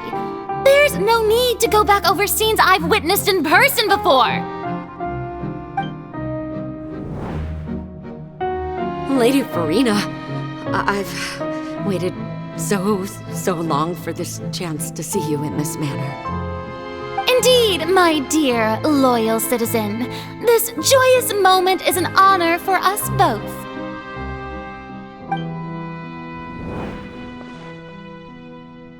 Lady Farina, we're detecting significant hydrological anomalies near Poisson. Understood. Keep monitoring. Keep me informed should anything come up at the Institute.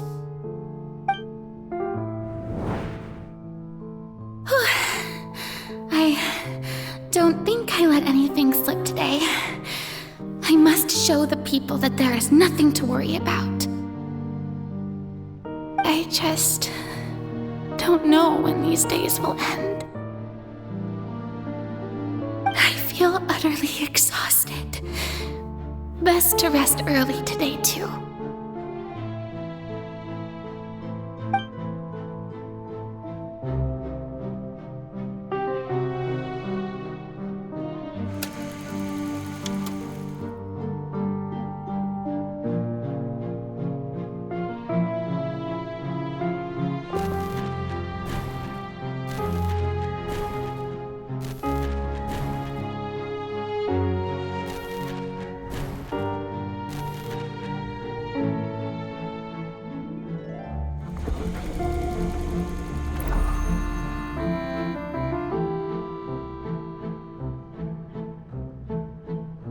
Lady Farina, it's like a dream being able to speak with you up close like this.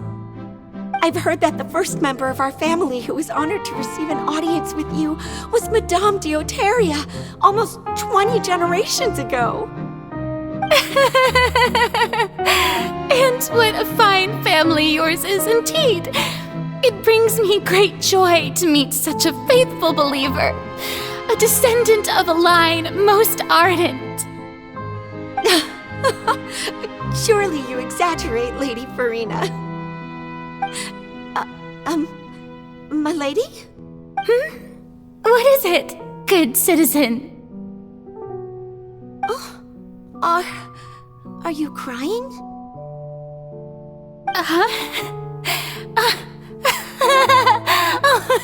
Really now? I didn't even notice. This must be the overflow of hydro from my person. Well, can't quite help being the god whose dominion is the waters, can I? No wonder. A manifestation of your power, then. Oh, Archon, I am honored to have witnessed it. Honored indeed.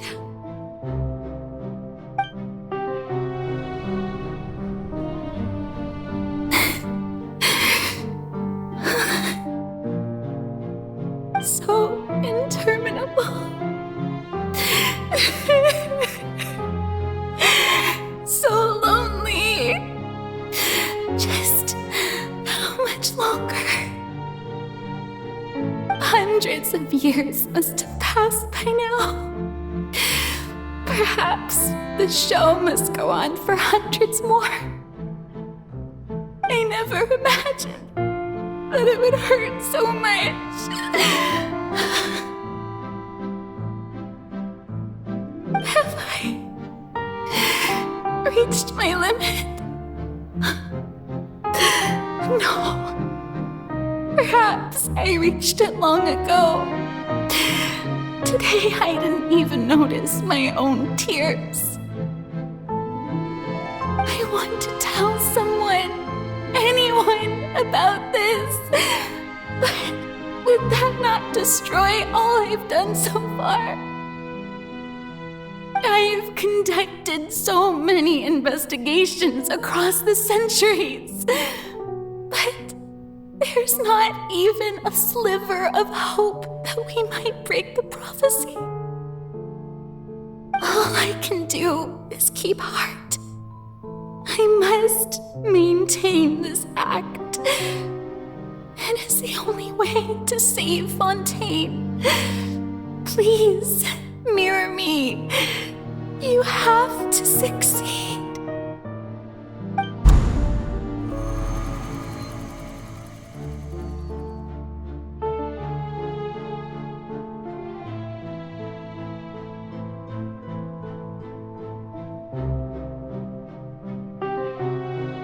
Farina, you don't have to shoulder this burden alone.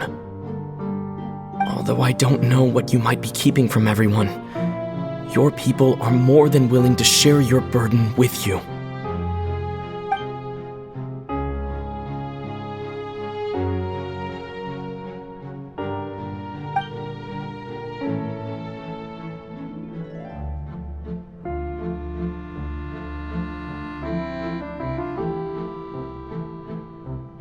Share my burden. That's impossible. It was fated right from the start that this would be my duty alone. But even if your burden doesn't need to be shared, you can still choose to confide in someone. Just share it with me. I'm what you'd call a witness. A witness? Yes, I've heard that you came to Tevat from beyond the stars, yes. In other words, you never belonged here. And if Tevat is, in its entirety, a show on a stage, then you're just a spectator, aren't you?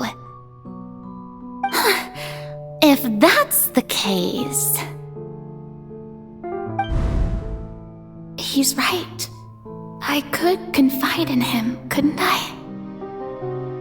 But if things don't play out as expected, the people of Fontaine will be the ones to pay the price.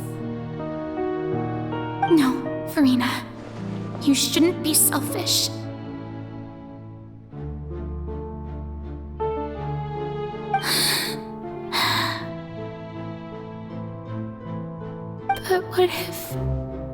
But what if it's really all right?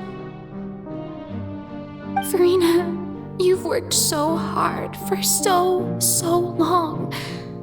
Surely it would be okay to put yourself first for once. Just this once. Is it such an outrageous thing to do anyway? To find someone in whom you can confide your frustrations and sorrows? Surely it could not hurt. If you let this opportunity slip through your fingers, it might never come by again. Think about it long and hard.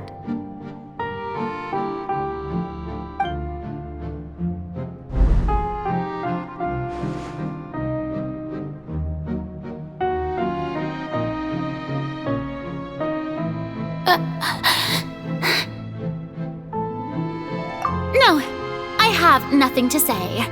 I am Farina, the Archon of Fontaine. Everything will surely get better. All you need to do, dear spectator, is to witness my performance until the curtains fall.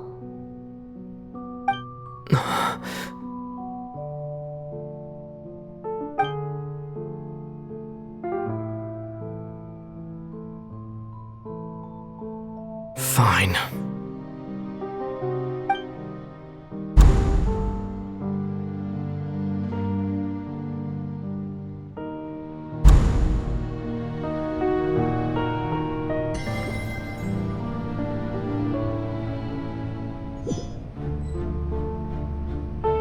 So even Farina doesn't know the truth?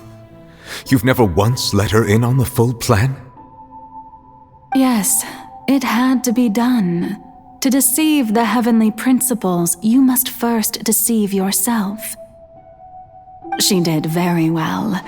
If she had let her resolve falter even once in these 5 centuries, Fontaine would have been doomed to the most tragic fate. It seems that trusting humanity was the right decision after all. I believe that I understand how your deception works, but that is only half the truth, is it not? How would you build on this foundation to save the people of Fontaine? That is the most important thing. Ah, good. Of course, the Iudex of Fontaine has pinpointed the crux of the issue. I'm sure you've long sensed that the Oratrice is no simple machine, yes? I've always suspected that it had its own consciousness, and Lenny did mention that he heard a human voice within the core chamber. It now seems that that person was you, hidden within the machine all along. Am I right? And then I became one with the Oratrice, taking Fontaine's gnosis with me. Yes, it would seem so, wouldn't it? Alas, your understanding of this device still lacks sufficient depth. In truth, it is no enactor of justice. It is, in fact, a device created to kill the god of justice. I beg your pardon? Oh, you have it. And to be more precise, not only will the Oratrice take down the god of justice, it will also take down the divine throne upon which she has been placed. I mean, did you think I would be the sort to enjoy peaceful repose while Farina suffered? My work over these last 500 years has been to constantly accumulate indemnitium within the Oratrice. But really, Some have already discovered that only a small fraction of the energy generated by the device was ever used to provide power to Fontaine. The vast majority had to be, accumulated to enact this death sentence. It was all a part of your plan then? Both the trial and the sentence? Indeed. This power, accrued over 5 centuries, could have sustained Fontainians for millennia had it only been used for that purpose. Almost all of it has now been stored within the oratories. But only power of this magnitude could hope to destroy the Hydro Archon's divine throne, shaking the rules established by Celestia and breaking through the institution that is the Seven. So the Oratrice's call for death was for neither Farina nor Focalor, but for the Hydro Archon. The destruction of that divine throne. If I do not misunderstand your intent, you must be... returning what's rightfully yours to you, of course.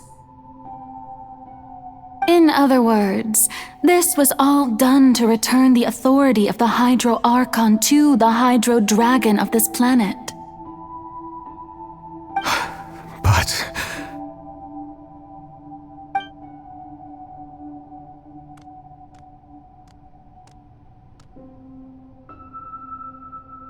Oh, what? Getting sad again, are we? The authority of the ancient dragons shall soon be yours once more, O Hydro Dragon Sovereign. And this is the face you make. all you've done throughout the years is just so you can sacrifice yourself at the very end. I've never quite seen it that way, you know. Even now, I'm quite pleased at how well my deception worked.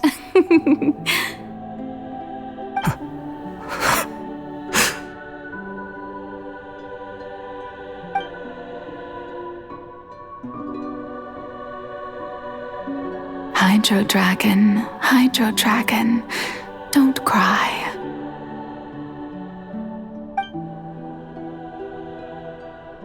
I must say, had it been within my rights, I would have loved to judge the heavenly principles themselves. Were they not guilty of essentially the same crime? Egeria stole the power of the primordial sea, and the heavenly principles stole the power you ancient dragons possessed. I, for my part, am the god of justice. And is it not just that your original powers should be returned to you? Speaking of justice, I have always believed that justice lies in the process of pursuing human existence itself. So, if the theft of the primordial sea's might was Fontaine's original sin, then, leaving matters of procedural right and wrong aside, the descent of the Fontainians as humans and their right to exist in this world would be Fontaine's original justice. In other words, existence was Egeria's justice, and to me, justice is the continuation of that existence. Defying the prophecy and ensuring that Fontaine's people shall live on, that should be the justice enthroned over all others. At this point, we, whether it be myself or all other Fontainians, have shouldered the burden of this sin for far too long. Iudex Nervillet, the highest judge in our land, when you regain your full power as an elemental sovereign, what verdict shall you pass upon us? So when I was invited to the court of Fontaine to serve as Iudex, I see now that that was your idea too. At last, I now understand the true purpose behind this position. In the beginning, I was uninterested in human existence. But these 5 centuries of living alongside them have gradually brought about mutual understanding between us. And I have even attempted to feel as they feel. You are a devious one, Focalors. Things being as they are, surely you know that I could never declare them to be guilty.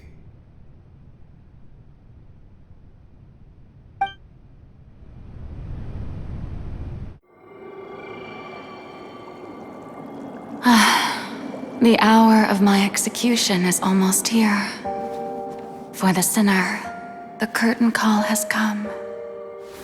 I know I may not sound it, but faced with death, I find myself a little afraid.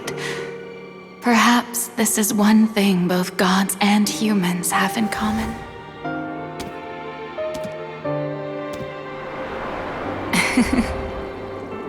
Farewell, Nervalette. I hope you've enjoyed the part you played these 500 years.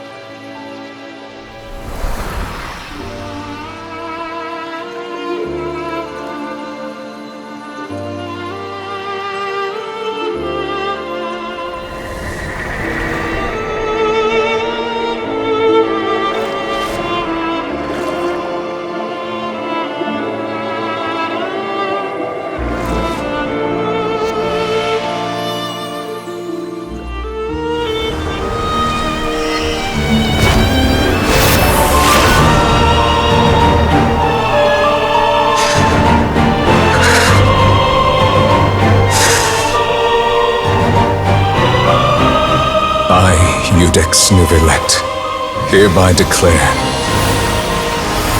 people of Fontaine, your sins are forgiven.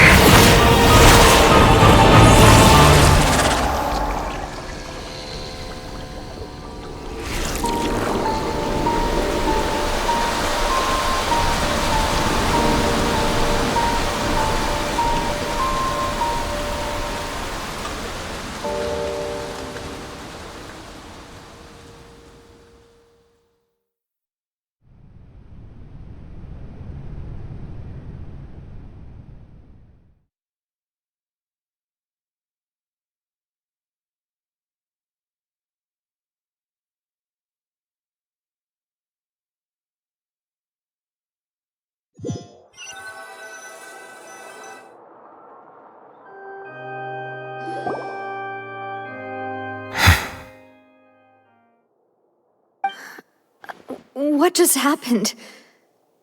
Has the death sentence been carried out? Was that bright light some sort of misdirection?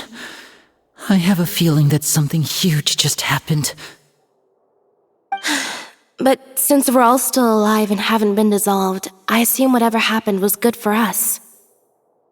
It's time to end this. We must mete out punishment to that beast.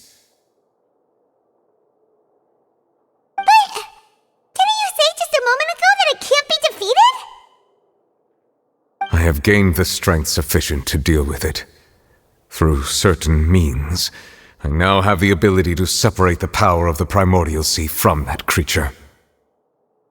We should seize the opportunity to pursue our quarry.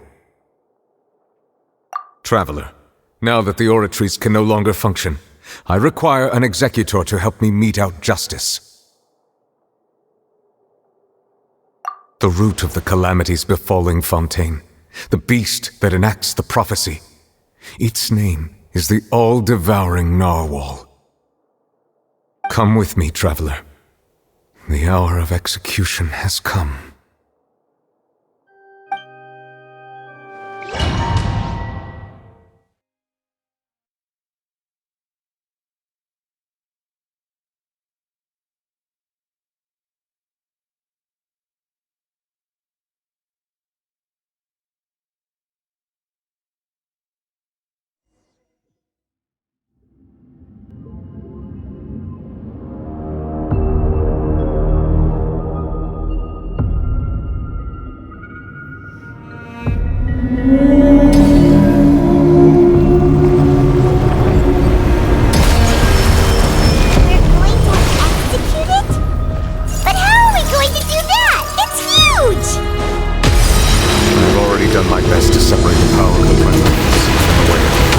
Considering the size of the beast, I cannot reach the power source.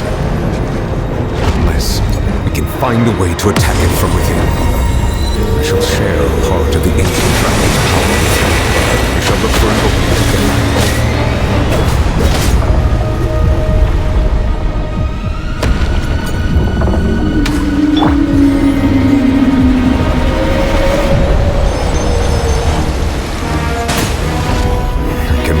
Sorrow turning into hostility.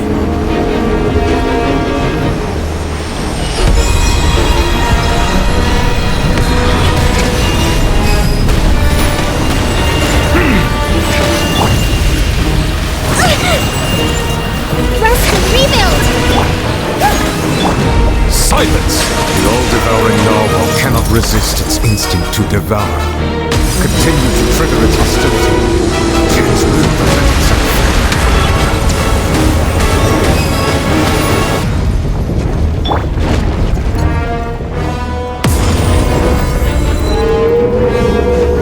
Hold the line! Settle down!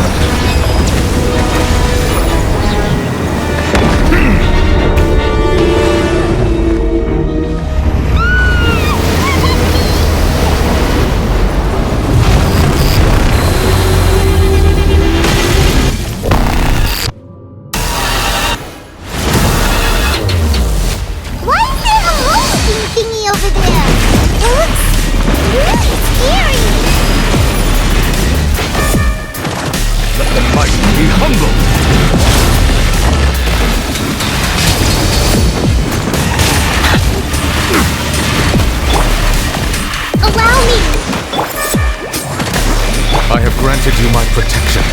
Do not fear.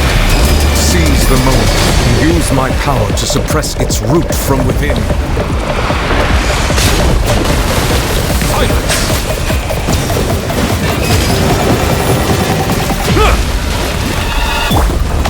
Rest and rebuild! Coming through! Settle down!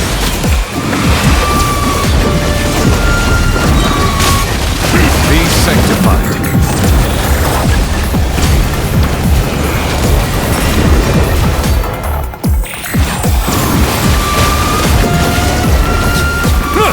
Bow your head.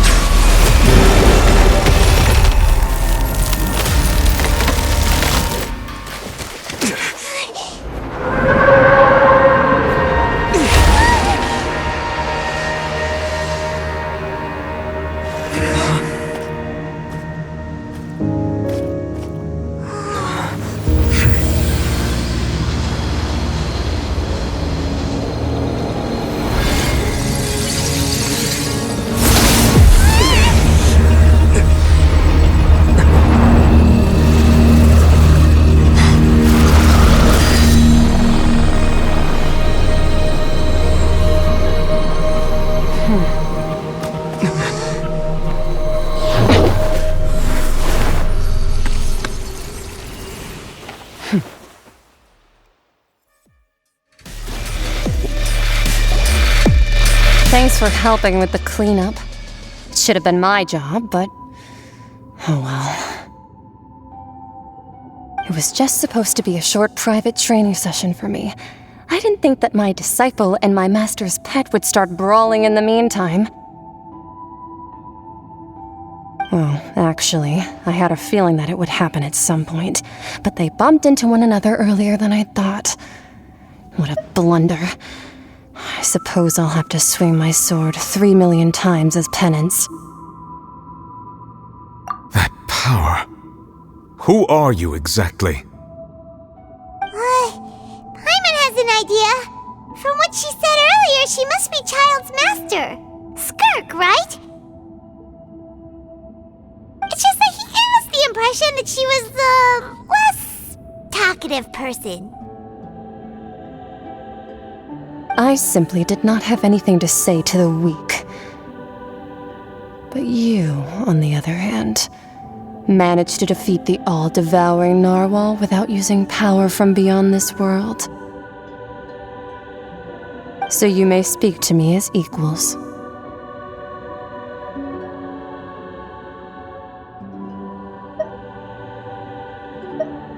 I have to agree. It's a strange use of a planet's primordial waters just to raise an all-devouring narwhal. That kind of power is wasted on it. It's not cooperative. It eats too much. And I have more important things to do with my time than pet sitting. The only thing that creature has going for it is its looks. All in all, it fails as a pet. Miss Skirk? I think you might have missed the point. The point being? Well, being that this pet almost destroyed an entire nation. So what sort of person is your master? Well, Child's master's master. Wait, is that right? Oh, right. So you don't know him. Sorry, I assumed you did. His name is Sir Tologi. Huh? I am unfamiliar with that name. Huh. So Master isn't sufficiently famous. How should I describe him then? Have you heard of the name The Fowl? The Fowl? Still nothing? Well, how about the Visionary? Vetterfulnir, then? Or Gold Rhindaughter? Ooh, that one we've heard! Rhindaughter's part of the Hexen Circle. She's Albedo's mom, right? Oh, so you do know that name. To be honest, I also heard all of those names and titles from my master. I don't actually know them either. But I suppose you understand now, yes? My master is likely a similar sort to Rhindaughter. They are both pursuing some form of perfection. Wait! Didn't you also mention a visionary person? Paimon didn't quite catch their name. Actually, never mind that.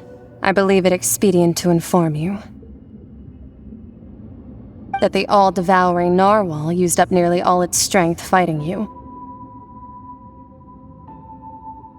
Such roiling hydro energies will prove difficult for the planet's deep seas to digest. As such, the Fontaine back on the surface has most likely been thrown into chaos. In other words, the prophecy that you've been fretting over should now be in full swing. What?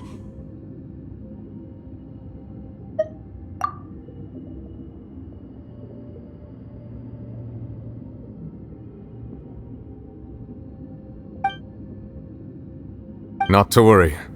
Focalor has already managed to deceive the heavenly principles.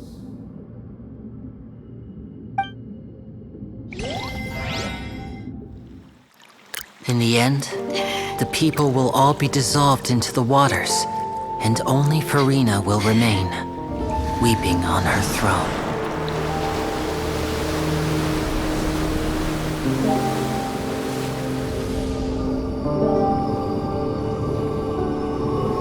Only then will the sins of the people of Fontaine be washed away.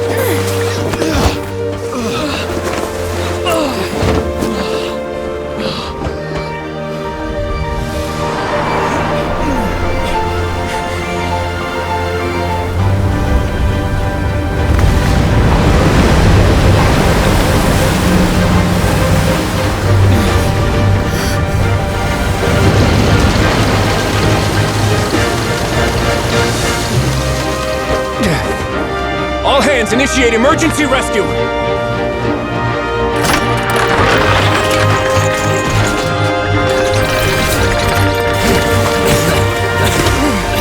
Hurry!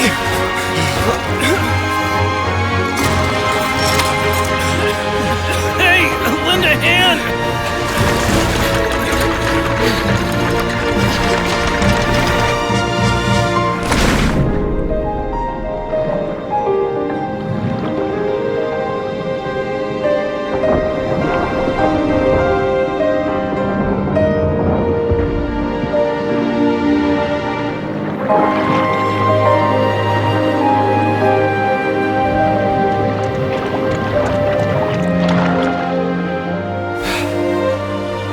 Look! The water's receding!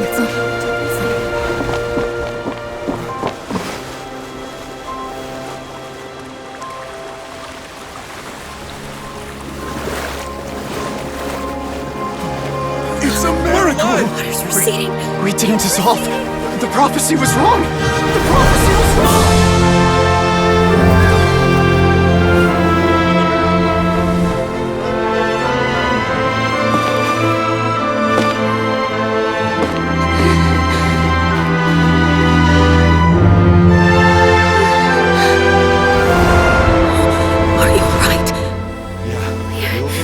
We're safe. The prophecy was wrong.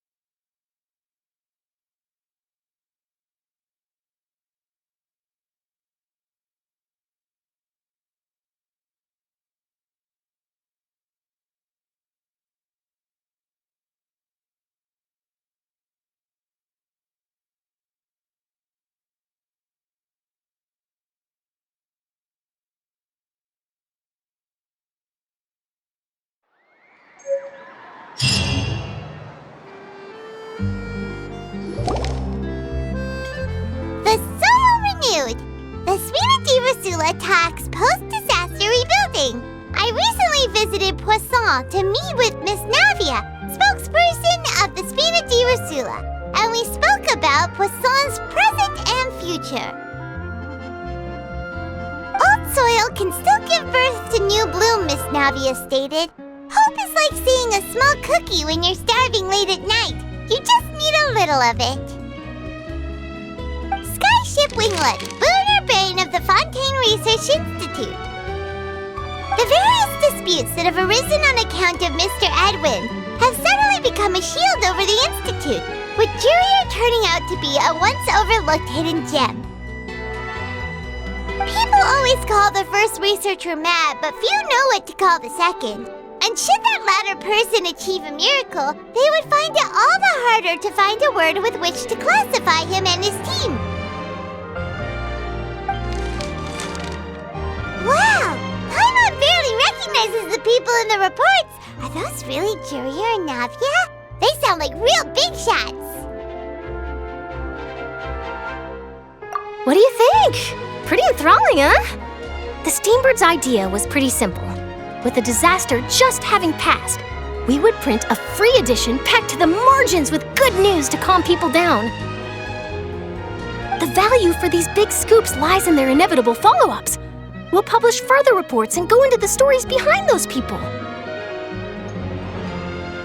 Edwin's assistant, Jurier, created a true flying ship, while Navia is leading people in the reconstruction of their home. I'm sure that these stories could draw even your well-traveled eye.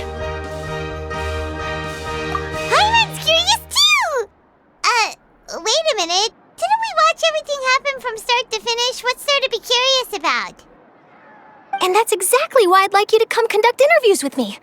You're the best incubators of news, if you haven't noticed. And also, with you around, I'm sure I'll get to see that Duke. Are you sure? Hasn't he turned you down several times already? Oh, this time will be different. on! Let's head to Poisson first, and then make a trip to the fortress. There are some things you'll only know when you get there.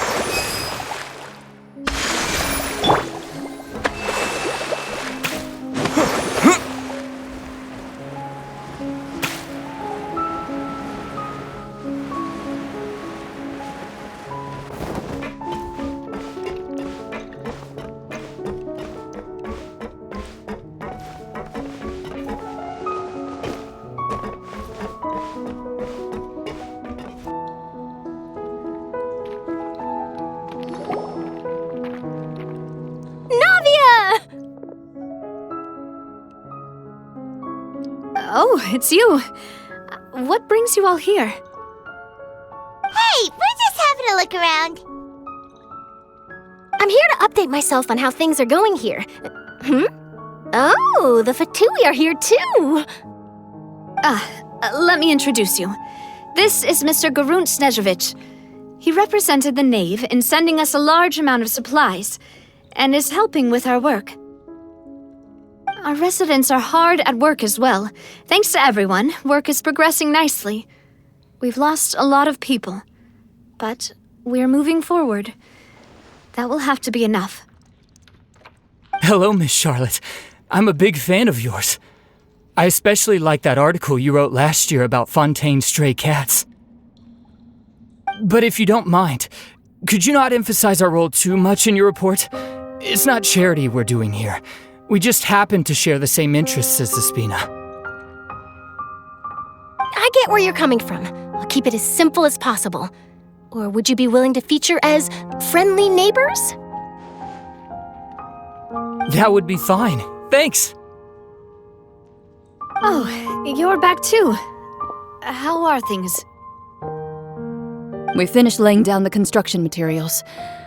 It'll be another hour before the workers are able to go over there. Huh? You're here too, Clorinde? Well, her reputation's greatly risen after that whole duel business with Miss Farina, so she's here in Poisson to wait out the heat. All right. She really came here to help me out. There's too much to consider in the reconstruction of Poisson. The Spina has need of more decision-makers. And, well, I do already happen to be connected to Mr. Callis. Oh, wait just a moment. Do you mind me asking a few questions? You know, about how you felt before the duel, about what it was like facing down a god. There's lots of exciting material there, I bet. Forget it. I'm sure you can find a better theme than that, Miss Charlotte. I see you're the same as always. Couldn't you do me a favor, for Navia's sake? Well, if we're talking about doing things for my sake, you might as well just take a few more photos of me. Or of the Traveler. It's better than wasting time persuading Clorinde, at any rate. Of course I will. I'm not gonna let him off that easy. All right, then everyone who wants to be in the photo, gather up. And smile.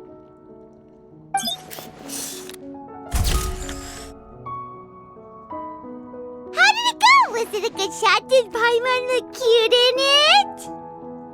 Not bad. Your addition really helped the composition of the picture. All right, hang on a moment. Let me snap a few more shots.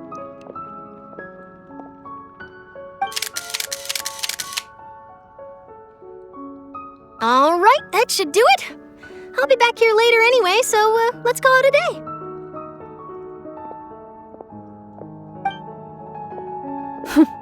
You're very quick. Speed is of the essence when it comes to the news, and freshness is the key. Also, not to brag, but I'm pretty good at building connections. Who knows? I might eventually get that interview with you after all, Miss Clarand. Wow, you really do have that never say die spirit. I'm impressed. I'll hazard a guess that this is how you got that interview at the Fortress of Meripede. Whoa, you're well informed. Let me make a guess too. I asked Sijuin who told Monsieur Nervillet, and he told you, right? That's a very complete information chain. In truth, all Monsieur Nervillet asked me was, when did the fortress become so friendly towards the media? I told him that it was best not to speak too soon. There's no guarantee that Ridesley will make a personal appearance. You're right. I've got to treasure every moment I have with them. In which case, I'll be making a move first. Stay safe now, and tell me if you hear anything interesting. I'll treat you to afternoon tea in exchange.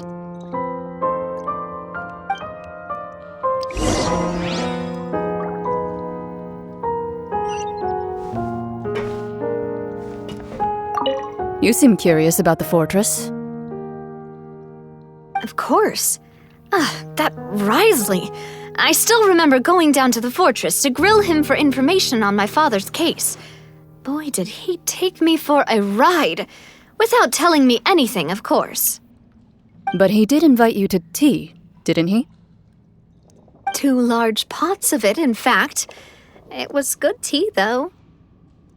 I have to agree. The tea there is very good. Speaking of that, would you like to have some today? I mean, you've got time, right? Well, I'd be partial to some shortbread. Wow, it's like we've got a menu or something. Sure. Good. What flavor of biscuits would you like, Mr. Snezhevich? Me? I'm fine with anything, but I would prefer chocolate should you have it. All right, leave it to me. I'll go over the newly arrived supplies with you later, Mr. Snezhevich. We should be able to finish the preparatory work today. That works great for me. Huh. Is it just me, or did you get a new lipstick? I did. It was a gift from Sijuin. Want to give it a try? I think the color would suit you, too.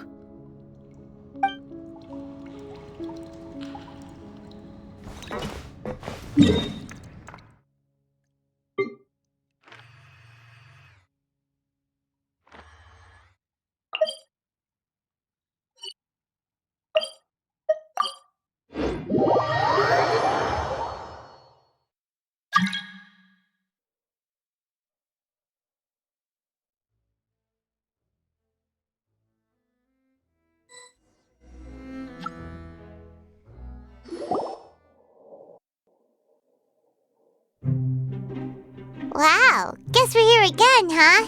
There's a real nostalgic feeling to this place. Looks like you've been missing us. Duke! Did you come all the way to the entrance to greet us? Of course. I'm here to welcome you and our dear Miss Charlotte, whom our good head nurse recommended to me. It's an honor to finally meet the much-rumored Duke. Thank you for consenting to my visit to the fortress, sir. No need to thank me. But that said, I shouldn't be the focus of your interview. I trust you recall our agreement? Of course, of course. All right then, this way.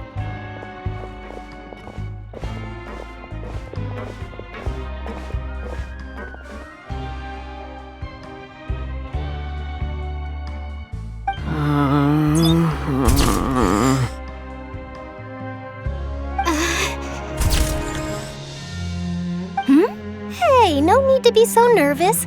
I've already taken all the photos we need. Miss Charlotte, do these pictures really need to be published on the cover of the Steambird? It would seem that Miss Lorvine doesn't want her face to appear beside that of Mr. Jurier, Sir, please don't say things like that. But it looks like dear Mr. Jurier denies it. Might this interview be very important to you, then? No, I just...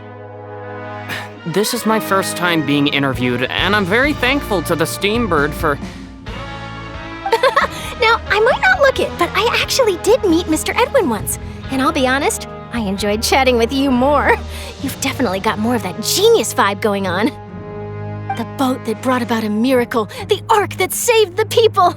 Why, you recreated a myth back there, like an emissary of legend. Still, if I might ask, where's that flying ship now? Ha! Looks like Charlotte's trying to get herself another exclusive scoop. I have to apologize, but that ship is presently in the bowels of our factory. I'm afraid it won't be easy for you to get a shot of it. Really? Well, then in that case, could I have an interview with you to make up for that loss?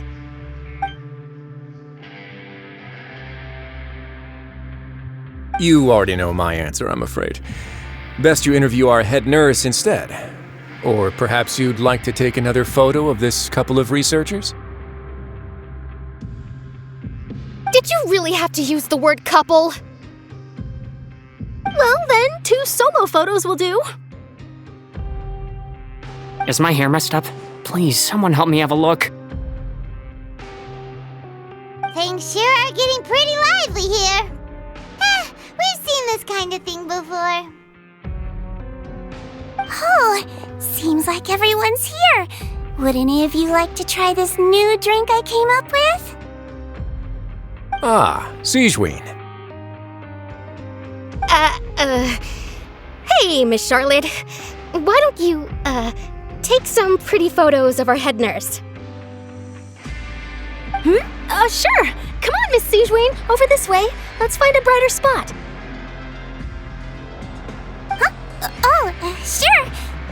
Do I have to smile?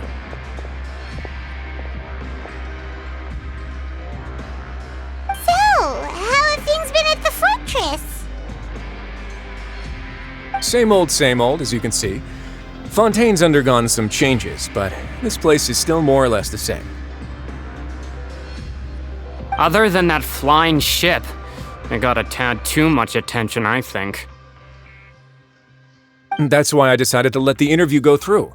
We should direct more public opinions toward the behind-the-scenes heroes. Am I right, Mr. Jurier? Miss Lorvine?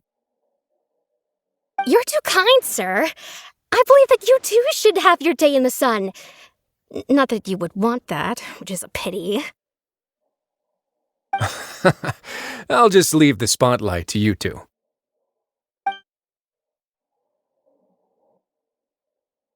I see. Lots of things happened that day, huh? Anyway, regarding that Harbinger, I'm not sure you remember, but his 3 young followers are still waiting for his return. He sure did win them over, huh? I'll tell them that there's good news and bad news. The good being that their boss seems fine, and the bad being that they must face extended sentences for abetting his escape. Oh, actually, what about you?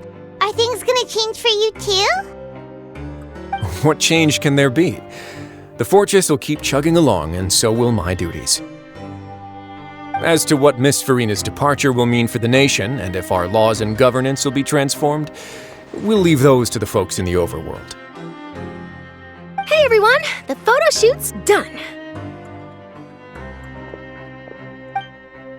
Good. In that case, let's call it a day here. Thanks for your cooperation. Come on, Traveler, let's go. Till next time, everyone. There'll be a next time? Maybe. Who knows? I might write a story about the underwater factory next time. Until then. All right, last stop, the docks. Oh, you know, I'd love to see you in one of Charlotte's photo shoots one day. Is that really necessary? Our line of work doesn't really require much photographing. It's precisely precisely because we don't need the picture that they'll have value as keepsakes. You don't really look all that opposed to the idea, you know. Maybe I'm just happy that I managed to once again avoid the spotlight. I think this interview went well either way. Yes, you successfully kept prying eyes away by using Mr. Jurier and Miss Lorvine as shields. Very good. You should be happy for them. They have a bright future ahead of them.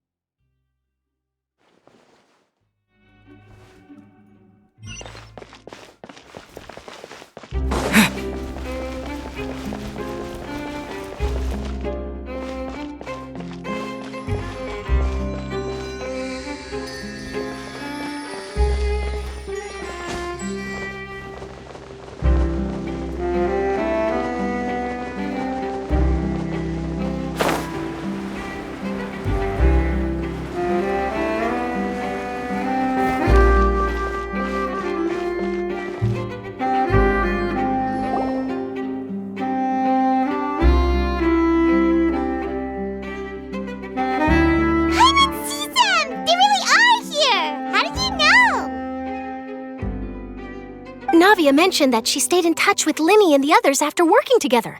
Apparently, they've been at the docks distributing these strange pockets the whole time since. Traveler, Paimon. And Miss Charlotte, too. Would you like a magic pocket? What sort of gadget is it? It's a wondrous bag that can be used to carry many things. The water level has returned to normal, but if you see any of your things floating around, you can use this to carry them. Or you could trick a friend into doing it for you.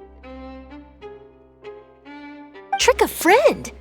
I wonder which of my friends would fall for that.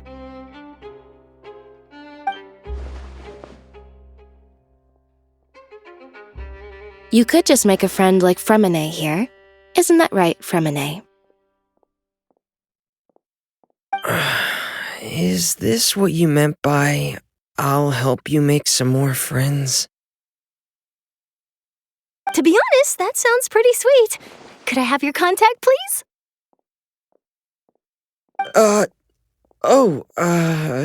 Sure. Please, write down my address. You sure are working hard to help Fremine socialize. He was the one who proposed doing this. He even wants to assist in our magic shows. Yes, I was planning to first introduce Pear as an assistant, and later Fremine himself. In the future, I think we can leave underwater escape magic to him too. That said, would anyone want to see a diver escape underwater? Oh, it'll work out. Every journey begins with the first step. He'll become a part of our show eventually. Lynette, could you come over? Miss Charlotte says she wants to take a picture of us. Got it. My, that Charlotte is rather perceptive. She got rid of everyone the moment she realized I had something to say to you. So, how have things been, Traveler? Father says that you did a great deal during the latest events. She's very grateful for your contributions to Fontaine.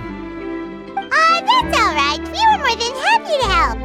So, what's she doing now? Oh, I guess you haven't heard. Well, after Lady Farina left, Father and Monsieur Neuvillette opened negotiations, during which he gave Fontaine's gnosis to her as a diplomatic gift. A diplomatic gift? A gnosis? Yes, I was quite surprised at first myself. But when I thought it over, there were actually a number of things going for it. It could have been done as an apology for the incident with Lord Child, or as thanks for his help in tying the all-devouring narwhal down. Furthermore, Father did also lend significant aid to Fontaine and Poisson. Well, that's true, but this is a gnosis we're talking about. Doesn't this seem a bit irresponsible? I would agree, but I've also heard that it seems that Monsieur Nervulette has had a significant change of heart regarding the matter. So there's some reason for this that only Nervulette knows about? I suspect you'll have to ask him about that yourself. Yes, speaking of which, I did see him strolling around the entrance to the Fortress of Meripede a while back. Isn't he real busy and stuff? Paimon didn't think he'd have the time for that. But back to the topic. The gnosis was given to the knave, right? What about Child? They say that he's returned to Snezhnaya to recover from his wounds. I hear that the recent disaster really did a number on his health.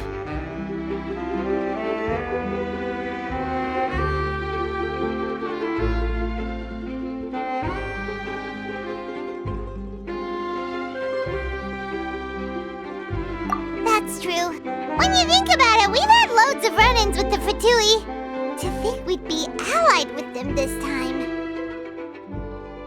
So shocked by such a simple switching of sides?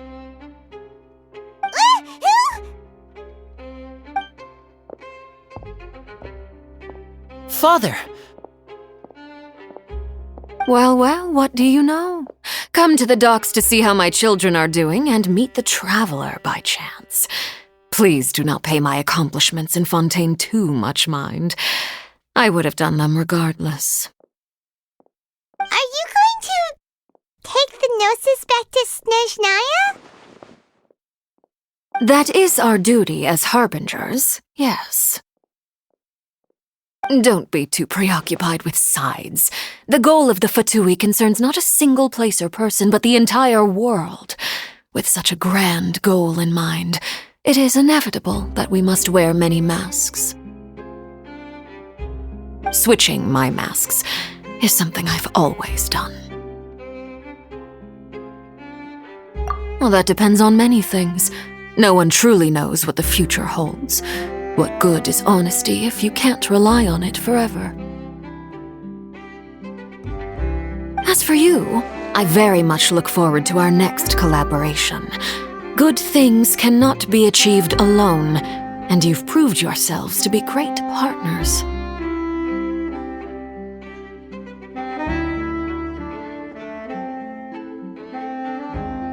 A vision?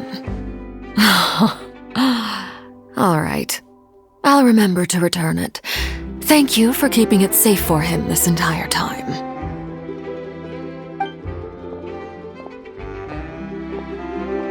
And that's a wrap for me. You're... Greetings, Miss Journalist. Hello. If I'm not mistaken, there are diplomatic channels I'll need to report to take a photo of you. That is correct. So forgive me, but I will not be able to serve as a subject in your article. However, feel free to write as much as you'd like about our dear magicians and our upcoming rookie talent. I will. The sea breeze is quite pleasant. I shall continue my walk while the weather remains so agreeable. Farewell. Farewell, Father. Oh, she has such an intimidating presence. I didn't even dare to take a picture. Thankfully, I've already wrapped up all my pre-scheduled interviews. Thank you all. This'll be more than enough for me to write about, I'm sure. Don't be too nervous. Why don't you take a magic pocket before you go? Here, Traveler, Paimon, you take one too. To move things about? That's right. Funny. I was giving out magic pockets when we first met too, and what do you know? I'm doing the exact same thing right now. So many things have happened, but the pockets are still the pockets. I guess this must be life. We will all follow our own paths, and serendipity will lead you to your fated friends. All right then, we'll be handing out pockets in some other districts later, so we'll get going now. Have a good day, you two. Well, guess we sent Charlotte off. Shall we go see how Neverlette's doing? As long as he's not so busy that he doesn't have time to chat anyway. One more story to add to my collection.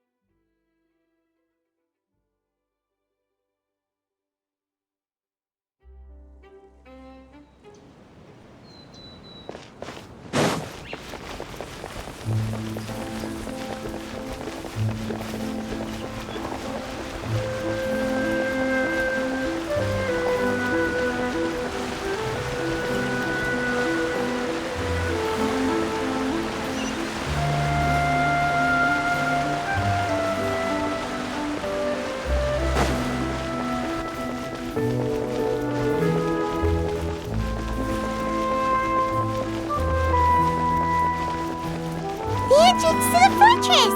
Ooh, he really is there!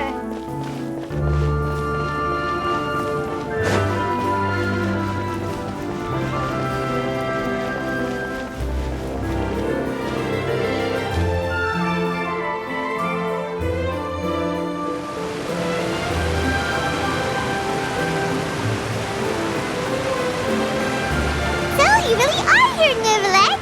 Paimon didn't think you were going to have free time this hour of the day. Really? Oh, I suppose you must have met Mr. Linney. He took the time to greet me earlier when he passed this way. In any case, you came at a good time. I was just considering reaching out to you to set up a meeting, so I may explain some things that I haven't had the time to before. Aw, Paimon's glad that you remembered. Thank you for keeping us on your mind, what with you being busy and all. Alright, let's have it then. How was Fontaine actually saved? The whole business is still quite the mystery to us.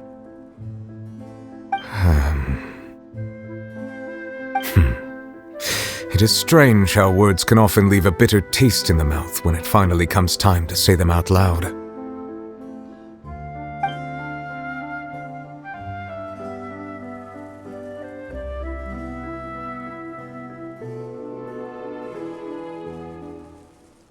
Whoa.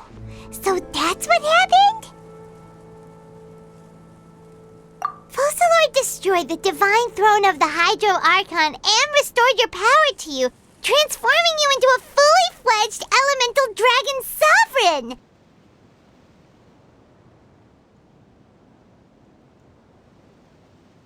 But Paimon still doesn't quite get what you did to save the Fontainians from dissolving. For me, the authority of the ancient dragons refers to absolute control over the hydro element. Fontainians were incomplete humans born of Egeria's use of the power of the primordial sea, with constitutions similar to that of mimics. But so long as those primordial energies remain within them, I could use the ancient dragon's authority to grant them true blood, after the fashion in which life was first brought into being on this planet. In other words, when I gave my verdict, Fontainians became true humans, and thus would naturally no longer be dissolved by water from the primordial sea. Focalord must have counted on you to make that decision as well. Your verdict was the key to making the prophecy appear to have come true while saving everyone.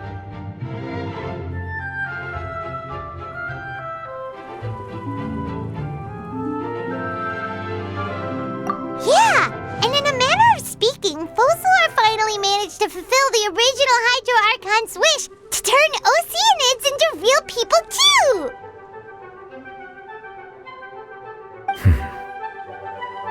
It seems from your expressions that you still have more things you wish to ask.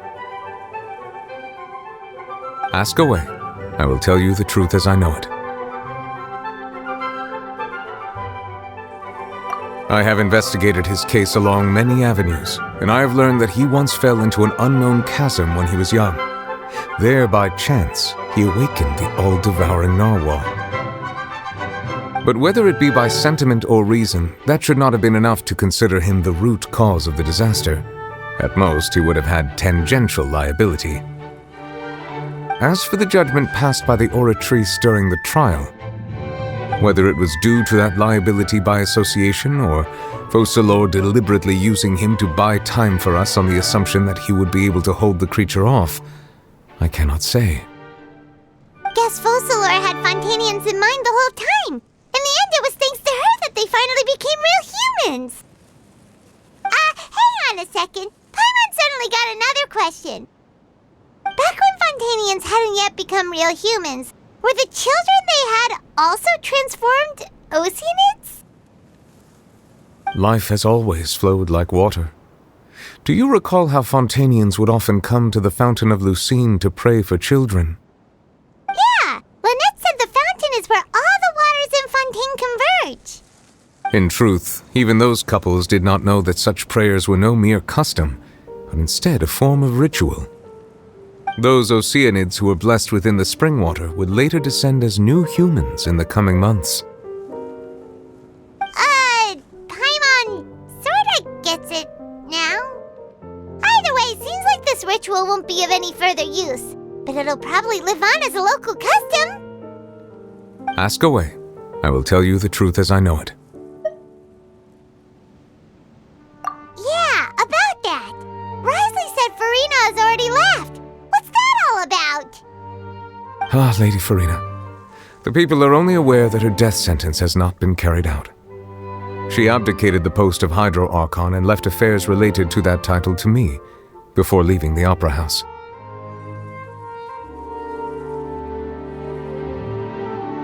I related Focalors' words to her faithfully and completely. After hearing them, she seemed neither saddened nor comforted. She simply said that she was tired and needed to rest. Having said that, she then packed her things and moved out of the Opera House, not unlike how an ordinary person might. But she's still got a place to stay, right? You need not worry. I will make arrangements to ensure that she will not want for food, clothing, board, or travel. In truth, I am somewhat happy for her. The wear and tear on her spirit will, of course, take time to heal. But now that she no longer has to play the role of Focalors the Hydro Archon, she can finally lay down her burdens and lead a normal life. What about you then? What are your plans now that you've regained your full powers as the Hydro Dragon? After Focalors passed on, the Oratrice also ceased to function. This matter will directly affect our trials. After much careful consideration, I've decided to take over its role in our courts. From now on, I shall hear cases and pass verdicts by myself. Looks like you're still considering stuff from the perspective of the Udex, huh? As an elemental dragon, there are indeed many things that I must do. But this power and this duty, in a manner of speaking, you could say that both were granted to me. As such, before I attend to my other responsibilities, I must first and foremost continue to serve Fontaine as its highest judge. The duty of the Hydro Sovereign and the duty of the Udex shall coexist within my person. Additionally, the Hydro Archon's departure has brought about another problem, which is that the Opera House shall no longer produce indemnitium. That's true. That power was derived from the people's faith in the Hydro Archon, wasn't it? Wait, but the various mechs and machines in the city are all still okay. Where are they getting their energy from? As I am now, I have full command over New Musia, and it can serve as a complete substitute. Another reason why I cannot quite leave Fontaine immediately. Wow. This ancient dragon's authority stuff is really quite useful, huh? Ask away. I will tell you the truth as I know it. Oh,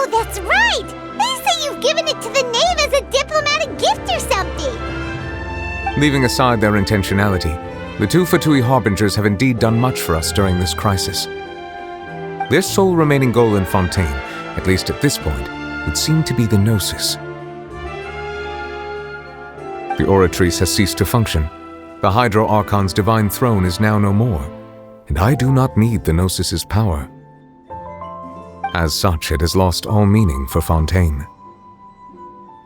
If the Fatui have impure designs, then we might as well accede to their request now, and avoid unnecessary conflict. What complicated considerations!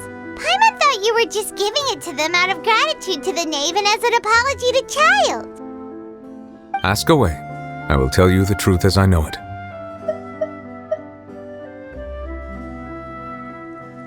You will soon be heading to Natlan, I presume? I'm afraid that I have little talent as a travel guide, so all I can do is tell you what I know about that land. As far as I'm aware, Natlan can be said to be a nation of dragons. A nation of dragons? You mean like you? No, I suspect that I would not find myself welcome there. Unlike ancient dragons such as myself, the dragons of Natlan have undergone long years of development and evolution. Large numbers of them have entered a form of coexistence with humanity. Natlan is also the nation of war. War ravages those lands like an undying flame. There is one other piece of information I got incidentally from my negotiations with the knave that I believe may be useful to you. The harbinger known as the Captain has thrown his hat into the endless ring of war. The Captain. Sounds like a real tough customer. Seriously, everywhere you look, there's a Fatui Harbinger doing their thing. I suggest that you fully prepare yourself before going to Natlan. In the meantime, Fontaine's doors will always be open to you. Ask away. I will tell you the truth as I know it. Hang on a sec. Paimon's still got a question about the Gnosis. When we spoke to Linny earlier, he mentioned that your attitude towards giving away the Gnosis had clearly changed. We guessed that there might be some reason for it that only you were aware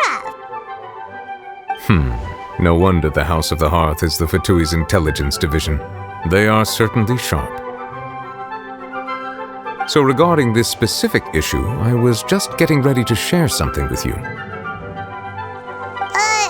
What is it?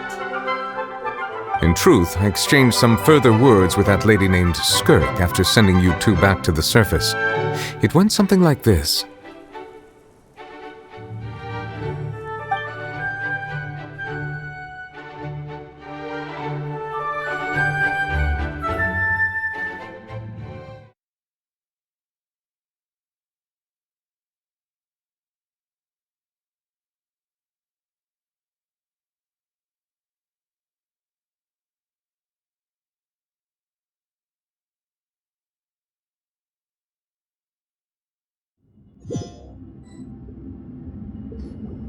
Well, we're going to head topside to see what's going on. You hurry over soon as well, all right, Nervalet?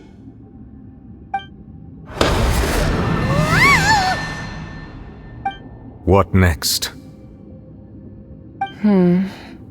The all-devouring narwhal isn't here, so I'm no longer getting any interference. I can finally catch the scent of your power, what it's made of. It is the authority of the planet's primordial dragons, but with something very similar to a god's curse mixed in. It's quite a novel blend. I'm sure I've encountered something like this before. What was it again? I do not know what you speak of. Ah, of course. How could I forget? You should have the remains of the third descender on your person, yes? Remains? I've never heard of any such thing. Huh. According to your parlance, I believe it may be called a gnosis. Well, that much is true. After Focalor's divinity faded, she handed her gnosis to me. But I fear I have never heard of it described in the manner that you just did.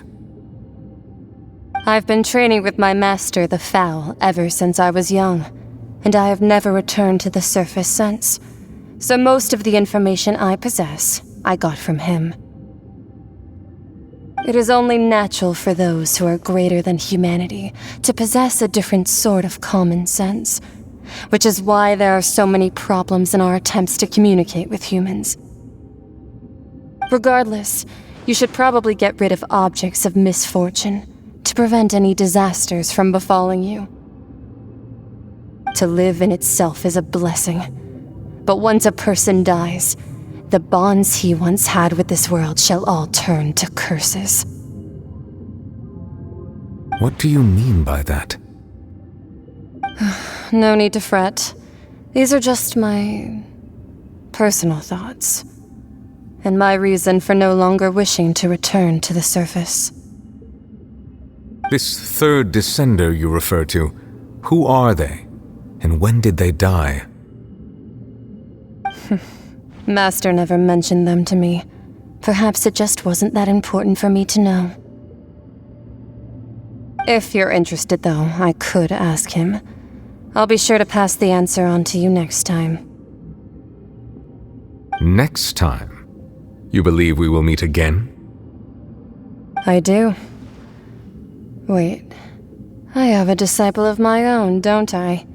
He can be the messenger then.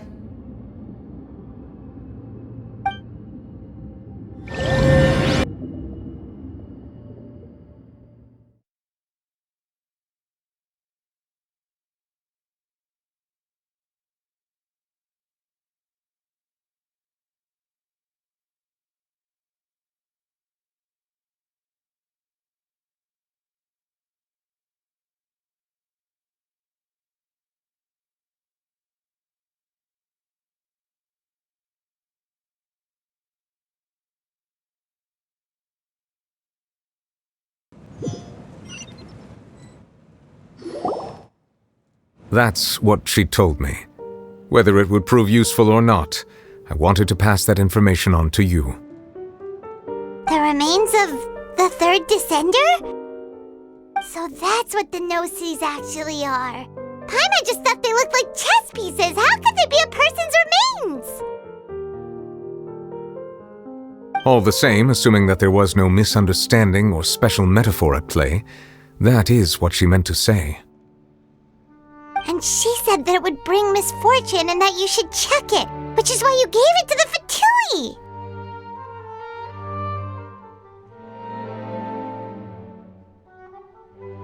Fatui! If she speaks the truth, then I would simply be putting Fontaine at unnecessary risk by keeping it here.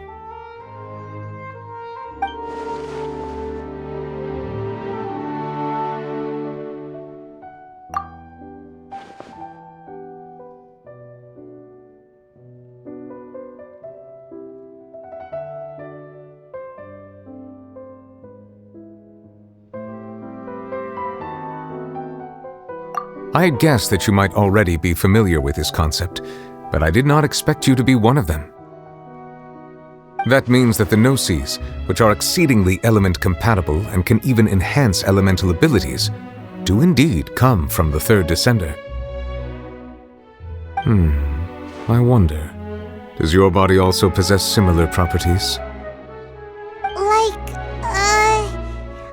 being able to use elemental powers without a vision! That does sort of count as special compatibility, right? No, let's not think about this stuff right now. It just feels creepy. Comparing the Traveler to the dead third descender and all. That's what you say, but this topic still feels like bad luck. Once Child recovers, let's get some more answers out of him. Or go look for his master and get the answers that way. I too believe it unwise to make too many blind guesses when information is lacking. The same is true of being at court. All right. Whatever the case, it seems like the crisis here in Fontaine's over for now. Yes. All of Focalor's efforts were for this moment as well. But she sacrificed herself in the end as a god, and she suffered through all those years as a human. Was that really what she wanted? I suppose that would be the mystery of a god's will. I suspect not. But once in a while, I too would guess that if wishes were like the clouds in the sky, they will one day return to the earth as raindrops. Life flows like water, and rain is the final answer.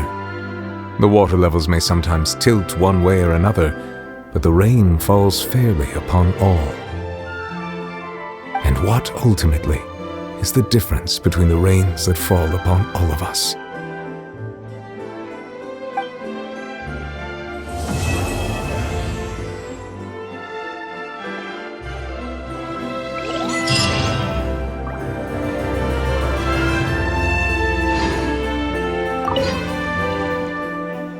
It seems from your expressions that you still have more things you wish to ask. Ask away. I will tell you the truth as I know it. I suggest that you fully prepare yourself before going to Natlan. In the meantime, Fontaine's doors will always be open to you.